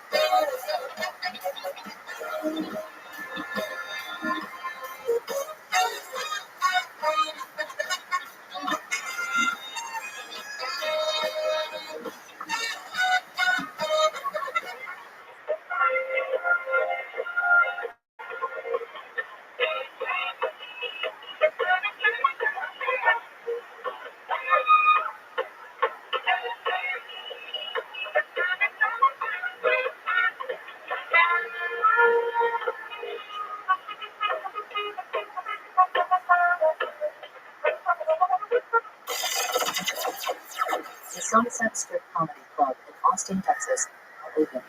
Check out Red Band's secret show every Thursday. Go to sunsetstripatx.com for tickets.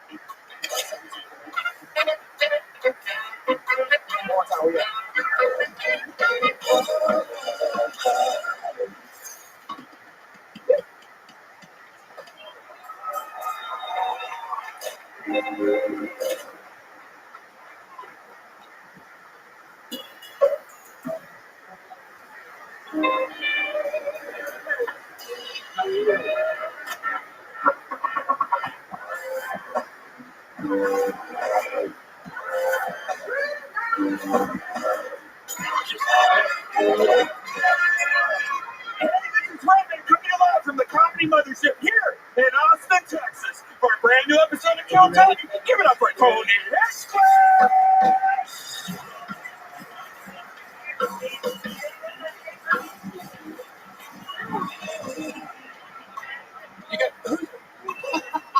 Who's ready for the best fucking night of their lives, huh?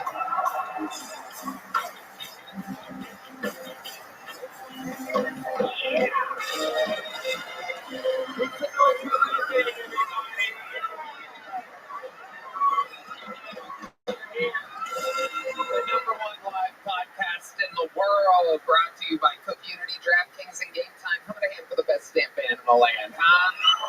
The great Carlos Sosa, Raul Vallejo, and Fernando Castillo on the horns.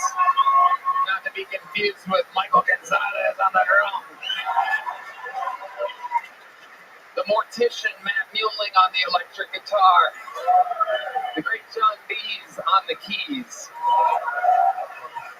And joining us on the bass tonight, make some noise for Nick Lewis, everybody. Deep Madness went to a different venue tonight. He didn't have anybody to help him. We're going to have a lot of fun here tonight. Before we get started, here's a little bit more from the amazing sponsors that made it all possible.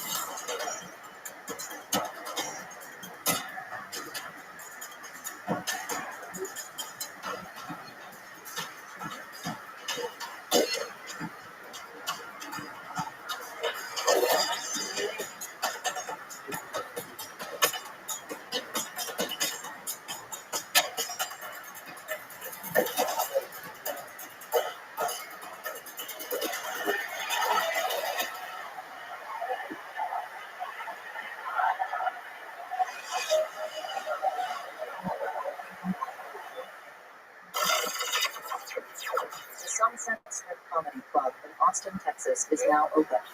Check out Red Band's secret show every Thursday. Go to sunsetstripatx.com for tickets.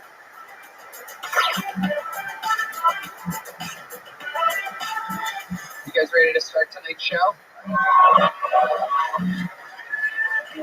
Ladies and gentlemen, one of the funniest guests in the history of the show, his brand new special is out now.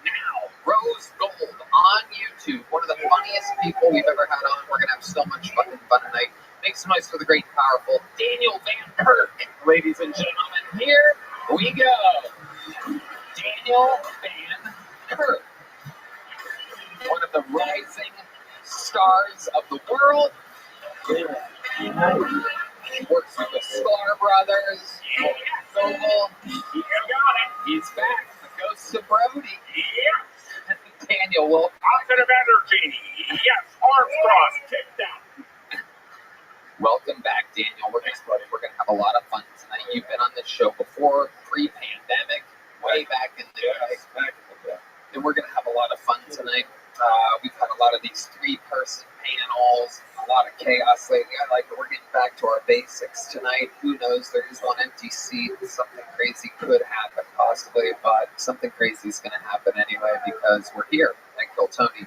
And Daniel, you may remember over 200, used to be 100 last time you did it, but now over 200 human beings sign up for the opportunity, the chance to get on this show. If I still get to stab them? Yeah. Oh, yes. If I pull their name out, they get 60 seconds uninterrupted. You know the time is up. You hear the sound of a kitten. That means they have to wrap it up, then or else they bring up the Angry Birds Hollywood, right? And that cuts them off, and then I interview them. We find out more about them altogether, more about their lives, what they could possibly talk about, where their lives are at, where their lives are going. All of a sudden, they go from being a comedian to a guest on a podcast that fast, right in front of our very eyes. I'm pre-pulling a name out of this bucket. They will get wrangled from across the street at a bar. 4 choices here on 6th Street. And it's the name of the bar. It's also the name of the thing that people that go to that bar do. And while that person's getting wrangled, I'm going to bring up one of our esteemed regulars, one of the funniest young bucks in all of comedy, a polarizing figure, ladies and gentlemen. Very, very fun. He's in a tight space for what he is used to tonight. Ladies and gentlemen, make some noise for one of the top young rising stars in all of stand-up comedy. This is Kill Tony's very own Casey Rocket.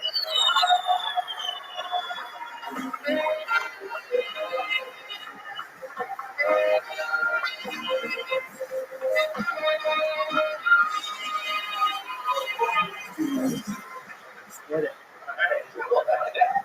Sorry if I seem a little off tonight. I'm starving, and the only thing I need today is a poached egg and 3 of those little plastic babies they put at the center of Mardi Gras cakes. So I'm a lot easier going down there, coming out, right, fellas? You know what I mean? And missing babies, it's just tough around the holidays. Speaking, it's funny you bring that up.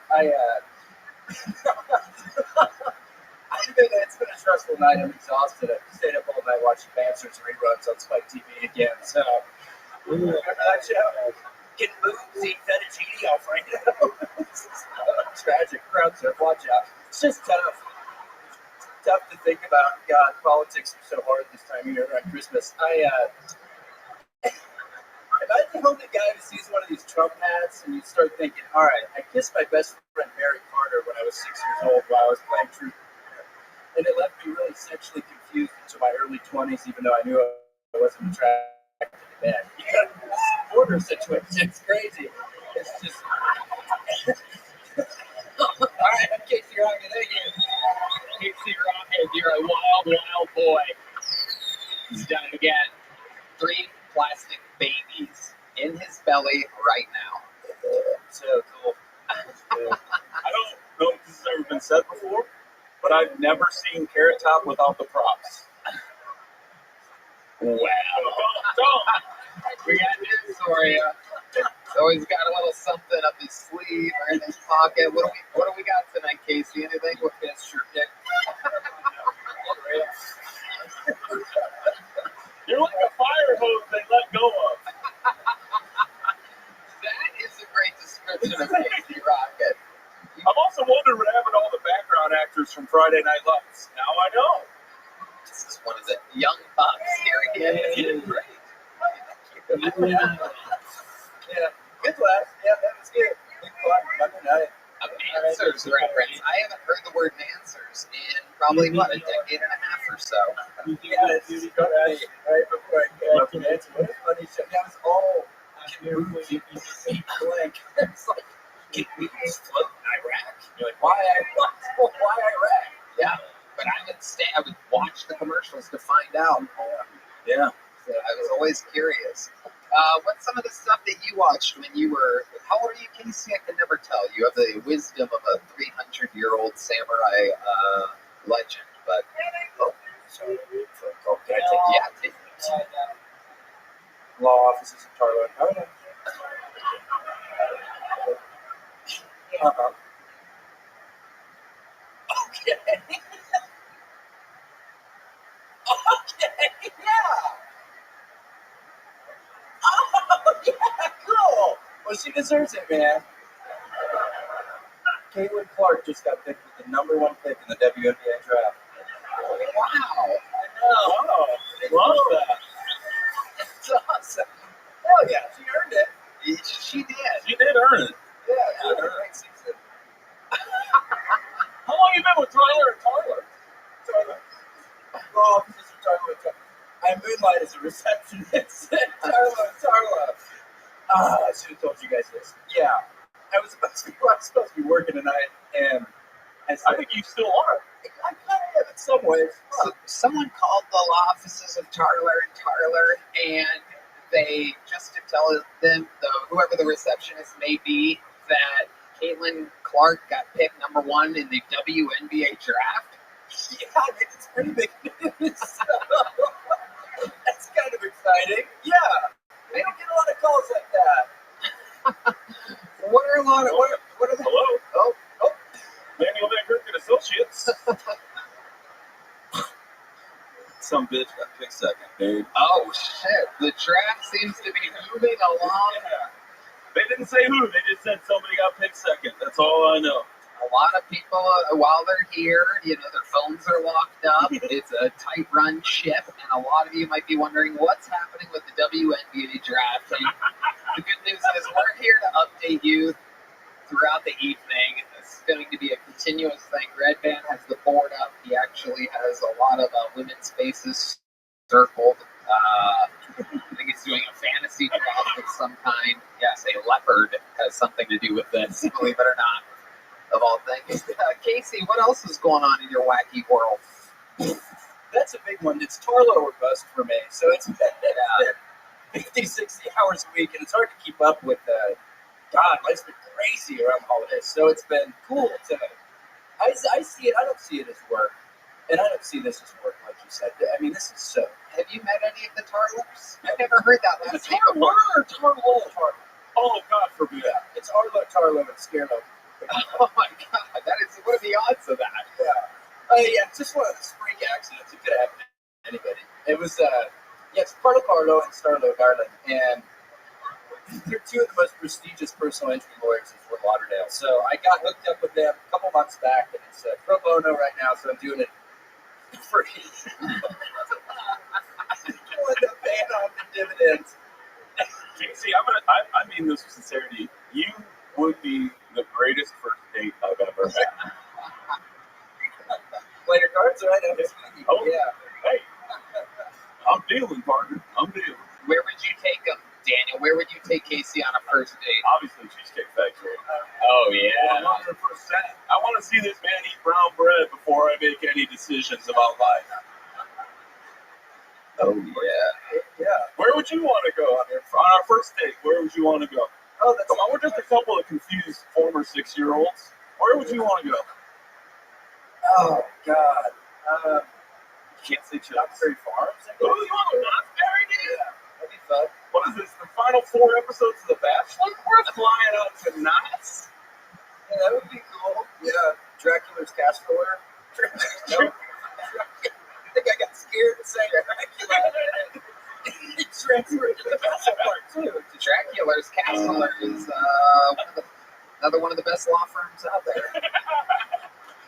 Casey, we absolutely love you. You did it again. You got the show started. Silly, fun, likable, beautiful, beautiful boy. Casey Rocket has us started. And now we go to the bucket. A lot of you guys know how this works. Could be a future legend. Could be an insane person that signed up for this for no reason with no preparation whatsoever. Anything can happen. 60 seconds uninterrupted.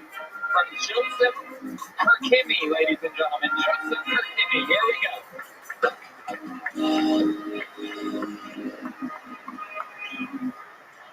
What's up, everyone? I'm half Middle Eastern, half white. Just thought I'd solve the mystery for everyone. I know it's a little bit confusing when I walk here, like a little bit ambiguous. I get Mexican Jew a lot, which I know in Texas is a scary combination. I actually do stage magic, so if you guys want to see a trick, no? Okay, I'm going to do it anyways. All right. Jewish, Hispanic.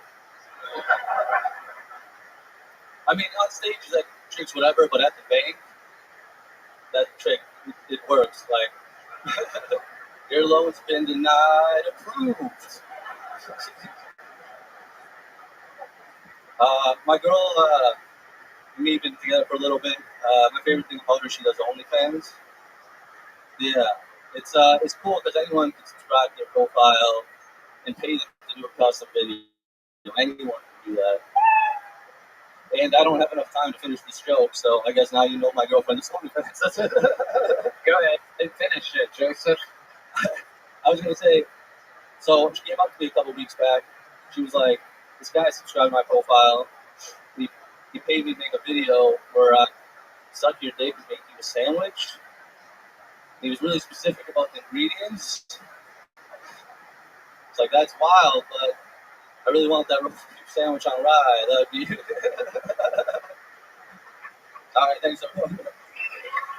Joseph Kirkimi. Okay.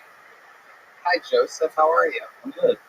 Mr. St. Jamiroquai Jenkins picked third in the WNBA. Oh! Heads up before we get to our new friend Joseph. That's breaking news. Jamiroquai Jenkins, I do believe one of John's cousins, picked third. So we'll be getting updates throughout the evening here at the WNBA draft. Joseph Kirkimi, welcome to the show. How long have you been doing stand-up comedy? About 3 years. 3 years. Where at? Mostly Tampa. Tampa, Florida. That's where you live. That's where I used to live. I moved here recently. Okay, how recent did you move to Austin? Like 2 weeks ago. Nice. Yeah. How do you like it? I like it, yeah. No, it's cool. A lot of comics, a lot of cool people. Definitely. It's all going on out here. How do you make a living? I'm a software engineer. Oof, all right. Well, right now I'm unemployed software engineer. All right. I'm sure that'll work out for you. Daniel Van Kirk, what do you think about this young buck? I think it's good. You double tap the identity joke. Like you get a laugh out of it, and then you go for the profile. I'd probably move that up in front just a little bit. Like I would come up and say, like, "Hey, you guys trying to figure out who I am? Like, if you look at me straight on this, but you look at me like this and this, like, boom, like get to it right away." I agree. And then also, if you set up another plant in your OnlyFans, like 2 things I love with my girlfriend, she makes great sandwiches and does OnlyFans. And then you go later and you say what the person's requested. That's going to be the callback hit for the audience as to what the joke was. Because otherwise, you had to like string that at that. Daniel Van Kirk making Joseph Kirkimi 400% funnier in 20 seconds. Absolutely. Only because I care. Only because I appreciate it. I don't know if you're going to stab me or give me a loan. No. Look at that. Loan stab. There's a loan. You never know. Loan stab. What a great steakhouse. You fucking gem. You fucking beautiful gem. So, Joseph, what's the other half Middle Eastern? Syrian. Oh. Oh, my God. Syrian. Like a possum. Yeah. Just kind of sneak it in. I might use that now. I mean, yeah. Like, we're gonna write a whole different set for you. Yeah. Like after you do the profile joke, you're like, "Fuck you all, I'm John Turturro's kid." Like, do that joke. Yeah. I'm Andy Sandberg after an airbag hits him in the face. Yeah. See that one big loud? I'm the guy that taught Patrick Swayze to move a penny. Go with that joke. Good reference.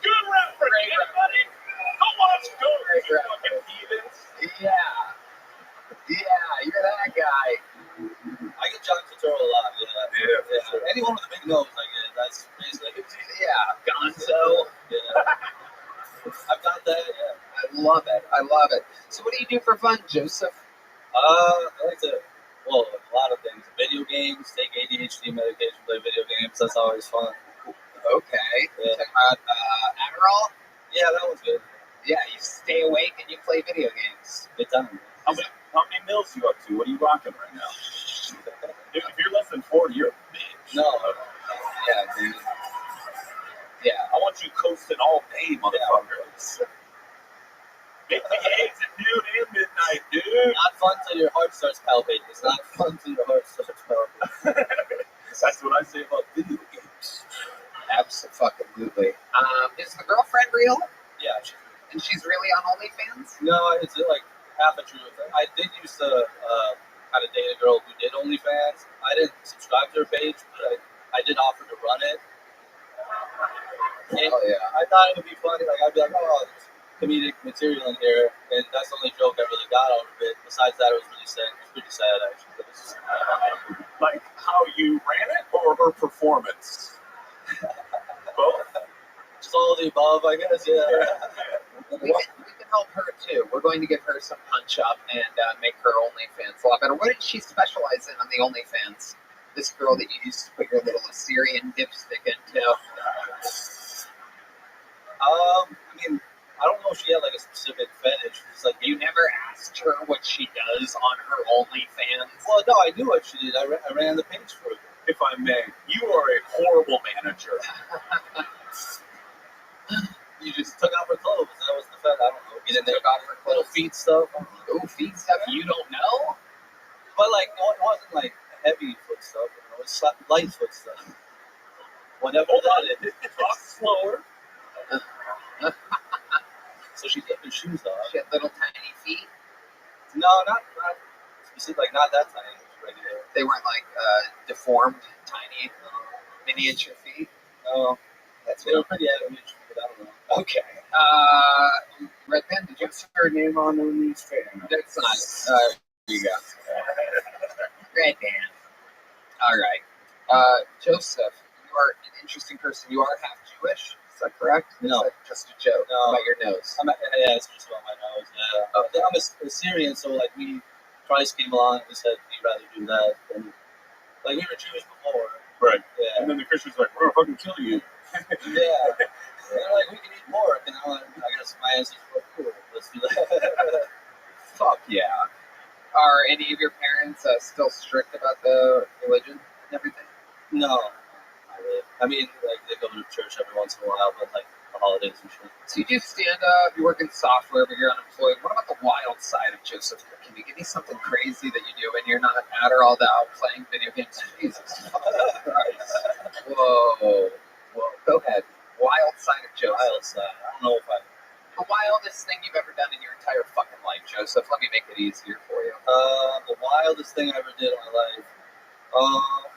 Could be anything at all. Maybe you went snowboarding down a Black Diamond level hill or something like that. Like, it could be fucking anything. You're from Tampa, dude. You've definitely been shot at. Yeah. Yeah. And I mean, I don't know if that's the wildest, though. Being shot, well, no one shot at me, but it's been, the vicinity. You've been brandished. Brandished? We're trying to help you here. Come on. Yeah. I mean, you have your entire life to reference. The wildest thing that I can think of right now, and I guess I don't know why I'm saying this on Perfect. show. That's the correct answer, whatever that is. Go right ahead. And here we go. Who's ready for the answer of the question of 2 minutes ago? Here he is live on a podcast with the answer we've all been waiting for, the wildest reference of his life. The lights come down. This is Joseph Kirkimi. All that build up is gonna be disappointing shit. Oh wow, you're still setting it up, ladies and gentlemen. Having no idea how an interview works. All right. Here we are, loading it up. Final answer, Joseph Kirkimi's wildest moment of his entire life. I had a Molly fueled foursome in Las Vegas with 2 Latino women. Okay, there you go. That's not disappointing at all. You're right. How would anyone get comedy out of that? Right. Foursome with 3 Latino women. 2 and a white girl. 2 and a white. Yeah. I don't know why I included the Latina. I felt like that was the attitude. We just got word those two Latino women and the white were the last 3 picks in the WNBA draft. So you're doing something right out there. Oh, there goes one right now to accept the new. There you go. Welcome to the team. That's the newest WNBA player right there. There goes Jamiroquai Jenkins to put on a jersey. It's absolutely incredible. This is a star-studded audience, ladies and gentlemen. I've never seen a WNBA player with a full goatee, but that was incredible. You never know what's going to happen here. So tell us about this foursome. I mean, you seem like you would be overwhelmed with one. Let's just jump right into it. Vegas is crazy. Yeah, I don't know, Molly's hell of a drug, I guess. I mean, what kind of feet these girls got? That's good. Yeah. We're talking about them like small. 6 feet. Yeah, it's like size 5 women's. So let's talk about how you get this on ice. Was it planned? No. Did you know these women beforehand? No. Please take us through the evening instead of Detective Van Kirk over here doing his work for Tarler and Tarler Law Associates. Just take us. How does Give me a second, I can break them. Let this poor Jewish, maybe Latino man. Okay. Pardon me. Yeah, I guess the evening was we went to a EDM concert, like you do when you're on Molly.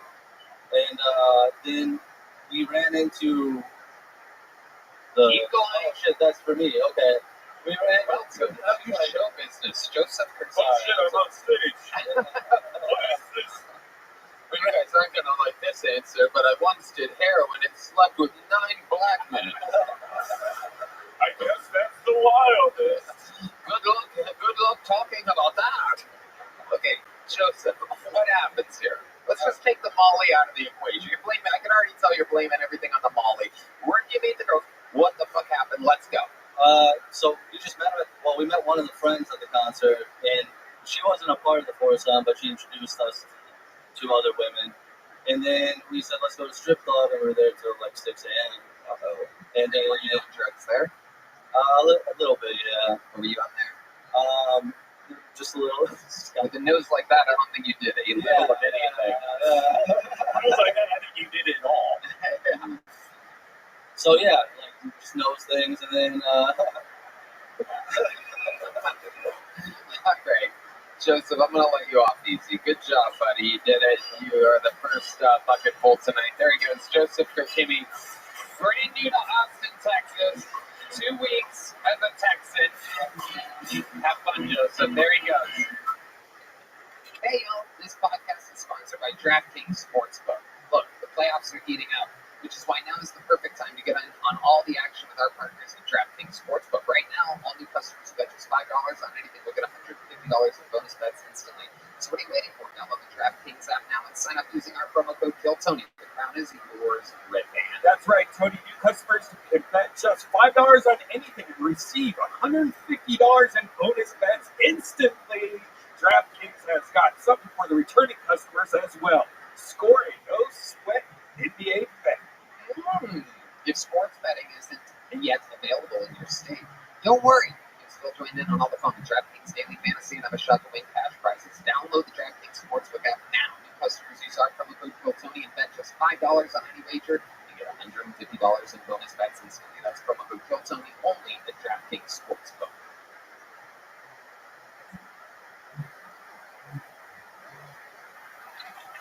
Hello. This podcast is sponsored by Game Time. You know, we love going to concerts and special events, and I went and saw Drake at the arena here, and of course the great, powerful Roger Waters here in Austin, Texas. Game Time makes getting tickets for concerts and events faster and easier, even if you don't buy tickets right away. Prices on the Game Time app actually go down the closer it gets to show start time. Killer last-minute deals, all-in prices, views from your seat, our lowest price guarantee. Game Time takes the guesswork out of buying concert tickets. Tony, I love the Game Time app and its unbelievable special features. Last-minute tickles, last-minute tickets, flash deals, zone deals. They have easy-to-find tickets to every event in your area. You can even get views from all of the seats in the venue. It's amazing. I love the last-minute tickles. Game Time gives you the lowest price guarantee. Better do 100% of the difference not mentioned. Purchases covered for those flexible customer service policy and the ticketing and guesswork out of buying concert tickets with Game Time. Download the Game Time app, create an account, use code KILLTONY for $20 off your first purchase. Start supply again, create an account, and use KILLTONY for an unbelievable deal. That is $20 off. Download Game Time today. Last minute tickets, lowest price, guaranteed.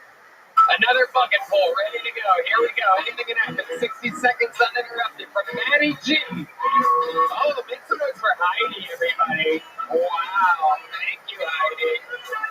All right, here's Maddie. Make some noise for Maddie G, everyone. Here we go. What's up, guys? You got any immigrants in here? I thought I smelled you. Yeah, I used to sell guns to get through college. I didn't know that they were buying guns to take to college. Yeah. When you're selling guns, you get really good at it. And you can tell what gun you're going to buy just by what race you are. 12 gauge shotgun. Black people, they like, they don't like any specific gun. They're more about the accessories.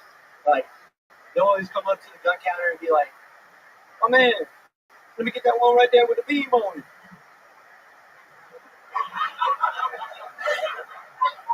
And I always be like, "Yes, sir, right away, man. I got you." And then Asian people, they wanted one specific gun. The Glock 19.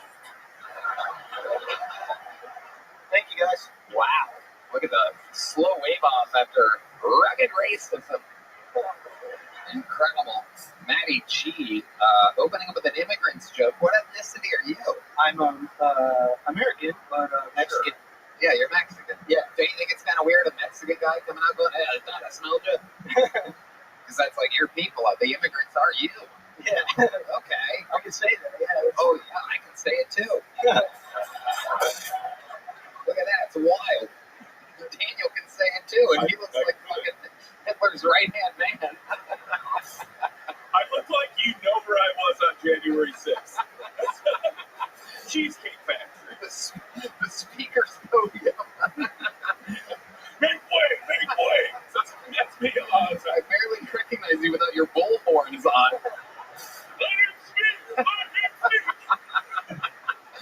So, Maddie, you were just on the show recently, right? Yes, sir. I remember, because I found out that you sold guns during that interview portion. And so here we are again. Here you are. And you talked about immigrants, selling guns, black people, and Asian people. Yeah. Yeah. Remind us, how long have you been doing stand-up comedy? I've only been doing it. It's like my 12th mic. Your 12th mic. So you've been doing it other places. 2 of those 12 spots are here? Yes, sir. Right. Okay. Why is your work ethic so terrible? What kind of Mexican are you? See, he can say it. Yeah, you can say it. I said it. I'm gonna be in big trouble. I'm trying to support my family. Yeah, if I do mics, because you are not on content, just on getting up. How big of a family do you have? Just me. There you go. A lot to support there. A lot to support. Maddie, what did we find out? What did we not find out about you after your last interview that you think would be interesting? You have had, a few weeks to think about it? Yeah. Okay. I sleep in a hammock right now. Oh, wow, that's fucking nuts. Yeah. I actually once accidentally did that before. I had a low budget, and I bought a hammock. When I first moved to California, I was stoned out of my mind. And I'm like, I have $1,000 to spend on a bed. We went to a fucking, like a Costco. There was a hammock for like $80. I'm like, that'll fucking work. I'm California living out here. And I was on the floor that night. It turns out you can only last about an hour and a half max in a fucking hammock before you have the back of a 100-year-old man. So how many nights have you slept in a hammock, you creepazoid? Probably like a year and a half. A year and a half in a hammock. It's nice, you know. I got the sleeping bag. It's not as cold at night anymore. So yeah. You have a sleeping bag that you get into inside of the hammock? Yeah. Wow, there's just layers of stupidity happening here. people that get a good night's sleep before selling guns to whoever asks for one. So if you wake up in a hammock inside a sleeping bag and realize there's a fire where you live, you're just letting it go, right? It's gonna get me eventually. Yeah, I think. I mean, it's gonna get you right away. Yeah. You're not getting out. Yeah, you're stuck in a net. Yeah. Well, can I ask? Sorry for indoors? Yeah. Okay. Upstairs. Yeah. Wait, what? Upstairs. Yeah. Here? No, not. No. What are you, the most generally speaking person in the world? Well, indoors, upstairs. It's an upstairs panel. Yeah. Upstairs? Not the brag you Okay. think it is. All right. This is gonna be. No, I know. I just want clarity. Upstairs. Penthouse. Wow.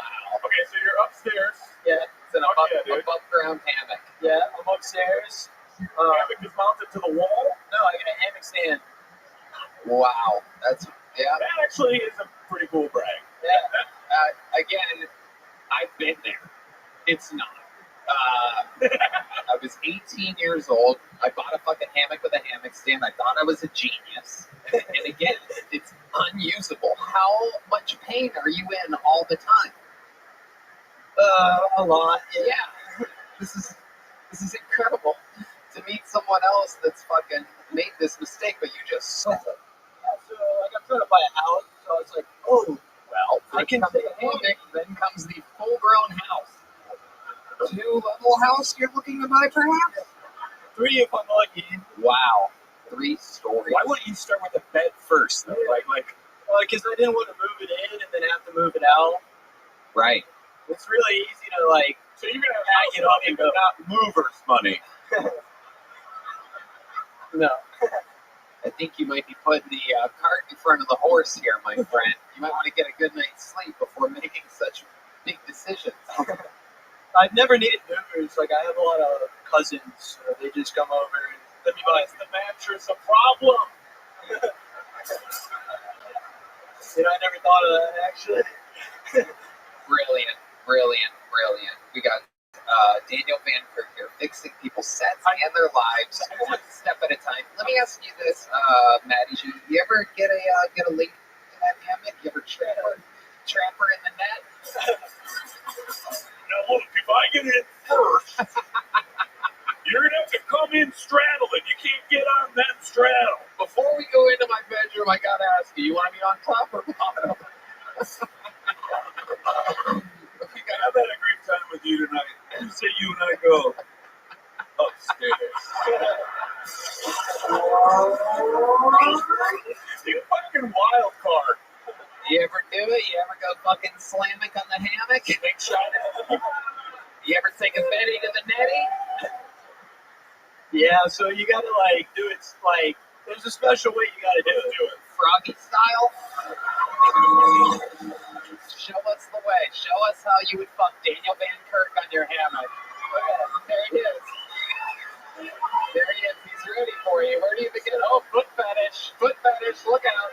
Well, wait a second. Wait. Hold on. Let's take this one step at a time, Maddie G. You're entering the hammock from an impossible region. No. You just tried to fucking video game us. Yeah, you can't do that. What do you do? No. So, I'm all roped up with the stand. The stand is there. Oh, he's pointing to his brain, everybody. Look out. Shit's about to get really interesting. He's like, wait till you find out what daddy did. You're thinking about it wrong. You think that you're laying the length of the hammock. You lay sideways. 6 feet. So you're using like a big old-fashioned sex swing. Yep. Well, then get over here.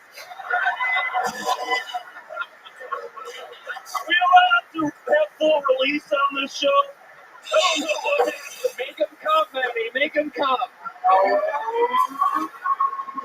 Wait a second. Wait. So where is the fucking hammock during this?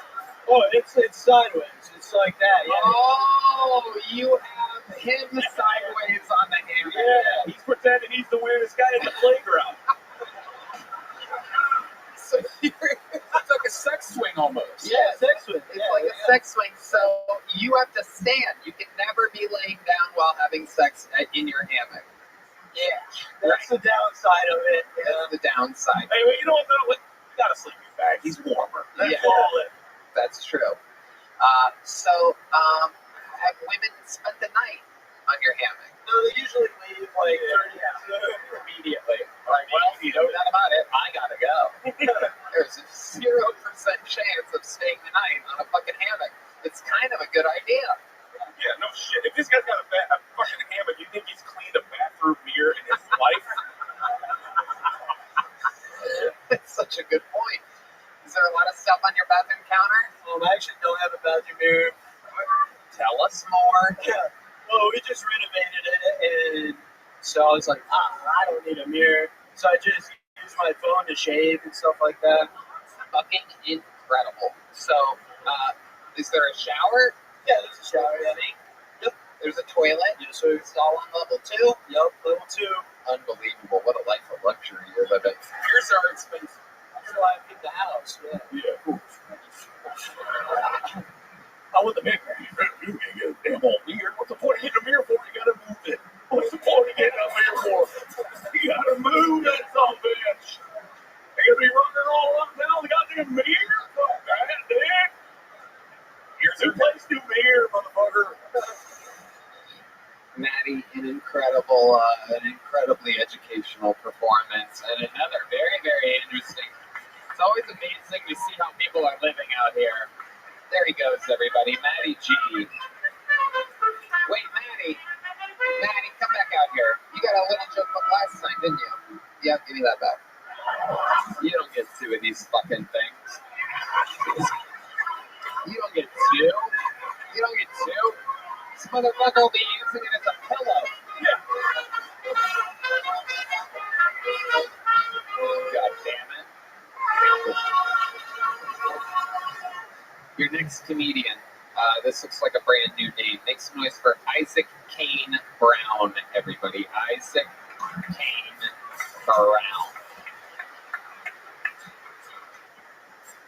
So I grew up with a little brother with Asperger's. I don't know if anybody has a family member with Asperger's here, but growing up with a little brother with Asperger's is a lot like owning a pit bull. Like, they're good with this family, but I gotta explain a lot of shit before you come over. Like, don't look them in the eyes, no sudden movements. And if he makes you uncomfortable at any point, I'll chain his ass up outside. It's fine. Really, the only bad part is when I take him on walks and he barks at black people. That's a hard one to explain. And, you know, I try to tell him, dude, let bygones be bygones. But he still hates it when those fuckers kiss in public. You know what I'm talking about?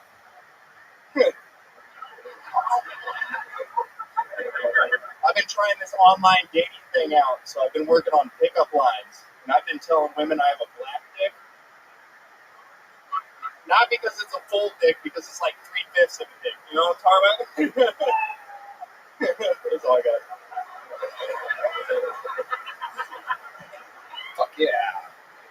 Isaac Kane Brown, welcome to the show, Isaac. How are you? I'm doing good. How about you? I'm great. Thanks for asking. How long have you been doing stand-up comedy, Isaac? Barely 2 years. Barely 2 years. I love it. Do you also not have a mirror? It is incredible. You look like iron deficiency John Mayer. It is amazing. An incredible look. You look like an opposite version of the show Entourage. Like a guy that spends all his time by himself. Maybe a second floor hammock at best. So where do you live, Isaac? Here. How long have you lived here? Year now. Where'd you move from? Illinois. And what do you do for work? Nothing. How do you survive? I technically have a sugar mom. Really? How long have you been with her? 3 months now. And what does she do? I think she's in like debt or something. I don't know. You never asked her. The woman that supports you and that you fuck. Yeah. You never asked her what she does for work. Well, she's married. Oh, this is all very interesting. This interview just took a turn for the good. She's definitely married. Does she have a family? No. Well, no kids. Okay. Yeah. Perfect. And where did you meet this young buck? Bumble. Bumble. Yeah. went on a date, or did you go straight to your place? How did it start? Well, I think somebody hit pause. Yeah. It just, Well, she just invited me over. Over to her place? Yeah. Where the husband was at work? Well, where's the husband? you check behind the curtains. I bet he was watching. I don't ask questions. I don't ask questions. Were there like pictures of her and him in the place or anything like Oh yeah, it was pretty bad. Like the whole hallway was lined with them. With pictures of them together? Their family all together, the wedding photos, everything. The vacation to Jamaica. Okay, she took you straight to her bedroom. Yeah. Where he sleeps at night. Yes. And you made love to her. Yes. And what is the first thing that you did exactly when you did that? Well, like after I come or before? Before you come. As soon as you walk into the bedroom, what do? You take off your shoes, or were your shoes off at the door? Well, first I looked at the pictures and went, that's weird. I was like, that's probably just like a fun collage or something. Right. And then I thought that I came, and I was like, well, this is probably pretty bad, and I shouldn't be doing this. And then she's like, you want some money? Well, she just kind of sends the money over cash. What's your rate? What you getting? Great question. I appreciate that. Was funny. I'm genuinely curious. Wait, do you mean like overall how much money I've got, or how much money I get each time? Each time. Yeah, I mean this. We're not doing real rules challenge where we've added up.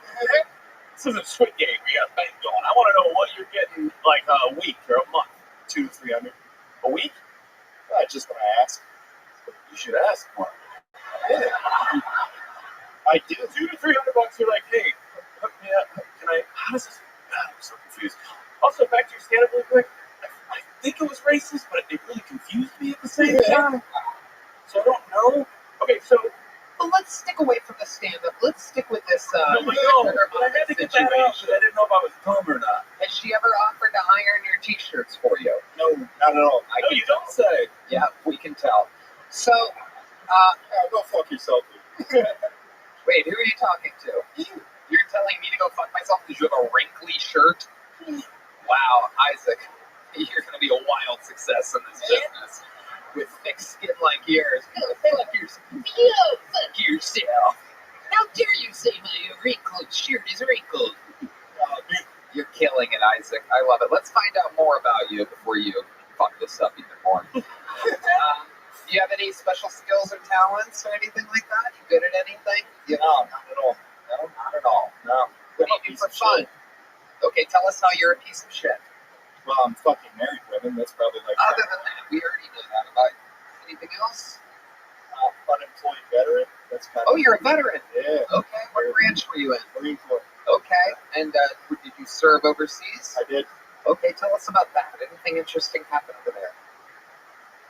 What do you mean interesting? You asking if I kill people or something? That would be interesting. Woof, man. Can I go back to the interrogate? Sure. Yeah. Go right ahead. Daniel Van Kirk. How long did you serve? 4 years. Okay. Where were you deployed? Iraq would be the most notable. Now, when Tony asked you what you did over there, your first thought was killing people. Does that mean It's the same question everybody asks every single time. they ask you that a lot? Yes. Sure. Why do you think people ask you that? I don't know. Movies and shit. Movies and shit. You like movies? No. It's a lot of anger. You have a lot of anger. Really close. Really close. Okay. Do you think you'll keep seeing this woman that gives you $200 to $300 occasionally? Yeah, for a little bit. Do you like her? No. I think what we all want to know is, you plan on killing her?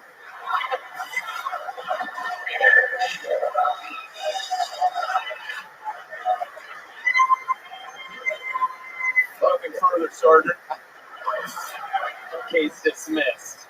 I love it. Isaac Brown, congratulations. And you got pulled out of the bucket. Here's a little joke book. Isaac Kane Brown, ladies and gentlemen.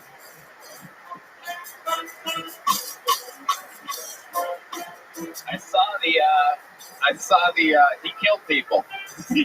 I saw it in his eyes. On the wrinkled shirt line. Did you know I used to... Anybody notice? You're a fucking piece of shit. I never... Okie dokie. Hey, Hey, don't make fun of a man's uniform, okay? All right, ladies and gentlemen, we're going to get one of our esteemed regulars up here, one of the greatest to ever do it on this show. This is a brand new minute from Cam Patterson, ladies and gentlemen.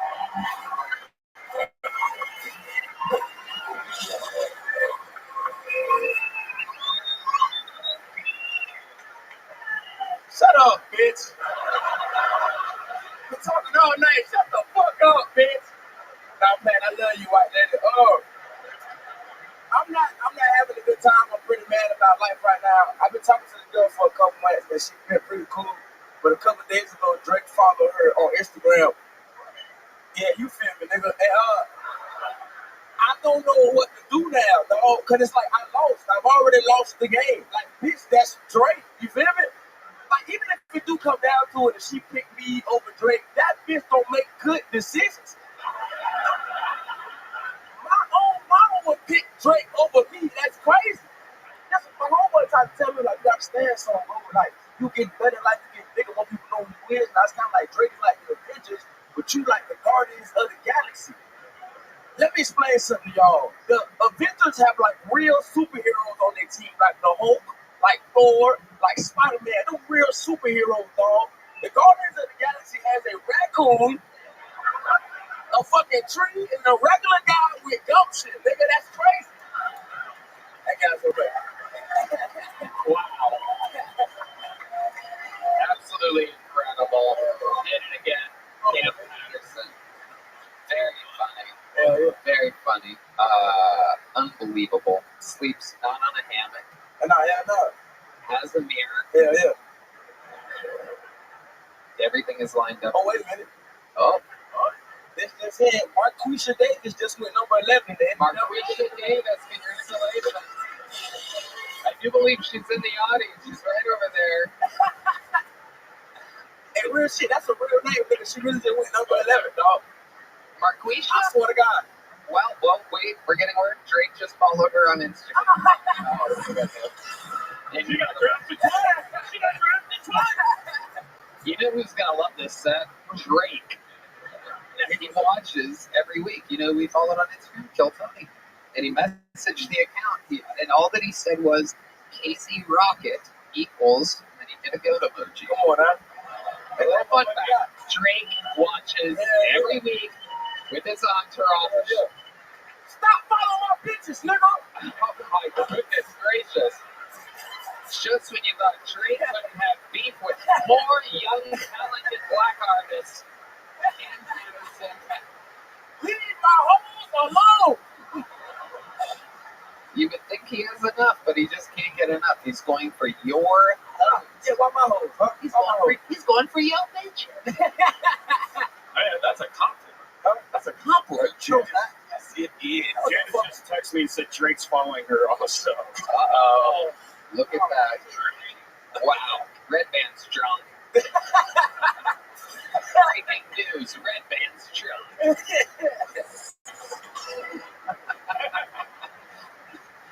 If Drake for Janice, Drake is drunk as well.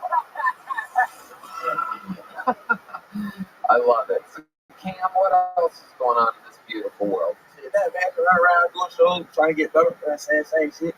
Daniel Van Kirk, is this your first time saying the Young Buck Sam? Or It is. Sam Patterson, everybody. Everybody loves Sam Patterson. Yeah, that was phenomenal. Appreciate the energy coming out. I always say to people, you already passed this, but I always say to people who are starting out, and you do this super well, play to the room that you're in, rather than the show you thought you were going to have. And from the second you came out, you played to this room. Oh yeah, and that dictated the energy of your set and where you went. I mean, you still hit all your fucking marks. I love these white people, man. These my white people. You know what I'm saying? They are. Yeah. They're, what about the blonde, black lesbian there in the middle of the room? That my dog. He a good nigga. He a good dude. You know what I'm saying? All right. You a dude though, right? You a nigga. That's a dude. That's a dude. Why you look surprised? We just got word he got drafted into the actual NBA draft. Okay. I thought He is beautiful. This dude has like some Prince energy. It really is. Yeah, it really is. Did you sign up by any chance? You have a minute? Did you sign up for the show? Do you have a minute prepared? Okay. We got it. Can we bring him up here? Come on up, buddy. Get your ass up here. Come on. Let's go. Oh, you were told not to by the. Look at this. Come on, get up here. Never meant to cause you any trouble. Never meant to cause you. Oh, I wanna see you in this purple rain. Oh, purple rain, purple rain. Come on, motherfucker. Purple rain, purple rain. All right. You're being warning me like a YouTube copyright strike because it sounds like Purple Rain. Hello, my friend. Welcome to the show. How about a hand for this guy, Fearless? What's your name? I'm John. Most of my friends call me John. John? I like your style. What do you do? What club do you promote for, John? Can you tell us where the hot bitches will be tonight? They're right over there. I love it. I love it. They're right over there. I love it. Absolutely. 2 5s make a 10. We love it. Definitely. Absolutely. How many music videos have you shot on an escalator? How many?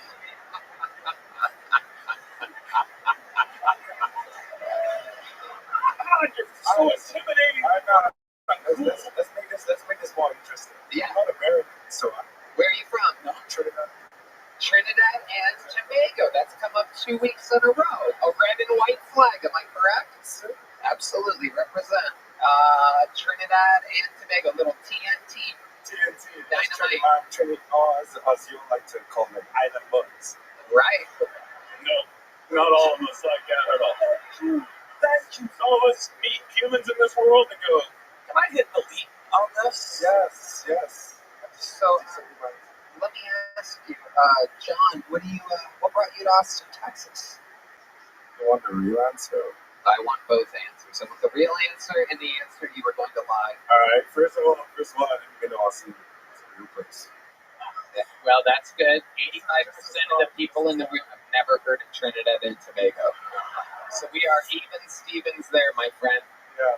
95% of the room didn't know black guys could have blonde hair. So this is incredible what's happening here. We're all learning about each other all at the same time. The show is live. Everything is improvised. We had no idea we were going to call you up tonight. That is the treat of being a blonde black man in Austin, Texas. We're like, what's that? Get up here.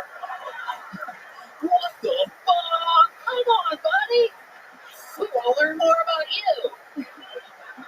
He just looks like his life is filled with women saying, you promise you're going to call him? Mine is filled with women going, I guess. I love your style. I appreciate it. So, how did I didn't get an answer. How did you? I moved here from my ex. No, there was no ooh. It's no ooh. It's all good. Everything's good. Like, I love Austin. It's a beautiful city. I broke up with her. I just want to be back there. Yeah, we knew. Yeah, I was the one that broke up with her. You saw one night of pastel rompers, and you were like, Goodbye. But you're still here in Austin. So here in Austin. And what have you been doing for fun? Tell us about it. For fun? Or for work? Either one. I'm just guessing you have more fun than do work. Just guessing. Well, I like to say that my motto is work hard, play hard. So I like to say I work equally as hard as I play. What do you do for work? I'm afraid to say because one guy said it earlier. Software. Yeah. Really? Yeah. You really do software? Yeah. No fucking way. I'm so serious. I never would have guessed that. I never would have guessed that. I never. And here we go. Bring it on. Let's go. It's too late now. I was gonna say I never would have guessed that by the color of your hair. Would have gotten a much bigger laugh 20 seconds ago. I like to let you know that they already fucked up. This is not what I want. See, they got like 5 different calls about them type of shit. Oh yeah. It's not what I asked for, but I still rock it because I agree. Absolutely. Yeah. Absolutely. It's what's on the inside that goes the size of your massive cock. So you work in software. Are you based out of Austin now? Yes, I'm based out of Austin. Okay. And tell us the truth. How many beautiful white girls have you corrupted since you've been here? Today, just today. My guess is 2 today. Is it a higher or lower than 2? Yeah, DraftKings has the over-under at 2 white bitches, it says. That is the over-under for white bitches for John, which is definitely a shortened version of a longer name, today. John, if you will. Sure. I guess if I'm really, probably 3 today. 3 today. Look at that. Who would have taken the over? Come on. That is incredible. Redman's trying to shoehorn the Harlem Globetrotters theme song into this.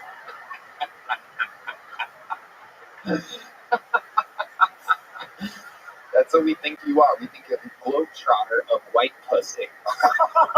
Just the guy that makes it look easy, spins it around on your fingertip like that. We got there. Yeah. We got there. Honestly, that's gonna be my Insta handle now. I love that. White pussy Globetrotter. White pussy Globetrotter. We just got word Drake just followed you on Instagram. So good.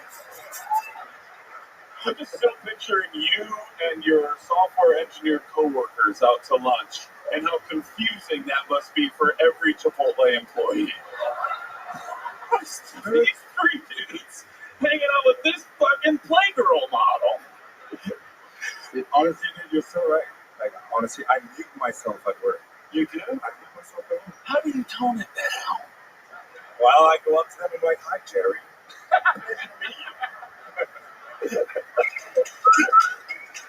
And Jerry's like, can I suck your fucking cock?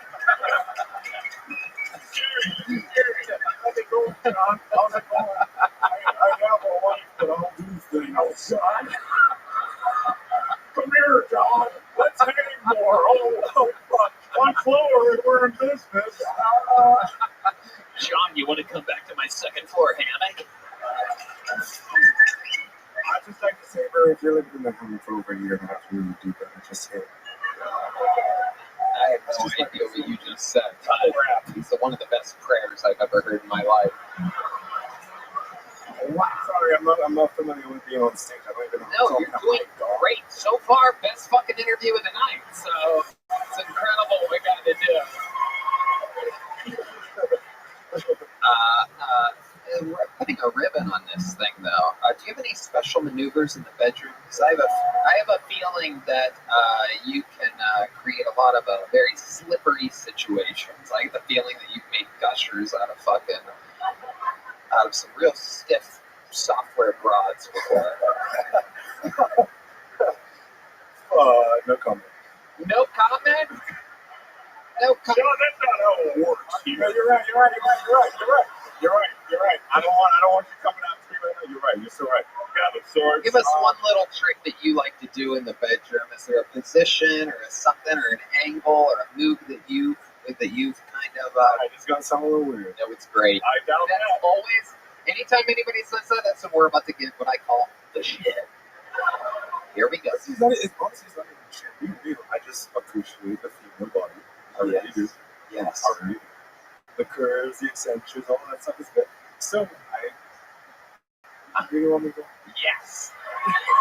Oh, this is going to be so good. It's not even that I've good. been doing this show for 11 years. I know when a fucking epic answer is about to happen. He just said, "You sure you want me to?"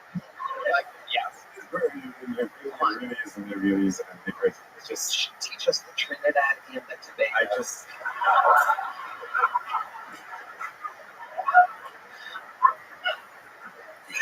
So you got a beautiful, voluptuous white bitch on your bed.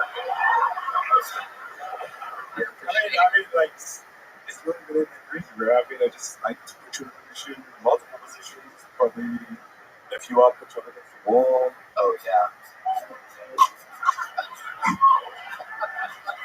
We might go to the kitchen.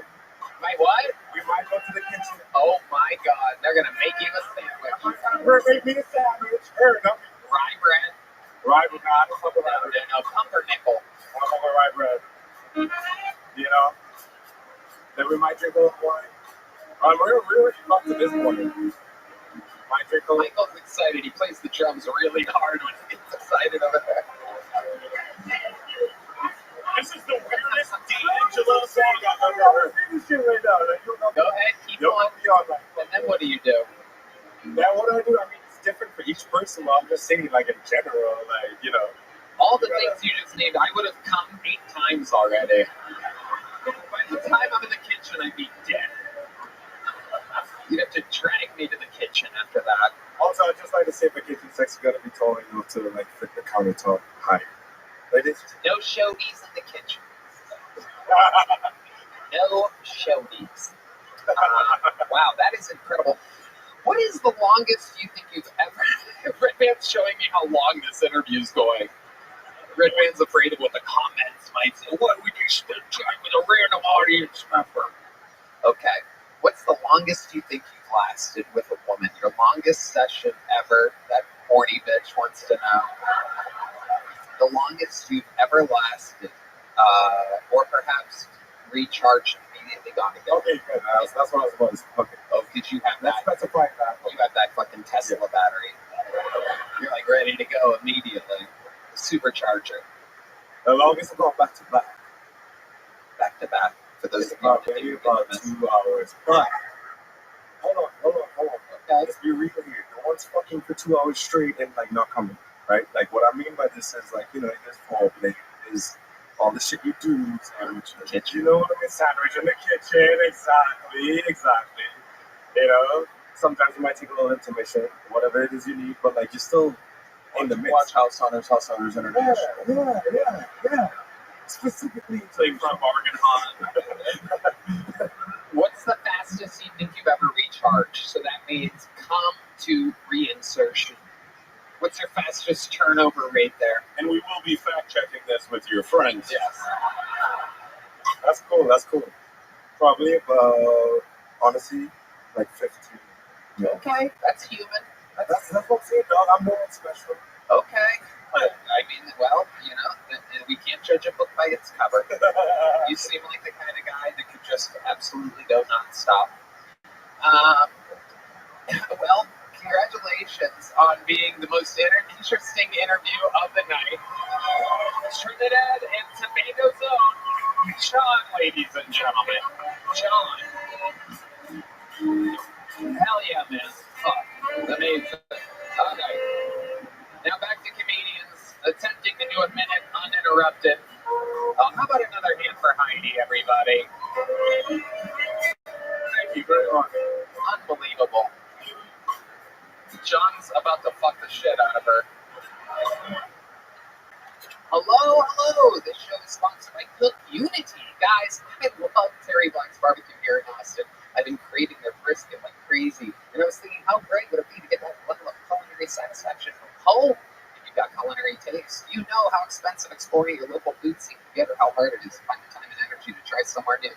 Cook Unity is the first chef to use service to deliver locally sourced meals from award-winning chefs right to your door every week. And it's cheaper than any other delivery option. So go to cookunity.com/Tony or enter code Tony before checkout for 50% off your first week. And I had to jambalaya pasta with the creamy Creole sauce. Creole sauce. There was shrimp, chicken, and sausage mixed into it. It was heaven. Cook Unity blows all the other meal delivery services out of the water. And it feels so good to support local chefs and suppliers. There's no cooking required for a chef quality dining experience right at home. Unlike other meal services, Cook Unity is a chef collective bringing exciting culinary talent straight to your table. Cook Unity works with some of the best chefs in the country to bring creative, delicious meals to you every week. Your food arrives fresh, never frozen. In packaging that keeps meals fresh in the fridge for up to 7 days. There are hundreds of dishes to choose from, and the menu is updated constantly with options for 7 different dietary preferences: vegan, paleo, pescatarian, gluten-free, and more. So experience chef-quality meals every week delivered to your door. Go to cookunity.com/Tony or enter code Tony before checkout for 50% off your first week. That's 50% off your first week by using code Tony or go to cookunity.com/Tony. All right, next to us here, next fucking poll. Jacob Cantor, everybody. Here we go. Here's Jacob Cantor.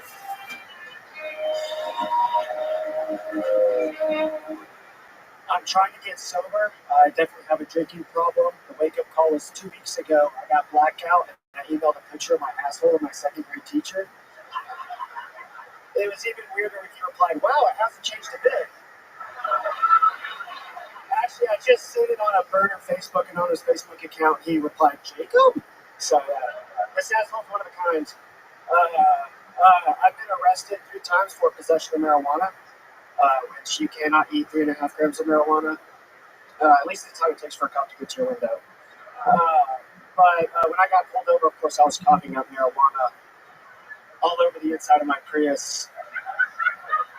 And the cop looks down at me and he goes, "Are you aware it's 2 o'clock in the afternoon?" And I looked up at him and I said, "Are you aware of the losses inflicted upon the Russians in the defense of Stalingrad?" So I went to jail.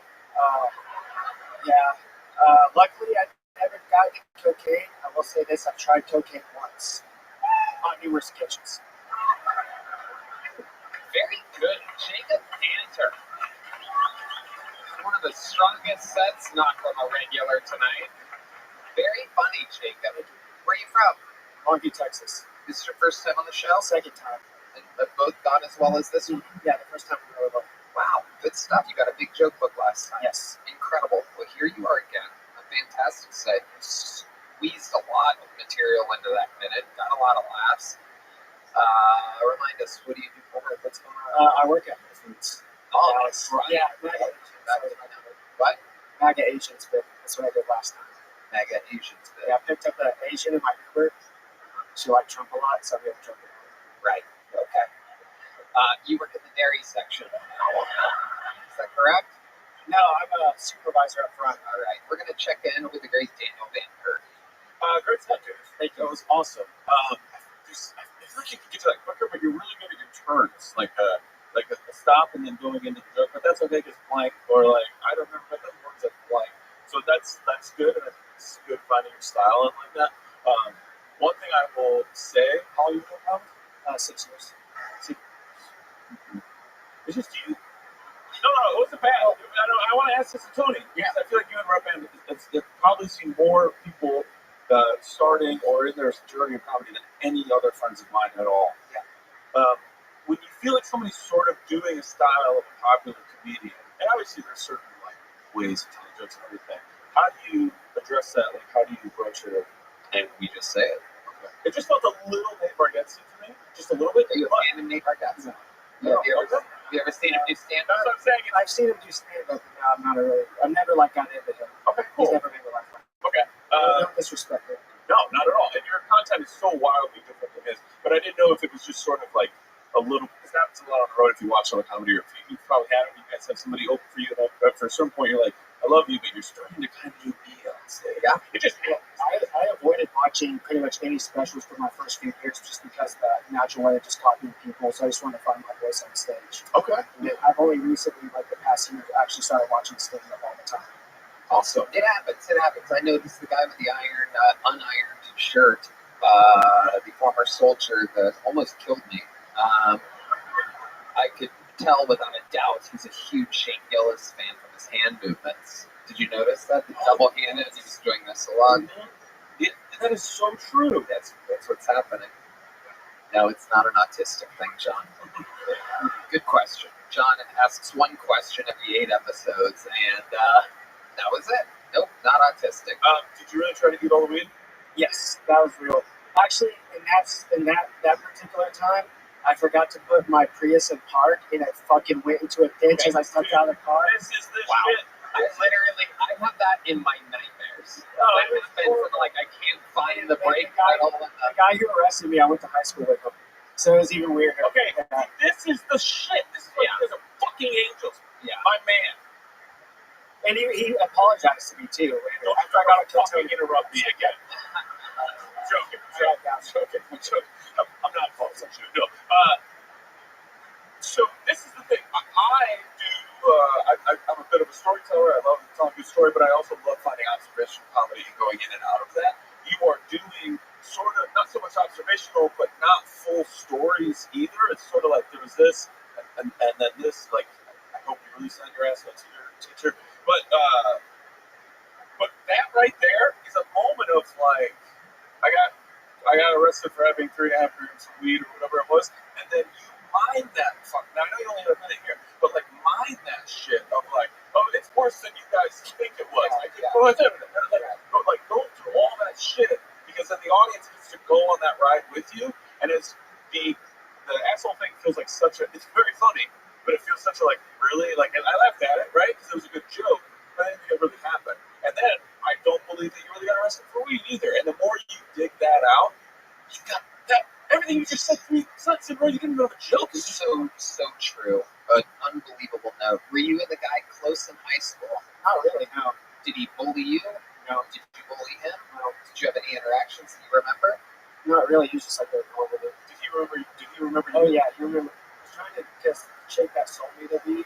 We went to high school with her, and he was trying to rap. He was trying to get me to like write on. It's like he won't go to jail for you. Say who it was, and like it's just like, oh, she has blue hair. And I'm just like down the road. Which is not true. No. Well, she does have blue hair. I was really scared. Yeah. Wow. I told you I can break these motherfuckers. It's incredible. We got a rat amongst us. See, that's so. Now look at that. That is a fucking Curb Your Enthusiasm episode. Yeah. Have you ever had the officer who's trying to arrest you connect you to another person who went to high school who happened to sell you the drugs that you are currently being arrested for? That's insane, right? So let how fucked up your life is be funny. It's true. It's true. Jacob, how's Whole Foods going? Good. It's all right. I mean, it's not the job I want to have forever, and I'm trying to get a job with a better schedule so I can hit more mics in Dallas. But, yeah. What else is going on? What else do you do for fun when you're not doing stand-up? I don't know. I like history. I like to work out. What kind of workout do you do? The sit-down? Yeah. You look. Well, no, look at his chest. He is low-key yoked. Yeah. Are you? Yeah. Really? How many do you think you should pull a Bert Kreischer right now? I'm not that yoked. Daniel says you're yoked. The crowd goes wild. You don't want to do it? What do you mention? What? Come on. What do you got to think about if you're going to lie? What do you got to eat? Probably like, I don't know, like 220. Yeah. Wow. Yeah. Look at that. But I mean, I don't know, like I don't even have to work out that much because I was in the military, so I'm just like already fit. Wow, our military has never been weaker. This is incredible. A bunch of sickly people like I'm fighting for our country. This is unbelievable. We do need to start letting trans in the military. Why not? Anybody wants to defend our country? Go fucking do it. That's my fucking rule. Yeah. I support you. I love you for your service. Absolutely. What branch? Army National Guard. Rank? Look at Right? 8 years. Rank? Right. Did you have a rank when you're Oh, rank I was a corporal. So stalker. Stop, boy. Okay, so you're working out, you're going mine, you like history. Where in Whole Foods do you work? I work up front as a supervisor. So up front, how many stories do you have about people stealing from the hot food section? Oh, all the time. Yeah. They come in there looking like the boy in the striped pajamas, all like you have to kick it out. Whoa. So it's fucked up. What kind of Let's work on our references. We don't want to lose the crowd. What kind of pajamas? Striped pajamas. That is very. Remember the movie? Oh. Yeah. It's like, hey, I'm gonna die in a concentration camp. That's his first pull. Right. The old striped pajamas. What else? How else would you describe these? I also got in trouble at work because sometimes whenever people do self-checkout, you have to enter in the date. Whenever you look at their ID, and I used to just not check IDs, I was like, you want 9/11 JFK assassination. So I got in trouble with that. Okay. Someone ratted you out for a change. Yeah. Some dumb bitch in Uptown. Wow. Yeah. Look at that. John's fucking her right now. So revenge is yours. You got a big joke book last time? Yes. All right. Well, there he goes. Jacob Cantor. Anything? What? You don't live in Austin, do you? No, but I can come down here. Uh-oh. I'm gonna be on the Secret Show Thursday. Look at that. Dreams are coming true. Live on Kill Tony, Jacob Cantor, Canter. All right. You guys having fun out there? We have another bucket poll. And they go by the name of Lee Hudson, everybody. 60 seconds uninterrupted. Lee Hudson. Here's Lee. I'm an out of shape man. I have a bad diet. My diet's bad to the point where if I decided to like vegetables on my debit card, my bank would flag it as suspicious activity. I'm a depressed man as well. It's weird when your friends know you have depression because it really takes the impact out of the phrase, I'd rather kill myself. Because my friends are like, do you want to come to the cinema? And I'm like, I'd rather kill myself. And they're like, we know, but do you want to come to the cinema?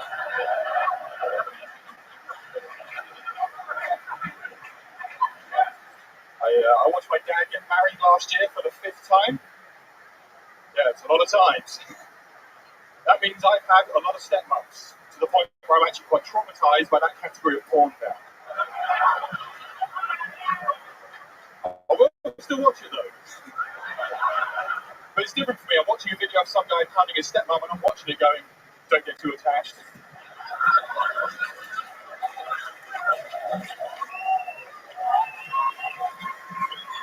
Wow. What performance. Lee Hudson. Absolutely incredible. Welcome to the show, Lee. How are you? Good. How long have you been with stand-up? Just over 7 years. 7 years. Am I crazy? Were you on an episode in England? 2019 in London. Yeah. Wow. I can't believe I remembered that. I can believe it. You give a shit and you like doing this. It's incredible.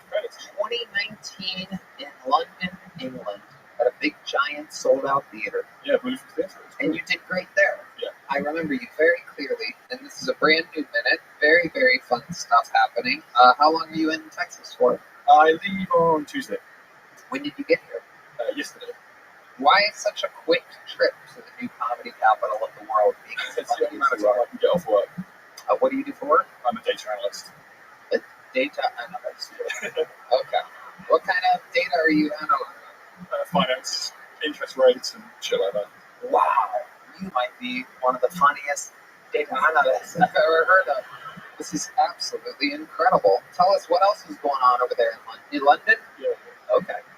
It's pretty cool scene at the moment. Yeah, it's fun. I get out watch every night. Yeah, it's a fun time. The Queen is dead. She is. How did that make you feel? Yeah. Party time. How did that make you feel when the Queen died? I was, pretty nonchalant about it. I did a show that night, like half an hour after she died. After it got announced that she died. You monster. The host went up and he went, "They don't give a fuck." And one guy went, "I do." And he went, "No, you can go." Amazing. Absolutely incredible. Right. The Queen dies, but the show must go on. So Lee Hudson, tell us more. What else have we missed about your life since the last time we've seen you? Last time we spoke, I was with someone for a very long time, and you guys made fun of me because we weren't married. That went to shit. That's gone now. Yeah. You think we helped with that? Oh no, it was like another 4 years later that day. Oh, so, yeah. Okay. Yeah, I drew out a lot. And that was your stepmom? I'm done too, Dad. I'm done too. So, how long ago was the breakup? It was during the pandemic. Okay. So, have you been dating since then? Yeah. Okay. Have you been with an American woman? No, Canadian was the closest I got. Canadian was the closest. Have you ever kissed an American woman? No. Is there any chance, we have some of the best audience members in the world. This is a famous segment of the show where it's called Kiss Me, and sometimes we have a female audience member come up and kiss, wow, look at this young lady right here. She's scared. Oh, shit. It's a real American. Come on up here. That is a real American right there. I hope she gets that face. She's like, all right, let's do it. You're about to kiss an American girl. Are you excited? Somewhat. Okay. Lee Hudson. Ladies and gentlemen, I do believe this is about to go down. This is a real, oh my goodness. Wow. Okay. Now, Tony, I never witnessed this. Yeah. Do we check that door for consent? Do we backdraft this? Do we negotiate? She consents. Lee, do you consent? Yeah, sure. Enthusiastically?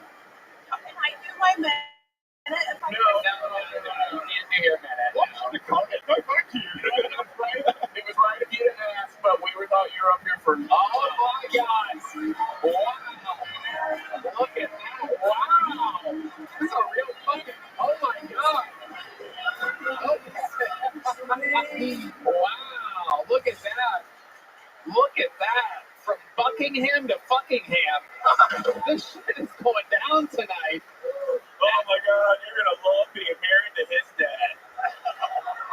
This is incredible. Look at the look of happiness on Lee Hudson's face. This is one of the happiest South Park characters I've ever seen in my life. Absolutely incredible. Right now in his mind, he's like, keep calm and get hard. Keep calm and get hard. Absolutely. Is that a little fucking... Is that Winston Churchill's cigar in your pants? Or are you just happy to be here? Wow. This is a whole new revolutionary world. What's your name, sweetheart? Crystal. Okay, and you prepared a minute? You really want to do it? All right, we haven't had a female comedian tonight, so ladies and gentlemen, doing her minute. Make some noise for Crystal. Please stay up here with your future wife. And one more time, ladies and gentlemen, this is Crystal, everybody. Hi, my name is Crystal and I identify as skinny. I guess you could say I'm trans fat. I think you can tell a lot about a girl by the way she names her pet. Like if her dog has a first, middle, and last name, she might be a little crazy. But if her dog's name is Chalupa Batman Muggles Cash Evansville, she might be psychotic. For the record, I call him Muggles for short. So like I walk around calling him Chalupa Batman Muggles Cash Evansville. That would be crazy. I've pretty much given up on ever getting married and having that rock on my hand to show off to all my friends. At this point, the closest I'm getting to a rock is inside Camp Henderson sweatpants.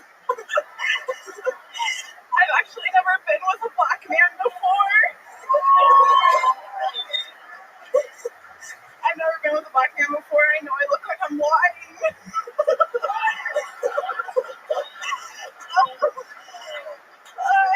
I've been told I look like Jelly Roll and Amy Schumer's love child. I still don't know if that's a compliment. That's all. There you go. No doubt about it. It's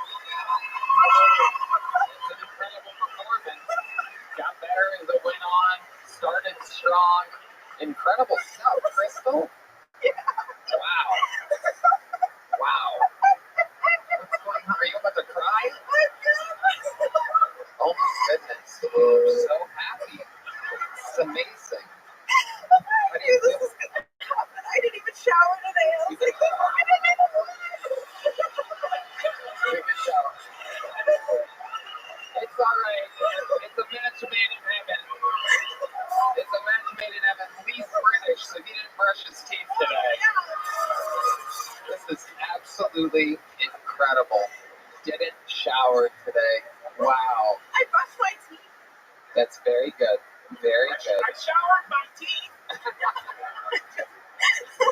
Crystal. Wow. My goodness. How long have you been doing stand-up, Crystal? No shit. First. Look at amazing. A stunning stage presence. I love it. Your fishnets caught a whale. This is absolutely amazing. And I've never seen anybody wear a skirt over their shirt before. It's amazing. Crystal, what's your last name? I know it's not Crystal Light. I've heard of Crystal Light, but this is Crystal Heavy. Already is gonna have to answer her mom when she goes, and how did you get up on stage? No. My mom's dead. Oh my goodness. Trust me, she might visit you tonight. Amazing. This is amazing, Crystal. Your mom is dead. Where's Dad at tonight? Oh, I don't know. You don't talk to your dad either? So how is it possible if you don't talk to your dad and you look the way you do, why haven't you fucked a black guy yet? You think he's not gonna you think your dad's not gonna talk to you twice? Oh. Come on, John's laughing. Tony! My biological dad actually had a bet with my uncle that I'd be pregnant by a black dude by the time I was 16. So I was like, no. Wow. So like, wow. I don't know who won that bet. Looks like everybody loses that one. So you're not pregnant, but you could be. All right. Crystal has a great sense. I have a secret move in the bedroom. Oh, you do have a secret move in the bedroom? What is it? The surprise I'm in the shower? Yeah. You fuck me while I plug your nose? Crystal, I apologize in advance, but is your secret move sandwiches? She makes the sandwiches before they fuck. She's got the order of events backwards here. Crystal, what is your secret move in the bedroom? Can I guess? Can I get a couple guesses? The bed breaker. No. Close. The officiatory position. Ooh, closer. Okay, go ahead. What is the... It's the dolphin. Okay. Uh-oh. It's when a guy tries to stick it in my ass and I go, ah, ah. Oh, wow. Incredible. Incredible. I thought it was going to have to do with what your pussy smells like. You really... Red band. Red band. Wow. I have a second move. Oh, wow. No. What's the second move? I roll a perfect blunt, and if you smoke a blunt while you're in doggy style, it's so perfect. And I have a shelf so you can, like, put the ashtray there. Oh, my And you just pass it back and forth while you're fucking doggy style. My God. It works. Wow. So the person can smoke a blunt and put the ashtray on your back and an ash on your back, and then they hand it to you sometimes and you hit it while you're getting... Wow. I can't imagine what your bedroom smells like. This is incredible. Is it possible for me to get canceled by listening to someone else talk?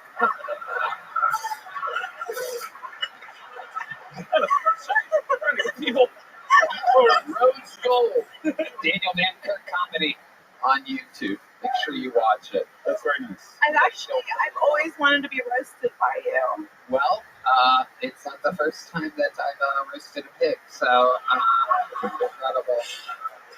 Absolutely amazing. Should I put an apple in your mouth before I continue? That's actually my third move.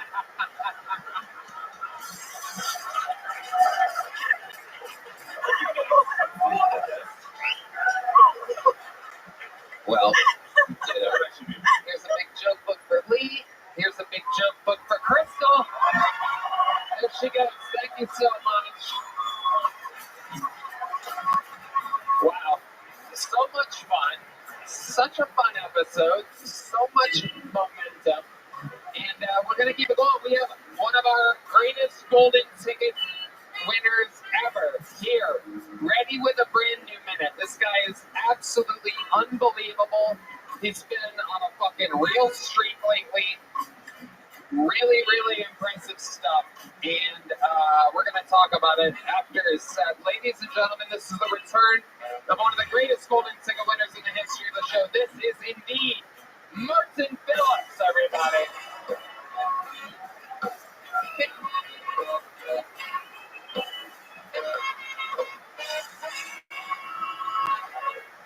Okay, what's up? How we doing? Okay, I'm situated.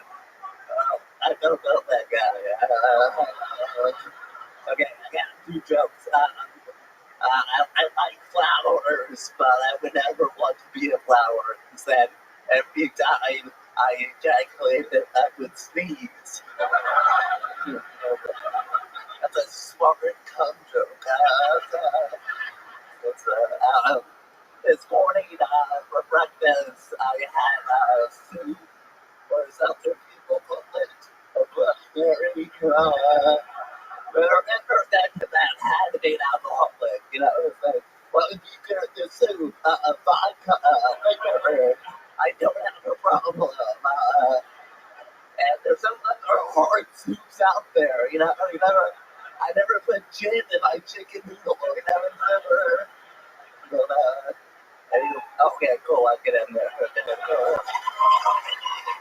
Unbelievable. The return of truly one of the greatest golden ticket winners, Martin Phillips, everyone. Martin, how you doing? Okay. All right. Yeah. Kirk. You ever seen Martin? I have not. Just straight clean jokes. Oh, That was great. Like it. I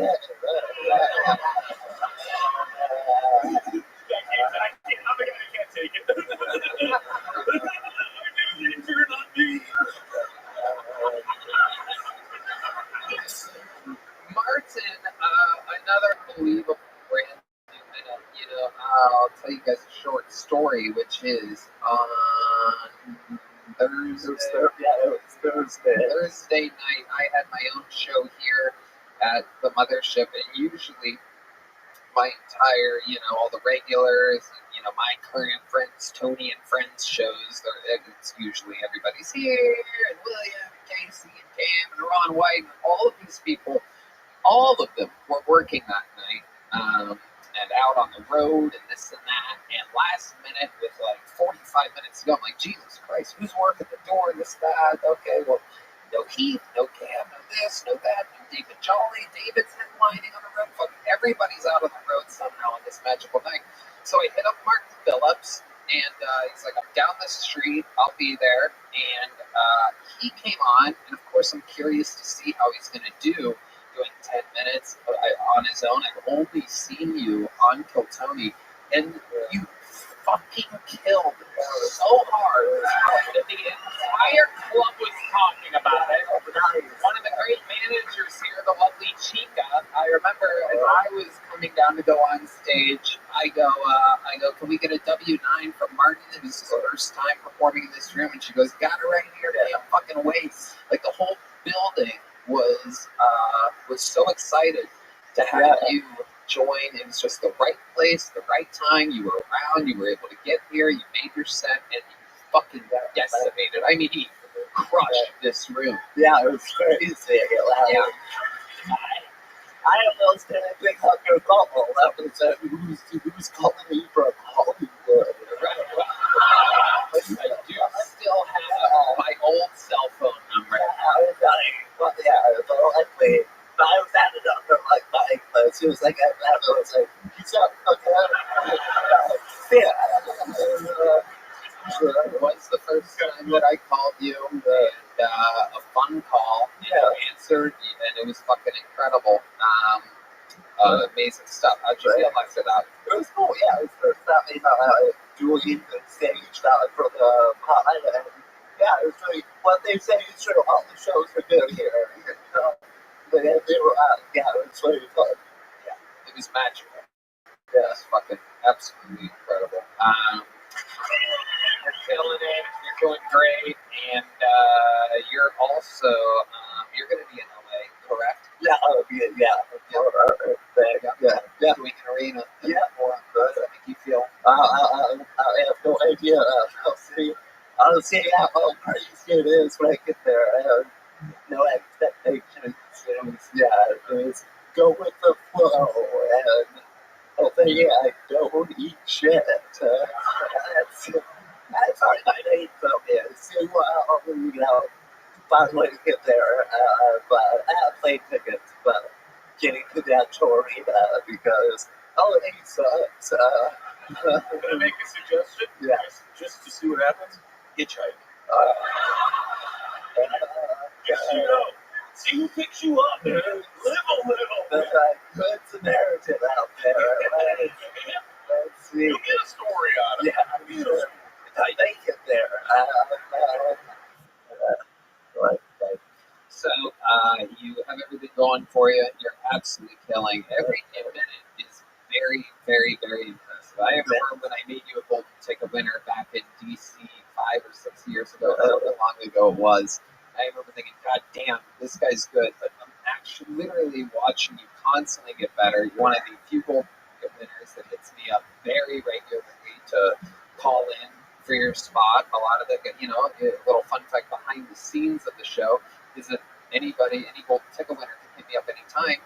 He's writing process, he's very new, very green, even though he's a golden ticket winner, he's a different level, 21 years old, looks like he's 9. And Enrique, it takes him a while to have a new minute that he's excited about. Almost all the other golden ticket winners take a while, or Jared Nathan and Aaron Belisle that in Canada can't come a lot. But Martin, more than anybody, tries to come in, and you do it with beautiful grace for a guy that's shaky and wobbly and bent out of shape. Yeah, and it looks like I might step on toes. I try not to step on toes. But actually, speaking of other golden ticket winners, I get recognized a lot. But it's happened a lot. People recognize me, and then they go, Aaron? Right. And we don't look alike. And most importantly, I can fucking talk, you know?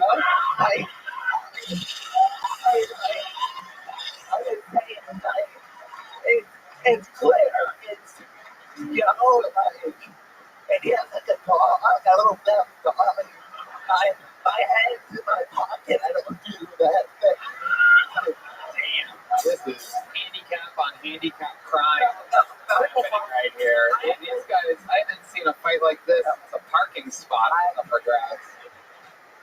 But then, it's just the listeners are the dumb ones. They get now and they want to learn. You know, if you get a second black guy,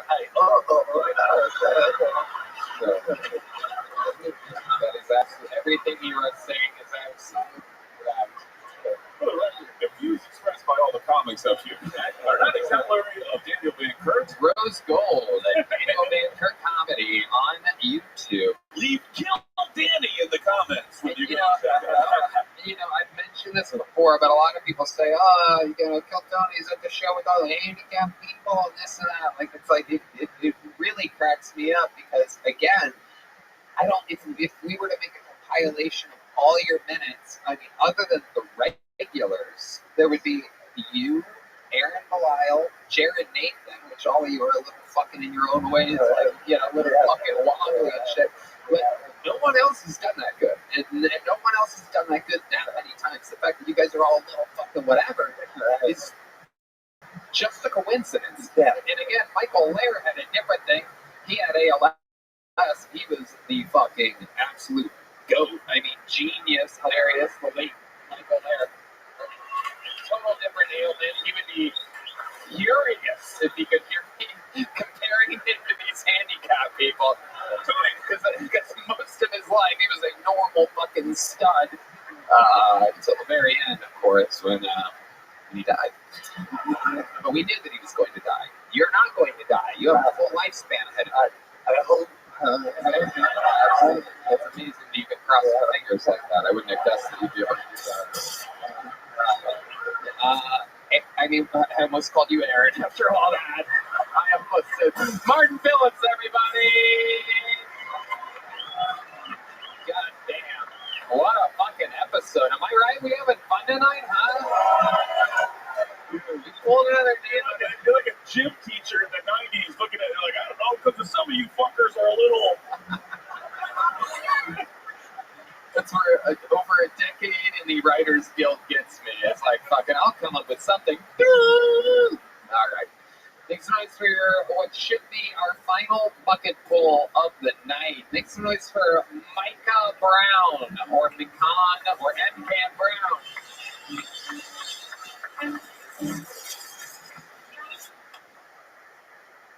Yoga pants, let's talk about it, boys.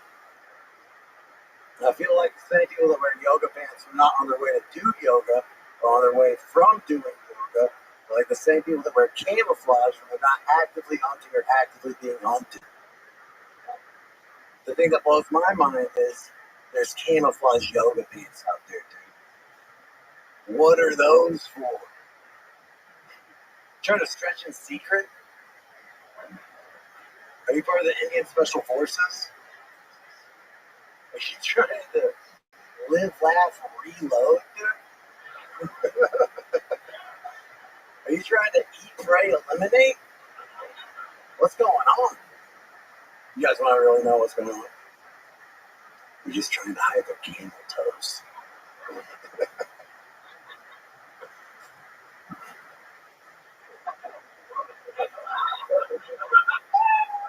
Okay, really thought there was going to be more laughter there at the end. Help for laughter. One more time for Micah Brown, ladies and gentlemen.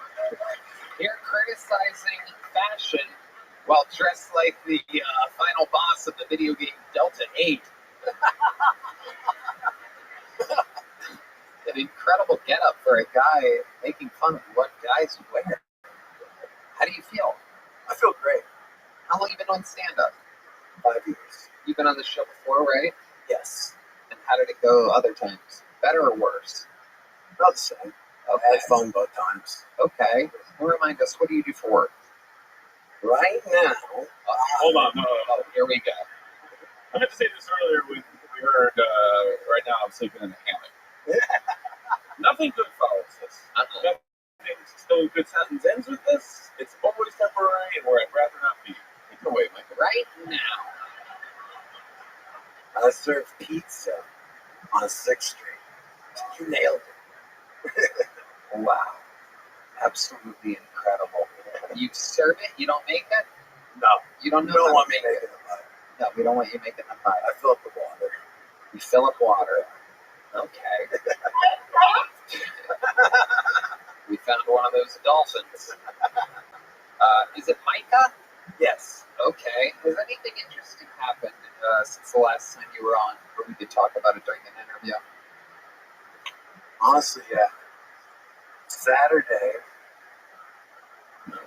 my baby mama called me crying. And Are you writing this as you go right now? no, this really happened. How This old is really your happened. baby? 3. But the guy she was dating, she just broke up with, died in a motorcycle accident. So I'm trying to console her, but I'm like kind of happy this dude's dead. You know, like, I don't know how to feel about that. That's weird, right? Yeah. Yeah. No doubt about it. So what did you say? Well, I just watched my kid at the park for 3 hours, and she had time and space. So wait, hold on. So she's like, "Oh my God, my boyfriend's dead. I'm gonna drop off the baby," right? So, Yeah, we arranged plans for me to watch the kids. So right. And you took. Did you say kids? Kid. Right. So you got the kid, and you took the kid straight to the park. Yeah, that's the place to go. It's a dog. Dude, kids and dogs very similar. Right. You just take him to the park and you let him shit outside. No, he would like to, but you have to treat him better than a dog. Right. Yeah. So he's 3 years old. Okay. And what does he think you do for a living? Pizza. He can't do my job. It's the best job to have if you have a 3-year-old. Because they think you're killing it. You know what I'm saying? Do you do this as a joke on stage? This is the first time I said That's incredible. This is exactly what Daniel Van Kirk was talking about earlier. It's like people can feel it when it's real. I make pizza for a living. I have a 3-year-old son, and he thinks blah blah blah blah. Yeah, don't feel bad for me because my kid thinks I have the coolest fucking job in the world. And then you get to that and expound it. Like, stay away from the, don't you love when your ex's boyfriend does? Like, leave that out. You gotta dig through the mud, man. You gotta dig through the mud. Or walk around the mud. Thank you guys for going on that. Or drive right over the mud like your ex's boyfriend did. A little slippery out there. Did you notice in your set that you got your better jokes on the camel stuff was later on, right? Like eat, pray, eliminate, all that stuff. Just get to that. Like you said, yeah, you're right. People walking around in fucking yoga pants with camel. Like, what are they doing? Boom, joke, eat, pray, eliminate, boom. Just fucking go to that. We all know exactly what it is, and no disrespect to you all, that take isn't hot. Like commenting on yoga pants and stuff like that, but coming up with some funny phrases that nobody has applied to that. So what that lifestyle is, that's funny. To get to the joke, and then listen to this fucking legend and talk about that. Like if you're gonna be seeing crazy shit filling up waters on 6th Street every night. Oh, that's fun. I wonder what it would be. And then what they like have that. It's funny that you might be watching 2 people fight over a crust of pizza while trying to answer the phone to your baby mama and getting yelled at because you aren't pouring enough water. You know what I'm saying? Like, just, it's all, there's a movie, right? Movie, Sleepwalk with Me, where Marin tells him in the movie, I think you should just talk about that while he's like bitching about his life. Yeah. It's fucking right in front of you. Yeah. You get messy at the pizza joint? No, I wash my hands a lot. Oh, very self-conscious. Clean hands. I might be autistic. I don't know. Okay. You think Is that relatable? You think autism is washing your hands at work? At a food and beverage establishment? That's what you think autism is? Being a decent human being? Oh, I think I'm just gross. Yeah. Yeah. Wait a second. I'm not autistic. I'm disgusting. Fuck yeah, dude. All right. Congratulations, you already have what size joke? I have one little joke. Well, guess what, my friend? You know what we're gonna do? We're gonna upgrade you to a big one here tonight. There he goes. Thank you so much. Micah Brown, everybody. All right. I decided when he was up here that we're gonna do one more bucket full.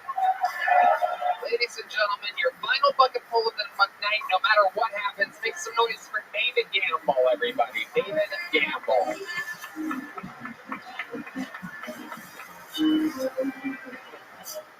Thank you. Met a nice lady the other day, taught me what the missionary position actually is. Turns out I had a twist in my whole life. I thought the missionary position was where you take a person and you don't give them food or water until they agree to worship your God. That's a relief. I like this. Okay. Get a lot of my clothes in the thrift store. That's how I was raised. My parents brought me up not to spend too much money on my clothes. It's actually based on an ancient Chinese proverb. Roughly translated, goes a little something like this. The child. The child makes the clothing.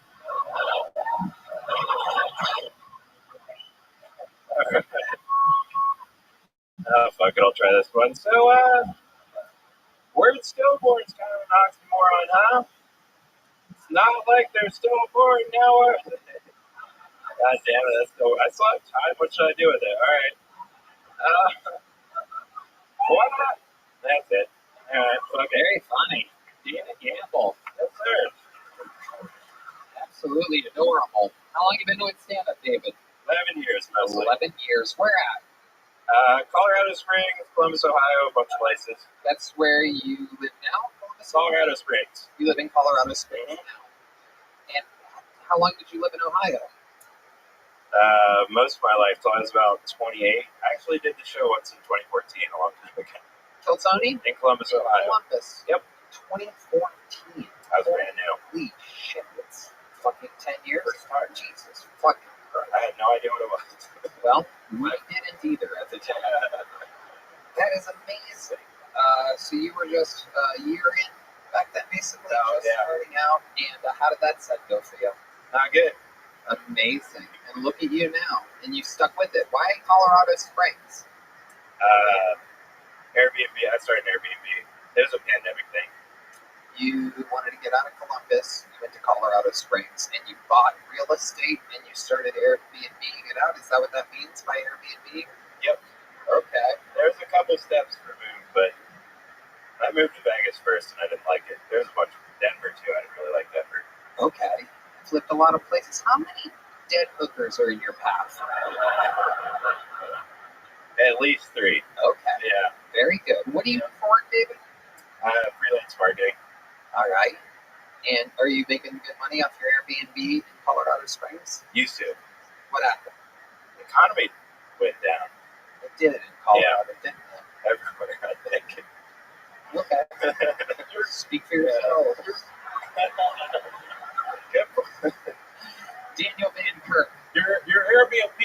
Yeah. It's a house that you rent the whole thing out, or you're doing some share stitches. I made it into 2 apartments, and I live in the basement one. It's kind of sad. Do you leave the premises? I'm not there now. We got ourselves a goddamn genius up here. We got ourselves a goddamn teleporter. I'm saying when people rent it, do they rent the whole place and you leave? That's a great question. A lot of these Airbnbs, there's always a fucking creepazoid coming in and out of the back door. That's you? That's exactly it. Oh, that would be. You're like permanently the people under the stairs when someone's renting out your place. I think that's worse. Can you imagine renting out the whole Airbnb and then you're like, oh wait, there's someone coming up the driveway. Oh my God, it's the world's tallest midget. David Gamble. Has anyone ever told you you look like the world's tallest midget? Just now, that's That's it. There's a first time for everything. Thanks to the popularity of the show, you're going to get it a lot. Yeah. I imagine so. Yep. So, you're more of a joke writer than telling stories from your personal life? Okay. Yeah, because I'm sure you've had some crazy aftermath or people in your place that drove you nuts. Oh, it's shit. People selling, I say dope heroin. People selling heroin out of Airbnb? Yeah. In Colorado Springs. Wow. Junkies on the porch waiting for him, and I was just like, oh, this is what's going on. This is what's going on here. I got to go out there, meet the Shaquille O'Neal of little people, and lay down the law. Lay down the law. I'm about to kick you people out, Bernie. You're about to get kicked out of this house, Ernie. It is absolutely. So do you stay on property to avoid squatters then? I don't know what I do about squatters. Well, you avoid, as long as you're in the property, they have no legal squatting rights. They might be in there now. I've been gone a couple weeks. Dude, you just got squatted. Welcome back to squatting. My goodness. So, what's your love life like being the big dog in Oz? Pretty lonely. Pretty lonely. You are lonely? Now, really? You're surrounded by all these people. Right. There he goes, ladies. Because he tried to tell me he was here. It's fine. You'll get it later on, guys. You've been pretty lonely, but let me ask you something. What if you were to get, why do you think you can't lock down a girl? Why do you think that is? It's not, just right now it's lonely, and fighting with the guests upstairs is bad, a little bit. Right. Nobody else thought he was going to go, oh, I can lock them down. It's keeping them there, that's the problem. That's pretty accurate. No, don't say that. Okay. What if I had someone, a world famous stud, to give you some advice on how to improve your love life? Ladies and gentlemen, I'd like to introduce a huge fan of Kill Tony. Ladies and gentlemen, make some noise for Mark Wahlberg.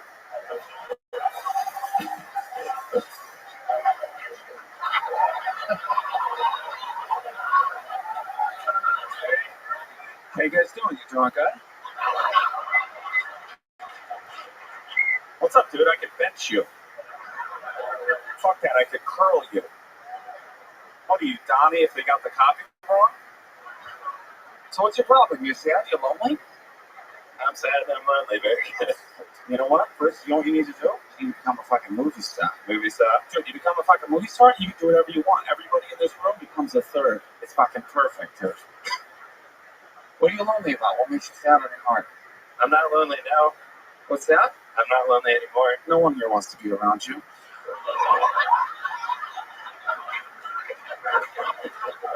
You ever been in a fight?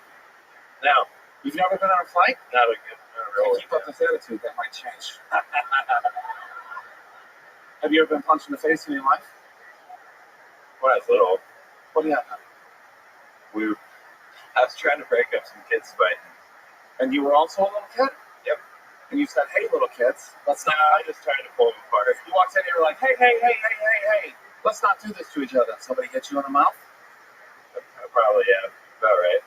You care if I make a movie out of that? Can I be in it? What's that? Can I be in it? I heard you'll help me with being goddammit. What are you, Donnie Wahlberg? You can't be in it. Can't be in it, but when's the last time you dated somebody? I don't mean more than 3 times. Early last year. Okay, so that's not too long ago. It's kind of long ago. Well, it'd be long for me. For you, not that long ago.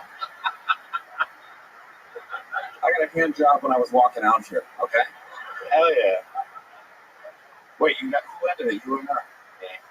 Why? Tell me about the girl who's not good enough for you. I don't like giving her press. What's that? I don't like giving her press. You don't like giving her press? That's what I was saying, yeah.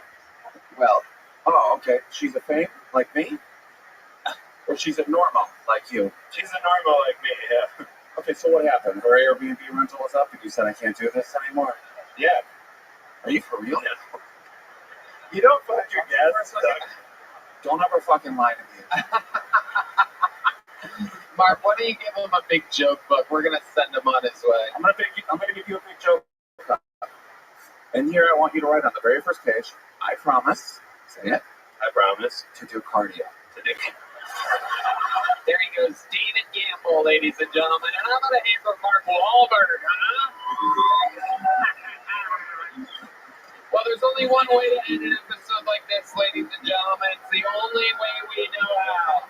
This is Kill Tony Hall of Famer, the record holder for all-time appearances on the show, all-time interviews, an absolute bona fide superstar. I present to you the Vanilla Gorilla, the St. Louis Lasso, the Memphis Strangler, the Big Red Machine. This is indeed Lights Out, the one and only William Montgomery.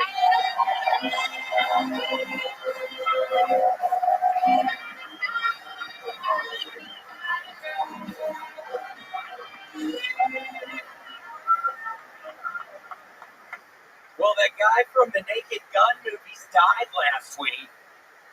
Yeah, that's right. O.J. Simpson last week went to heaven.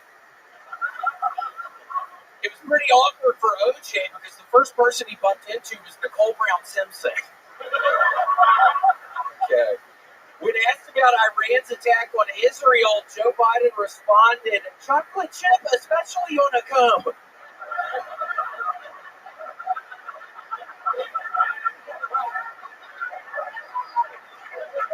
Remember that blind man character on Star Trek? Apparently with those special glasses, he could read rainbows.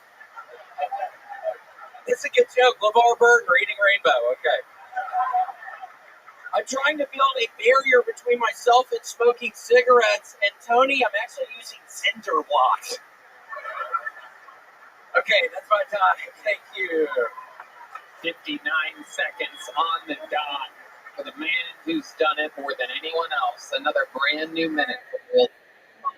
And I really do just want to say, Daniel, it is so sweet of you to actually stick around for this one. I was just watching the episode where I played David Lucas. It was literally one of my best fucking sets. And you fucking walk out at the very beginning of it.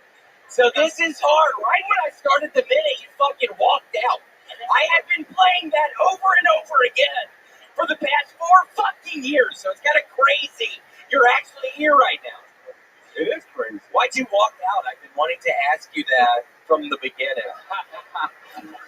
Well, there he goes. Oh, he's back. I don't remember. It probably seemed like a good bit at the time. Probably at the restroom or had somewhere to go. Okay. Cool. I was just wondering. I'm sure it was a good bit. Wasn't the joke that I was like, I'm going to get canceled for this? And so that I think the beginning was, I'm tired of being big and black. Or something. I was trying to play David Lucas. And then you bailed right after that. So did I leave the stage? Yeah, right after that. I literally watch it all the fucking time. I'm not even kidding. I watched it 10 times up in the fucking green room. The truth of the matter is, I thought I was doing a stupid bit. You know when you say to comments, you're like, hey, be real for a second. I've got to tell you something about my life. Because you need them to not fucking bit what you're trying to do or tell them. I was probably doing a bit. I think you're fucking great. If in any way me leaving made you feel the opposite, I'm sorry, buddy. Wait, hold on. I am so sorry. I did not hear a fucking word you said. Give him a hug. There you go. There you go. He smells weird. Pulling a Donnell Rawlings, ladies and gentlemen. Great Daniel Van Kirk. Donnell once walked off the show. It was a big deal. Why? Well, he said that he had to go have dinner somewhere, but he didn't. He got made fun of by someone who kept warning him to stop making fun of him or else he was going to make fun of Donnell. But Donnell did 2 more jokes after that, and then the guy lit his ass up. And then Donnell drunkenly left and then immediately started saying, I didn't leave. But it's like seen by millions of people. Did you see him tell Bert he didn't want any of his fucking tequila? He was at a work show. And he goes, I'll have a drink. And he's like, what do you want? He goes, I'll have some, it's vodka, right? It's vodka. Sorry, yeah. And so he goes, oh, vodka. And he goes, you want some 2 bears? And then he goes, nope.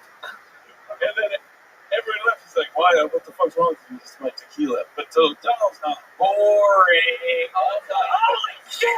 There it is. I'm fucking falling asleep over here, damn it! Holy shit!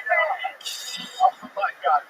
William sometimes takes shots at the guests. You wouldn't know because you leave during his set. So. I remember why. William, you had some very William Montgomery references. Naked gun reference to lead into your OJ material. A LeVar Burton joke, which is both a old Star Trek and a Reading Rainbow joke. At the same time, all of these references from the late 80s, early 90s. I have gone on a big kick. I was actually really excited at first. I really didn't think Mark Wahlberg was here. I swear to God, and I just watched Fear for the first time. I think I watched 10 different movies. You're fucking right. Dude, I fingered her 4 times off camera, okay? I know, that movie was so hot. That movie was so... I've never seen it. What's it? You've never fucking seen Fear? Oh my god, dude. I drive around in a Corvair and I make fun of the guy from CSI New York or whatever, and then I take his daughter up on a roller coaster and she's from Sweet Home, Alabama, and I finger her. On the roller coaster? Yeah, dude. We didn't even know they were filming.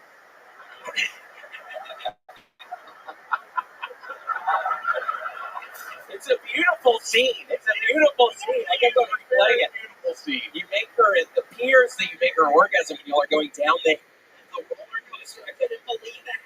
It does. It does appear. It does appear. And how did you cut that dog's head off? That's the only thing. I love the movie, but I couldn't figure out. Would you have a machete? How'd you do that? That was my one qualm with the movie. I did it with a fucking spoon, dude. Oh shit. Boring. Okay. Oh my god. Fuck. Is this your new catchphrase, Yeah, William? boring. It's fucking great. There's some fucking 21-year-old old man fucking opening up for my ass in Springfield, Missouri. Old man Willie, who I actually did love. But he was kind of sucky towards the end of one of the sets, and I said, boring! And the guy literally fell over on the stage. He did? Yes. Are you You serious? had to take him away in an ambulance. Are you serious? I'm not even kidding. No, it was horrible. So that's why maybe I should stop saying the boring thing. I literally think so. The guy literally got taken away in an ambulance. He hit his head really hard Are you serious? on the hard floor. I can never tell when you're being serious. Oh, yeah. It wasn't good. I haven't gotten to talk with you since you did St. Louis this weekend. Old man Willie? Old man Willie. Really 91? He's 91. He was doing great. There was one point in time, though, he got up and he did this horribly loud fart. And I just had to keep from smiling or laughing because I felt bad for him. But we just kept the conversation going like normal. But yeah, The road's a little crazy out there when you don't have your own people with you, huh? it is. Yeah, I got way too high before the second show on Friday night. I don't think the audience can tell, but I was freaking out, Tony. I was going full-fledged panic mode in my brain. It ended up being okay, I think. Okay. Okay.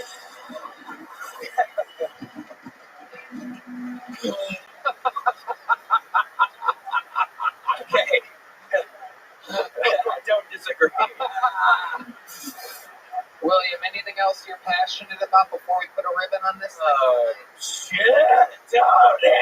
Oh, shit. He's fired up. God, I watched, what was it? It was a Robert De Niro movie last night with Edward Norton, and Edward Norton is acting like this retarded guy the entire time. They're breaking, I can't even remember the name of the movie, but I got Score, yeah, The Score. Brandon, man, I love The Score now, Tony, that thing. What do you love about it? Edward Norton plays a really great retarded guy on it. He really does, and he's playing the long gun. I mean, he's doing it for 3 months, and they end up breaking it in the thing. Do an impression of Edward Norton's performance as that character. I am going to go.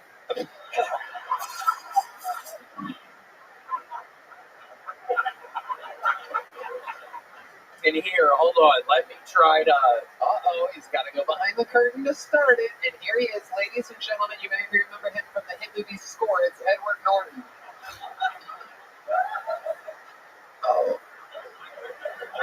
Where's the trash can? Oh, my God. fucking nailed it, sir. You fucking crushed that. Mark Wahlberg, professional actor. I couldn't tell whether that was Edward Norton or Old Man Willie, the feature from St. Louis. What else, William, before we let you go? Oh my God, I did finish 2 puzzles. I finished 2 500-piece puzzles What were the in puzzles 5 days. What were in the puzzles? The real hard one, I've been doing a lot of scenes where it's kind of zoned out on, I don't know. I mean, the last one, the first one, no, the last one. Does anybody want to yell it, or should I? How do you guys want to do this? So this was a great bar scene. There's a lot of shit going on. There's hammocks, weirdly enough. There's stuff in the sand. There's crabs. But the second puzzle was actually harder. It was like they zoomed in and it was a hodgepodge of stuff. It was this table with fucking little foods on it. It was. Well, I'm gonna do another puzzle tonight, so nobody's gonna fucking stop me. I'm balls deep into it right now. William, we love you. You did it again. You're unbelievable. To be here. The legend of the game, William Montgomery. The drawing from Ryan J. Ebelt is in. Awesome. Thank you, Cook Unity, DraftKings, Game Time. How about one more time for the great Daniel Van Kirk, ladies and gentlemen? Go to YouTube/Daniel Van Kirk Comedy and watch this brand new special, Rose Gold, everyone. Daniel Van Kirk. An unbelievable fucking time. Thank you so much. I love you. We love you. Absolutely. How about one more time for the best damn band in the land? Nick Lewis on the bass. On the horns, Carlos Sosa, Raúl Vallejo, and Fernando Castillo. Michael Gonzalez on the drums, Matt Muelling on the electric, John Beans on the keys, Red Band. Check out the Secret Show every Thursday at the Sunset Strip. Yeah, absolutely. The stream is still available right now for the LA Forum. The rematch between Hans Kim and Rick Diaz. A lot of your favorite stars of the show and historical figures and people performing it in an arena for the very first time. Very exciting stuff happening. And MSG in August. A lot of other fun announcements coming up, as always, at the end of those arena shows. So who knows what will happen next. Thank you, audience. We love you guys. Good night, everybody. Thank you.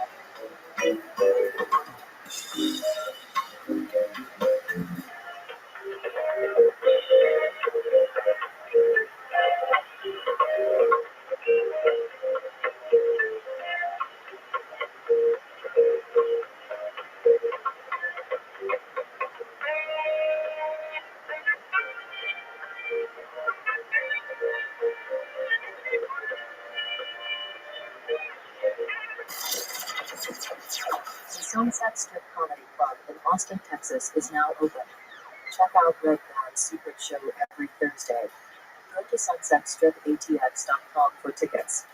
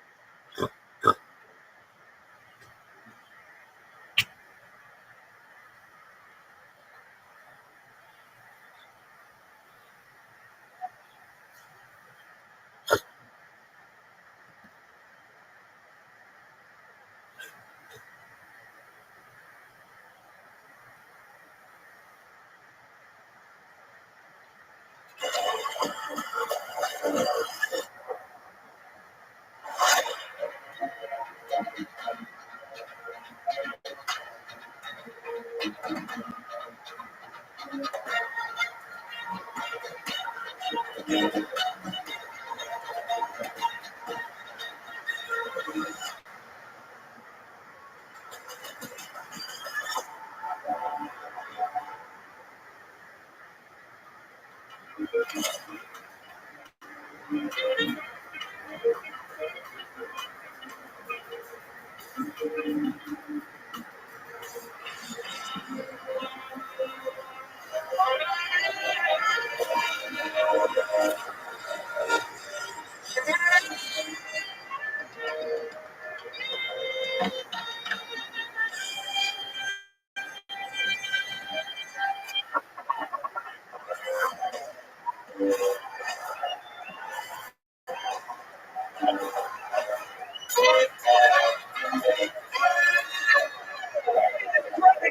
from the Comedy Mothership here in Austin, Texas, for a brand new episode of Kill Tony. Get up for comedy!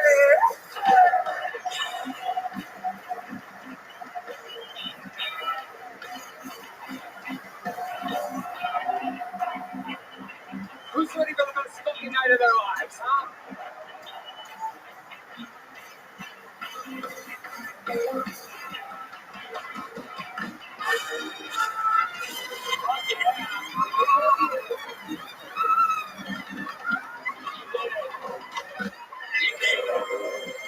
did it. You're the #1 live podcast in the world. Kill Tony, brought to you by Talkspace, Squarespace. Speaking of space, the Great Red Band's here, ladies and gentlemen. Thank you so much. Taking up space. How exciting. How about a hand for the best goddamn band in the land, huh? Raul Alejo, Carlos Sosa,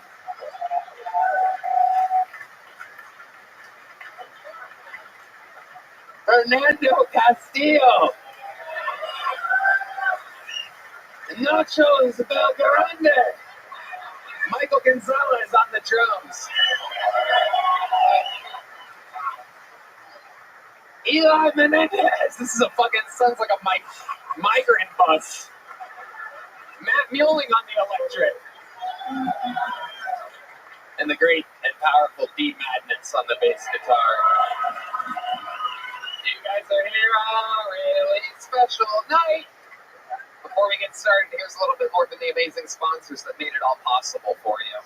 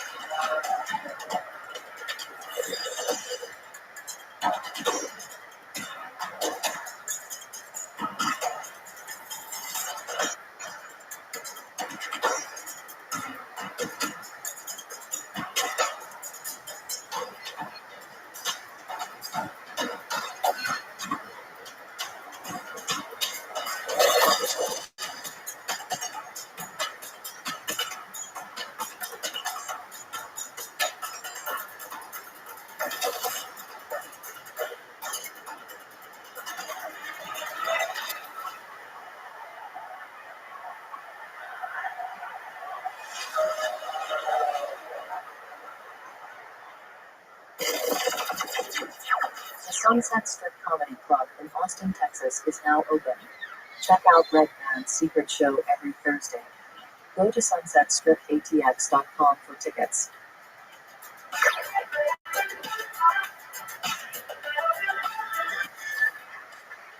You guys ready to start tonight's episode or what? Well. You know, one of the things that I love about this show, and I always say this, not always, but sometimes I do a little brag / proud moment, which is like, you know, I think we were one of the first ones to really shove Tim Dillon in front of everybody and shove Shane Gillis in front of everybody and really like proudly feature these guys before the whole world knew about them. We're doing it again. Another great top young rising comedian in the world with a brand new special out called Gaslit.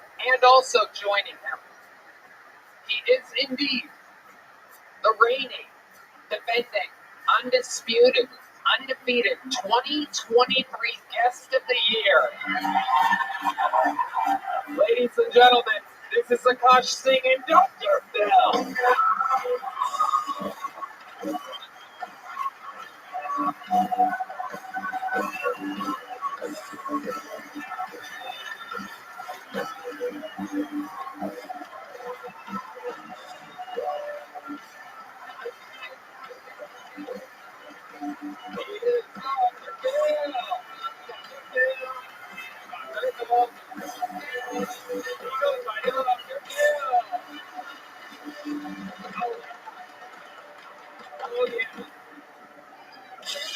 He's back in the flesh for the first time since New Year's Eve. Feel good? Dr. Phil starting his own network, running a media empire. A lot going on. We've missed you since New Year's Eve. What's going on? Keith Quarters gave me HPV a couple weeks ago.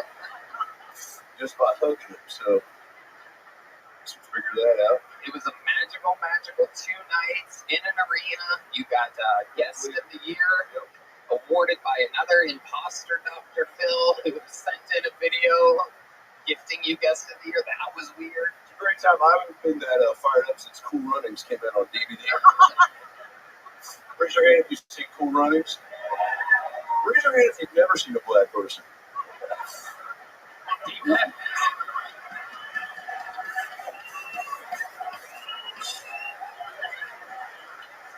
Somebody needs right back. There it is. The way D Madness raises his hand is very suspicious, by the way. I don't know if you guys noticed that. Might need a little coaching on that, Dave. Yeah, you got any sound effects for the weird salute for the thing? Yeah, you don't have to, by the way. Nope. Okay. Oh, yeah, he does not. Akash Singh has a brand new special on YouTube, Gaslit. Akash Singh Comedy on YouTube, the 1 hour special. Akash and I have been doing stand-up together for 17 years. And Adam, we used to all do fucking coffee shops, juicy places, or smoothie places, or juicy places. Juicy. We used to do juicy places too. We're all living a juicy couture. Right? Yeah. We basically have done all of the worst gigs you can imagine, and here we are now. Sold out MSG twice. Give it up for this man right here. Fuck yeah. Go. Fuck yeah. One of the kings of New York landed there, 9/11, 2000. We're going to have a lot of fun tonight. You guys have both done the show multiple times. I have another special announcement tonight. 259 people. 259. It could be a record. I'm not exactly sure. I don't think we've ever actually kept count, but 259. And crowded in a bar across the street right now, hoping that one of the young producers runs over there and yells their name. Then they get held backstage until it is their time. I'm going to pre-pull the name now. A very lucky name. And while they are wrangling that person, we will get the show started. You know how it works. They get 60 seconds. Sometimes up to the sound of a kitten. That means they have to, fucking, how do you fuck this up? How? Why are you hitting other buttons before that fucking thing? That's unbelievable. God, you have the easiest job on planet Earth. It's a fucking the kitten button, the same soundboard that you've been hitting for 11 fucking years. At 60 seconds, you hear the sound of a kitten. Wow, impressive. That means you have to wrap it up then, or else you bring out the angry West Hollywood Bear. There it is. And then I interview them, and we find out more about them. And I'm excited, Tony. Dr. Phil, the Guest of the Year 2023 is here. Well, hey, you guys made it easy. You're the best comedy fans in the motherfucking world. I'll just say that much right now. And you fucking know what it is. Okay? We excited? What are you smoking right now, player? Just tooting on a cigar? Just chewing on a cigar? Aren't you supposed to smoke it? They won't let you? Well, not with that attitude. Yeah, you gotta fucking believe in yourself. Ladies ladies and gentlemen, getting tonight's show started with a brand new minute. One of our new regulars on the show, an absolute phenom. He's in tight quarters on this show, but if you ever see this guy on a big stage doing stand-up, it is a sight to see. But this, right now, is a brand new minute from our very own Casey Rocket.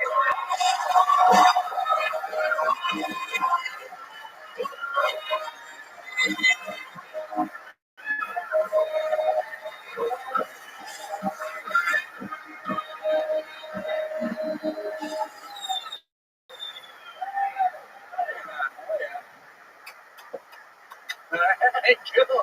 Yeah, very good. Sorry I'm late, guys. Police caught me playing Roller Coaster Tycoon again. Fucked up part is I don't have a computer. Alright, 6 people died. Alright, hell yeah. Very cool. Sorry to the victims. Alright, we're doing good. Oh yeah, it's been a tough week. I'm such a little brat. My parents tried to send me to adult military school recently, so aka the Coast Guard. Alright. This is a Navy crowd. Alright, hell yeah, love that. Yeah, cool. Got myself on that one. I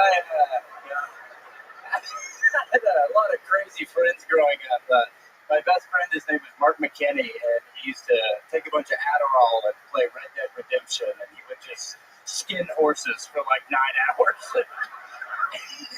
And I would just watch him. Scenes of hell, big boy. And I'll leave it there. Thank you, Casey Rocket. All right.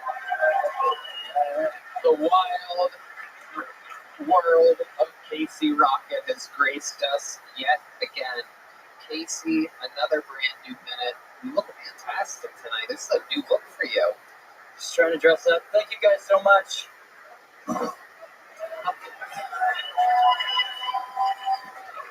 An absolutely adorable bundle of charisma you are. Ultra likable Casey Rocket. Dr. Phil, you ever seen anything quite like Casey Rocket before? No, this is my first time seeing it live. You're dressed like Fozzie Bear's agent, but I love your energy is palpable. I don't know, are you on anything, or is this just all a zest for life? Zest for life. I was in small claims court for the roller coaster thing. Yeah. Well, I don't think anybody here doesn't believe that. Are you a big roller coaster guy, Casey? I built a whole park in it. Yeah, it collapsed. Just trying to save money, I used aluminum.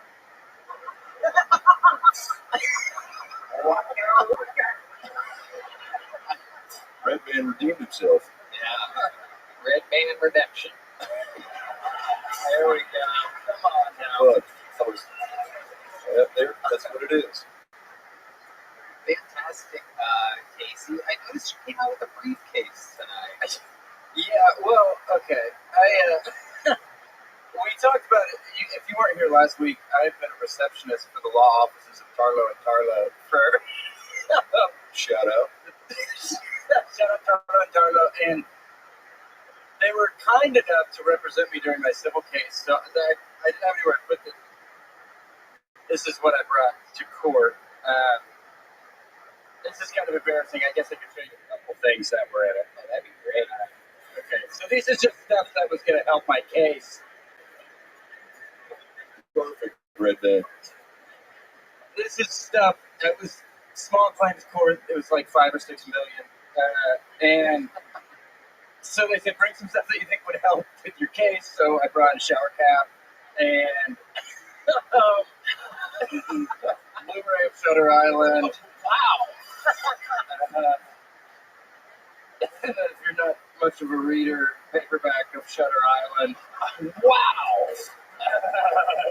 I got some, let's see, I got some headshots. These are kind of nice. It's kind of me looking kind of handsome. Big Boy LaCroix. Big Boy LaCroix. Oh, my God. Your Honor, you really think I could do something like that? That's what I thought. That does not look like the face of a man that would build a theme park out of a living room. That's what I said. You could tell they didn't believe me. A headshot of character actor John Hawkes. Oh. I don't know if that was going to help. It was kind of like an alternative suspect thing. It's like no one knows where John Hawkes was when it happened. And they didn't really buy it. There's a bunch of fucking cassettes. This is a hard cassette. Paul Simon. Oh, is that the sound? Johnny Cash. It's mostly cassettes in here. I think I see the soundtrack to Shutter Island in there. That's absolutely right. It's funny you bring that up. Garth Brooks. Famed soundtrack to Shutter Island director's cut. Wow. Was yeah, I think that was Rodeo was the song they played over the beginning tracks. Wow. This is just some stuff I've been kicking around in court lately, so I love it. Have you thought about taking a gel blaster into the courtroom with you? Gel blaster, you say? Yeah. Actually, I have. Gel blaster is actually one of the better things to take into court. Huh, it's funny you bring that up. Gel, let's follow me here. May I present to you the riff attorney, Joe Blaster? This is how I would defend it. Ladies and gentlemen of the court, Joe Blaster, Aster, Ari Aster, Hereditary, Terry, P-Terry's, Burger. Hold on! Give me time! Damn it!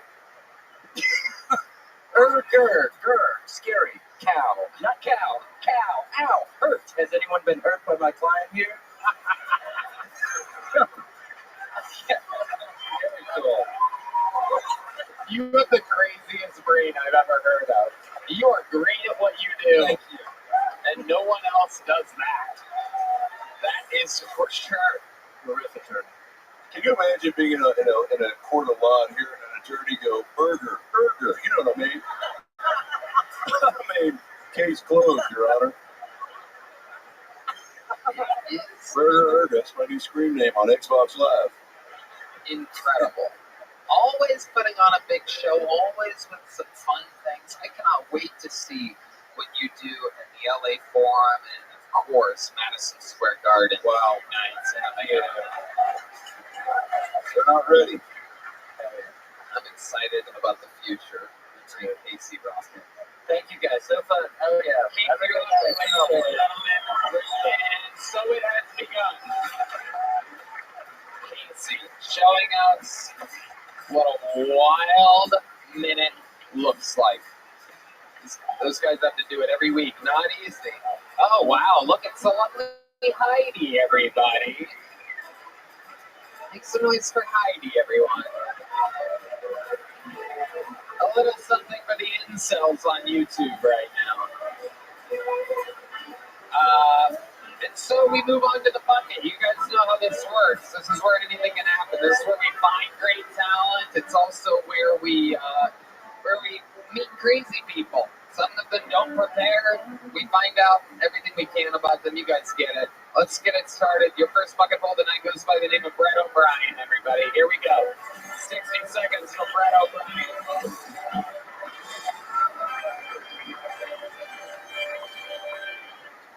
I was watching that show, My 600-Pound Life, and before the lady got on the scale to weigh herself, she took off her shoes.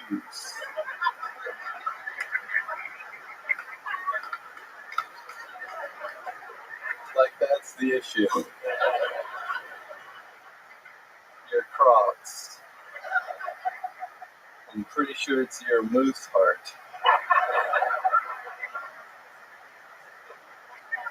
Then her dog started chewing on her shoes. She was like, damn it, Biscuit. I was going to eat that. No, actually, I weighed myself after sex the other day, and I was heavier, which I thought was strange. I'm like, there's no way there's half a pound of cum in my ass right now. Thank you guys.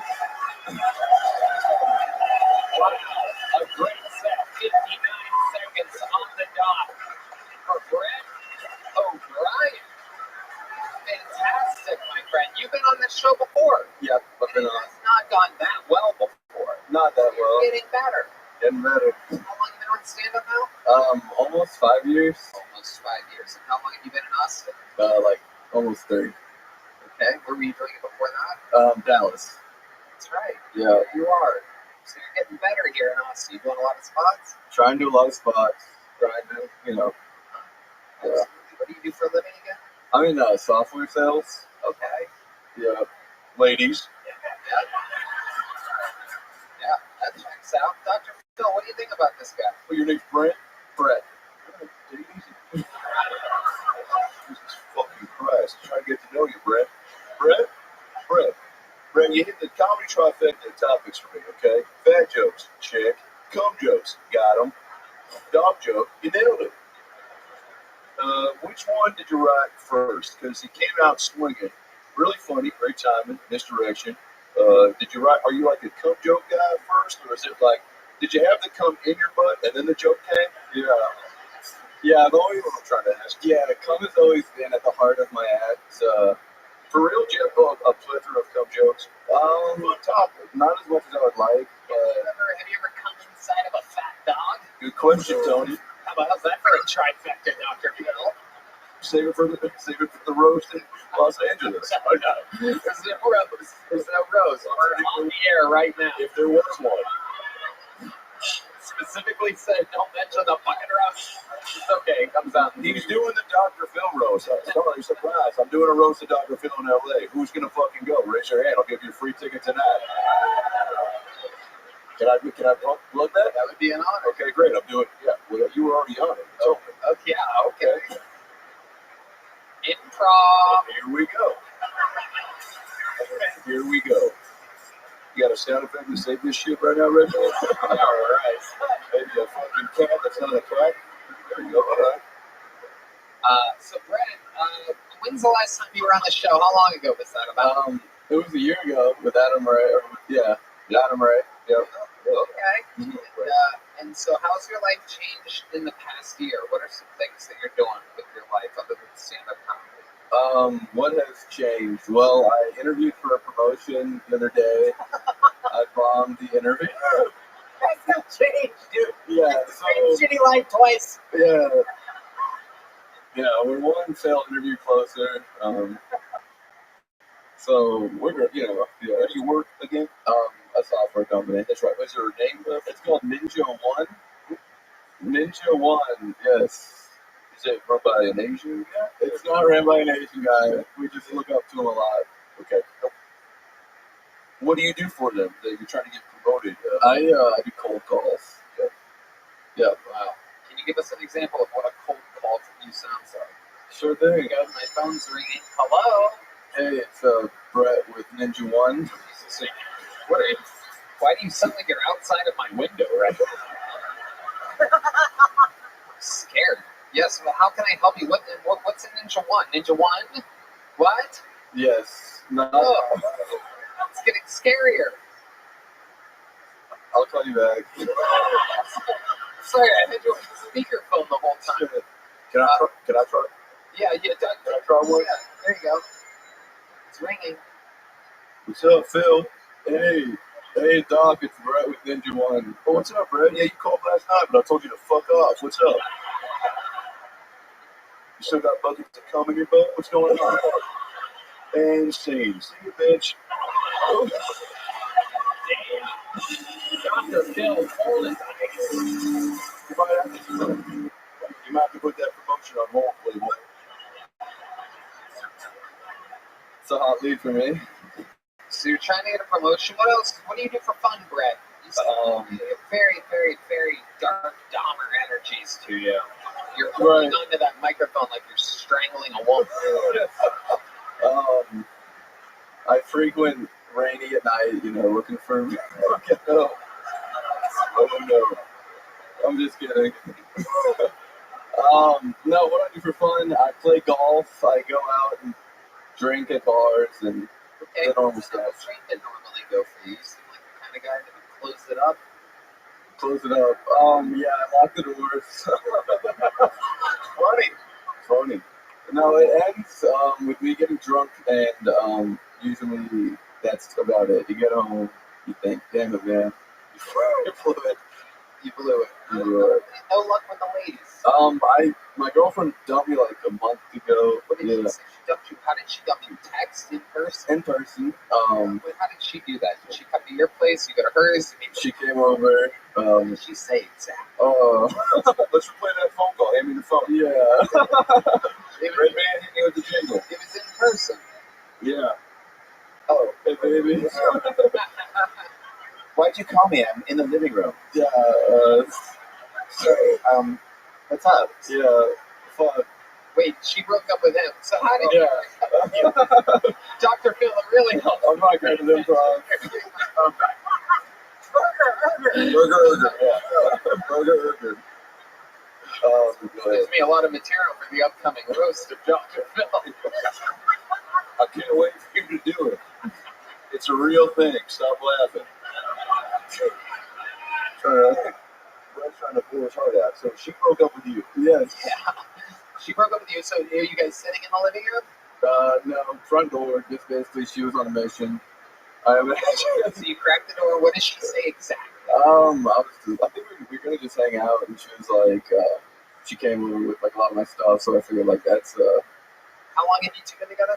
like 2 years. Okay, she came over with some stuff, and what did she say exactly? I need space. I wanna be on my own. That type of thing. Jesus Christ, right? Something about another guy. Bored. Okay. And what did you say? Like, what? Yeah. I just said, why? Was it something I did? You know what I mean? She was like, no, the bullshit. Like, I just want to be by myself. Because I graduated in 21, and she graduated like 2 years later, so she's still with her family. And like, I was trying to talk about moving together, and she was like, I'm not ready for that. Right. What sort of stuff of yours did she bring back? Like, jackets, shoes, artifacts of clothing. Artifacts? Yeah. Clothing? Artifacts? Who describes clothes like that? Yeah, I don't know. If that's even how you say that. Weird. Articles of clothing. Articles, yeah. That's a whole different word. An artifact of clothing would be your King Tut mummy hat. Yeah. She brought my old chalice. That's how I knew it was over. Yeah.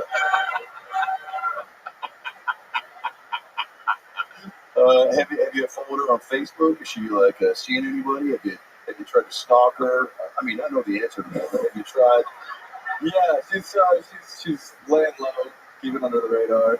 You think so? I hope so. You think she's getting pounded out by another guy right now at this very moment? I'd like to hope not. Did you notice that it made you funnier? There's a thing in comedy where a lot of people say that heartbreak makes comedians funnier. Did you write these jokes, the 600-pound life joke? How old is that? Like 6 months. It's old. Okay. How about the it's full of cum? Yeah, I've been sitting on those two for a minute. Once I got over his breakup, I think. Have you written any new jokes since the breakup? Let me think. Yeah, I think so. Yeah, why don't you try one? I don't understand why people are so afraid to die alone.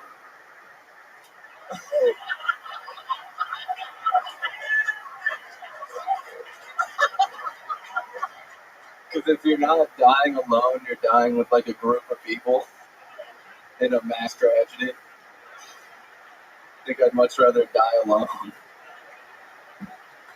Wow. Just a little more. Did you get a little joke book last time you were on the show? No, I got Big Joke Book and then Secret Show. I've been on this is my 4th time. Right. Yeah. I'd love to have you back on the Secret Show Thursday. Thank you. There you go. Awesome. One door closes, another door opens. You can catch him at the Secret Show wearing artifacts of clothing.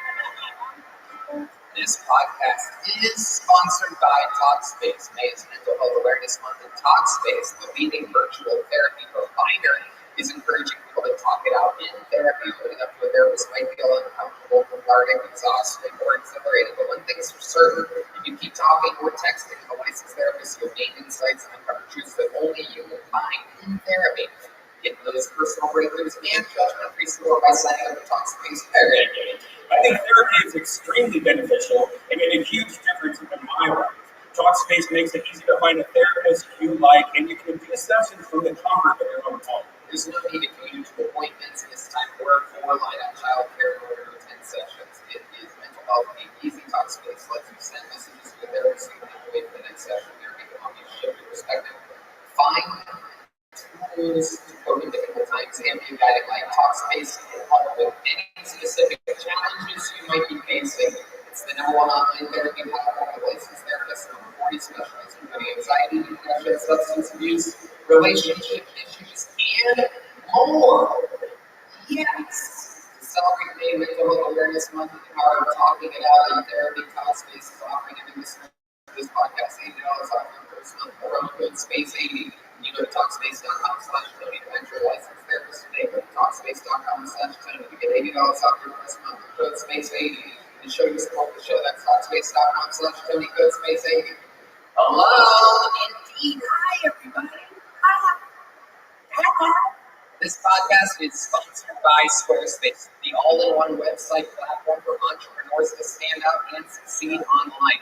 Whether you're just starting out or managing a growing brand, Squarespace makes it easy to create a beautiful website, engage with your audience, and sell anything from products to content to time, all in one place, all in your terms. Squarespace is by far the easiest way to create a professional-looking website with minimal effort. It's amazing. Start a completely personalized website with the new guided design system, Squarespace Blueprint. Choose from professionally curated layout and styling options to build a unique online presence from the ground up. Tailored to your brand or business and optimized for every device. Easily launch your website and get discovered fast with integrated, optimized SEO tools. So you show up more often to more people, grow the way you want. Oh my goodness, that sounds like an absolute no-brainer. You can check out Seamless for your customers. It's simple but powerful in tools. Accept credit cards, PayPal, and Apple Pay. And ineligible countries offer customers the option to buy now, pay later with After Pay and Clear Pay. Sell exclusive content on your site by adding a paywall, sell memberships or courses, or sell files so that your customers can download like PDFs, music, or ebooks. So head to squarespace.com for a free trial. And when you're ready to launch, go to squarespace.com/Tony to save 10% off your first purchase of a website or domain. That is squarespace.com/Tony. And like that, it moves on. We have another bucket full. Make some noise for Sherry Vaseggi, ladies and gentlemen. Sherry Vaseggi. Oh, hell yeah.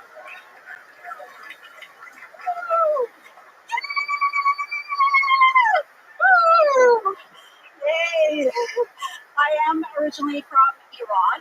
Oh, I'm kidding, stop her. Yes. There are no terrorist women. Come on, did you forget 2 seconds ago? Let me celebrate, just don't do it in the airport. Yeah. This idea of covering yourself up in the Middle East is called hijab, and in Austin it's called a thong. Yeah, let's keep Austin weird. Yeah, so my pronouns in the Middle East are which translates to shut the fuck up, bitch.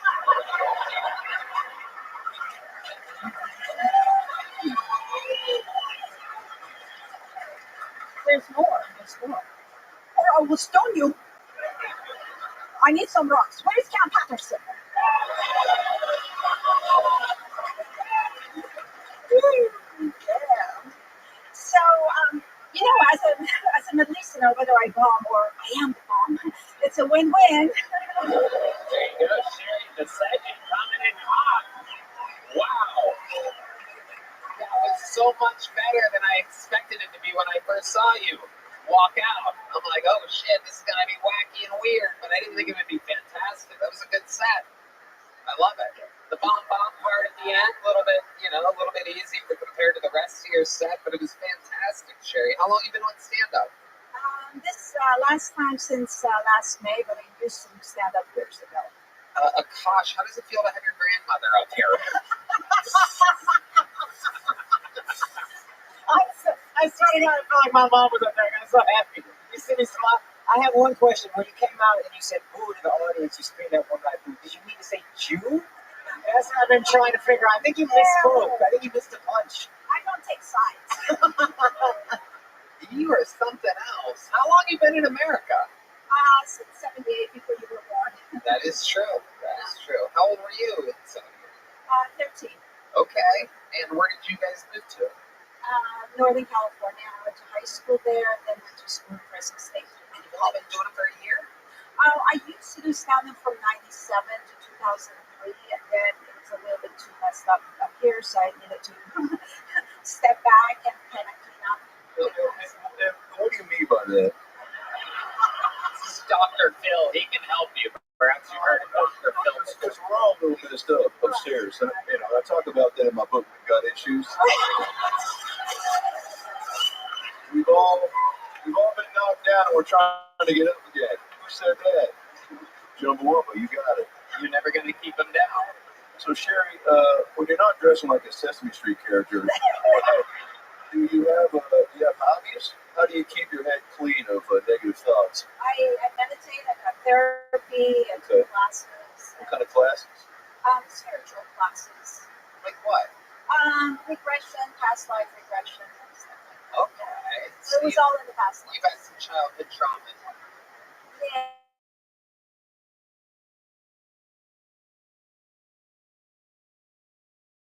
To America?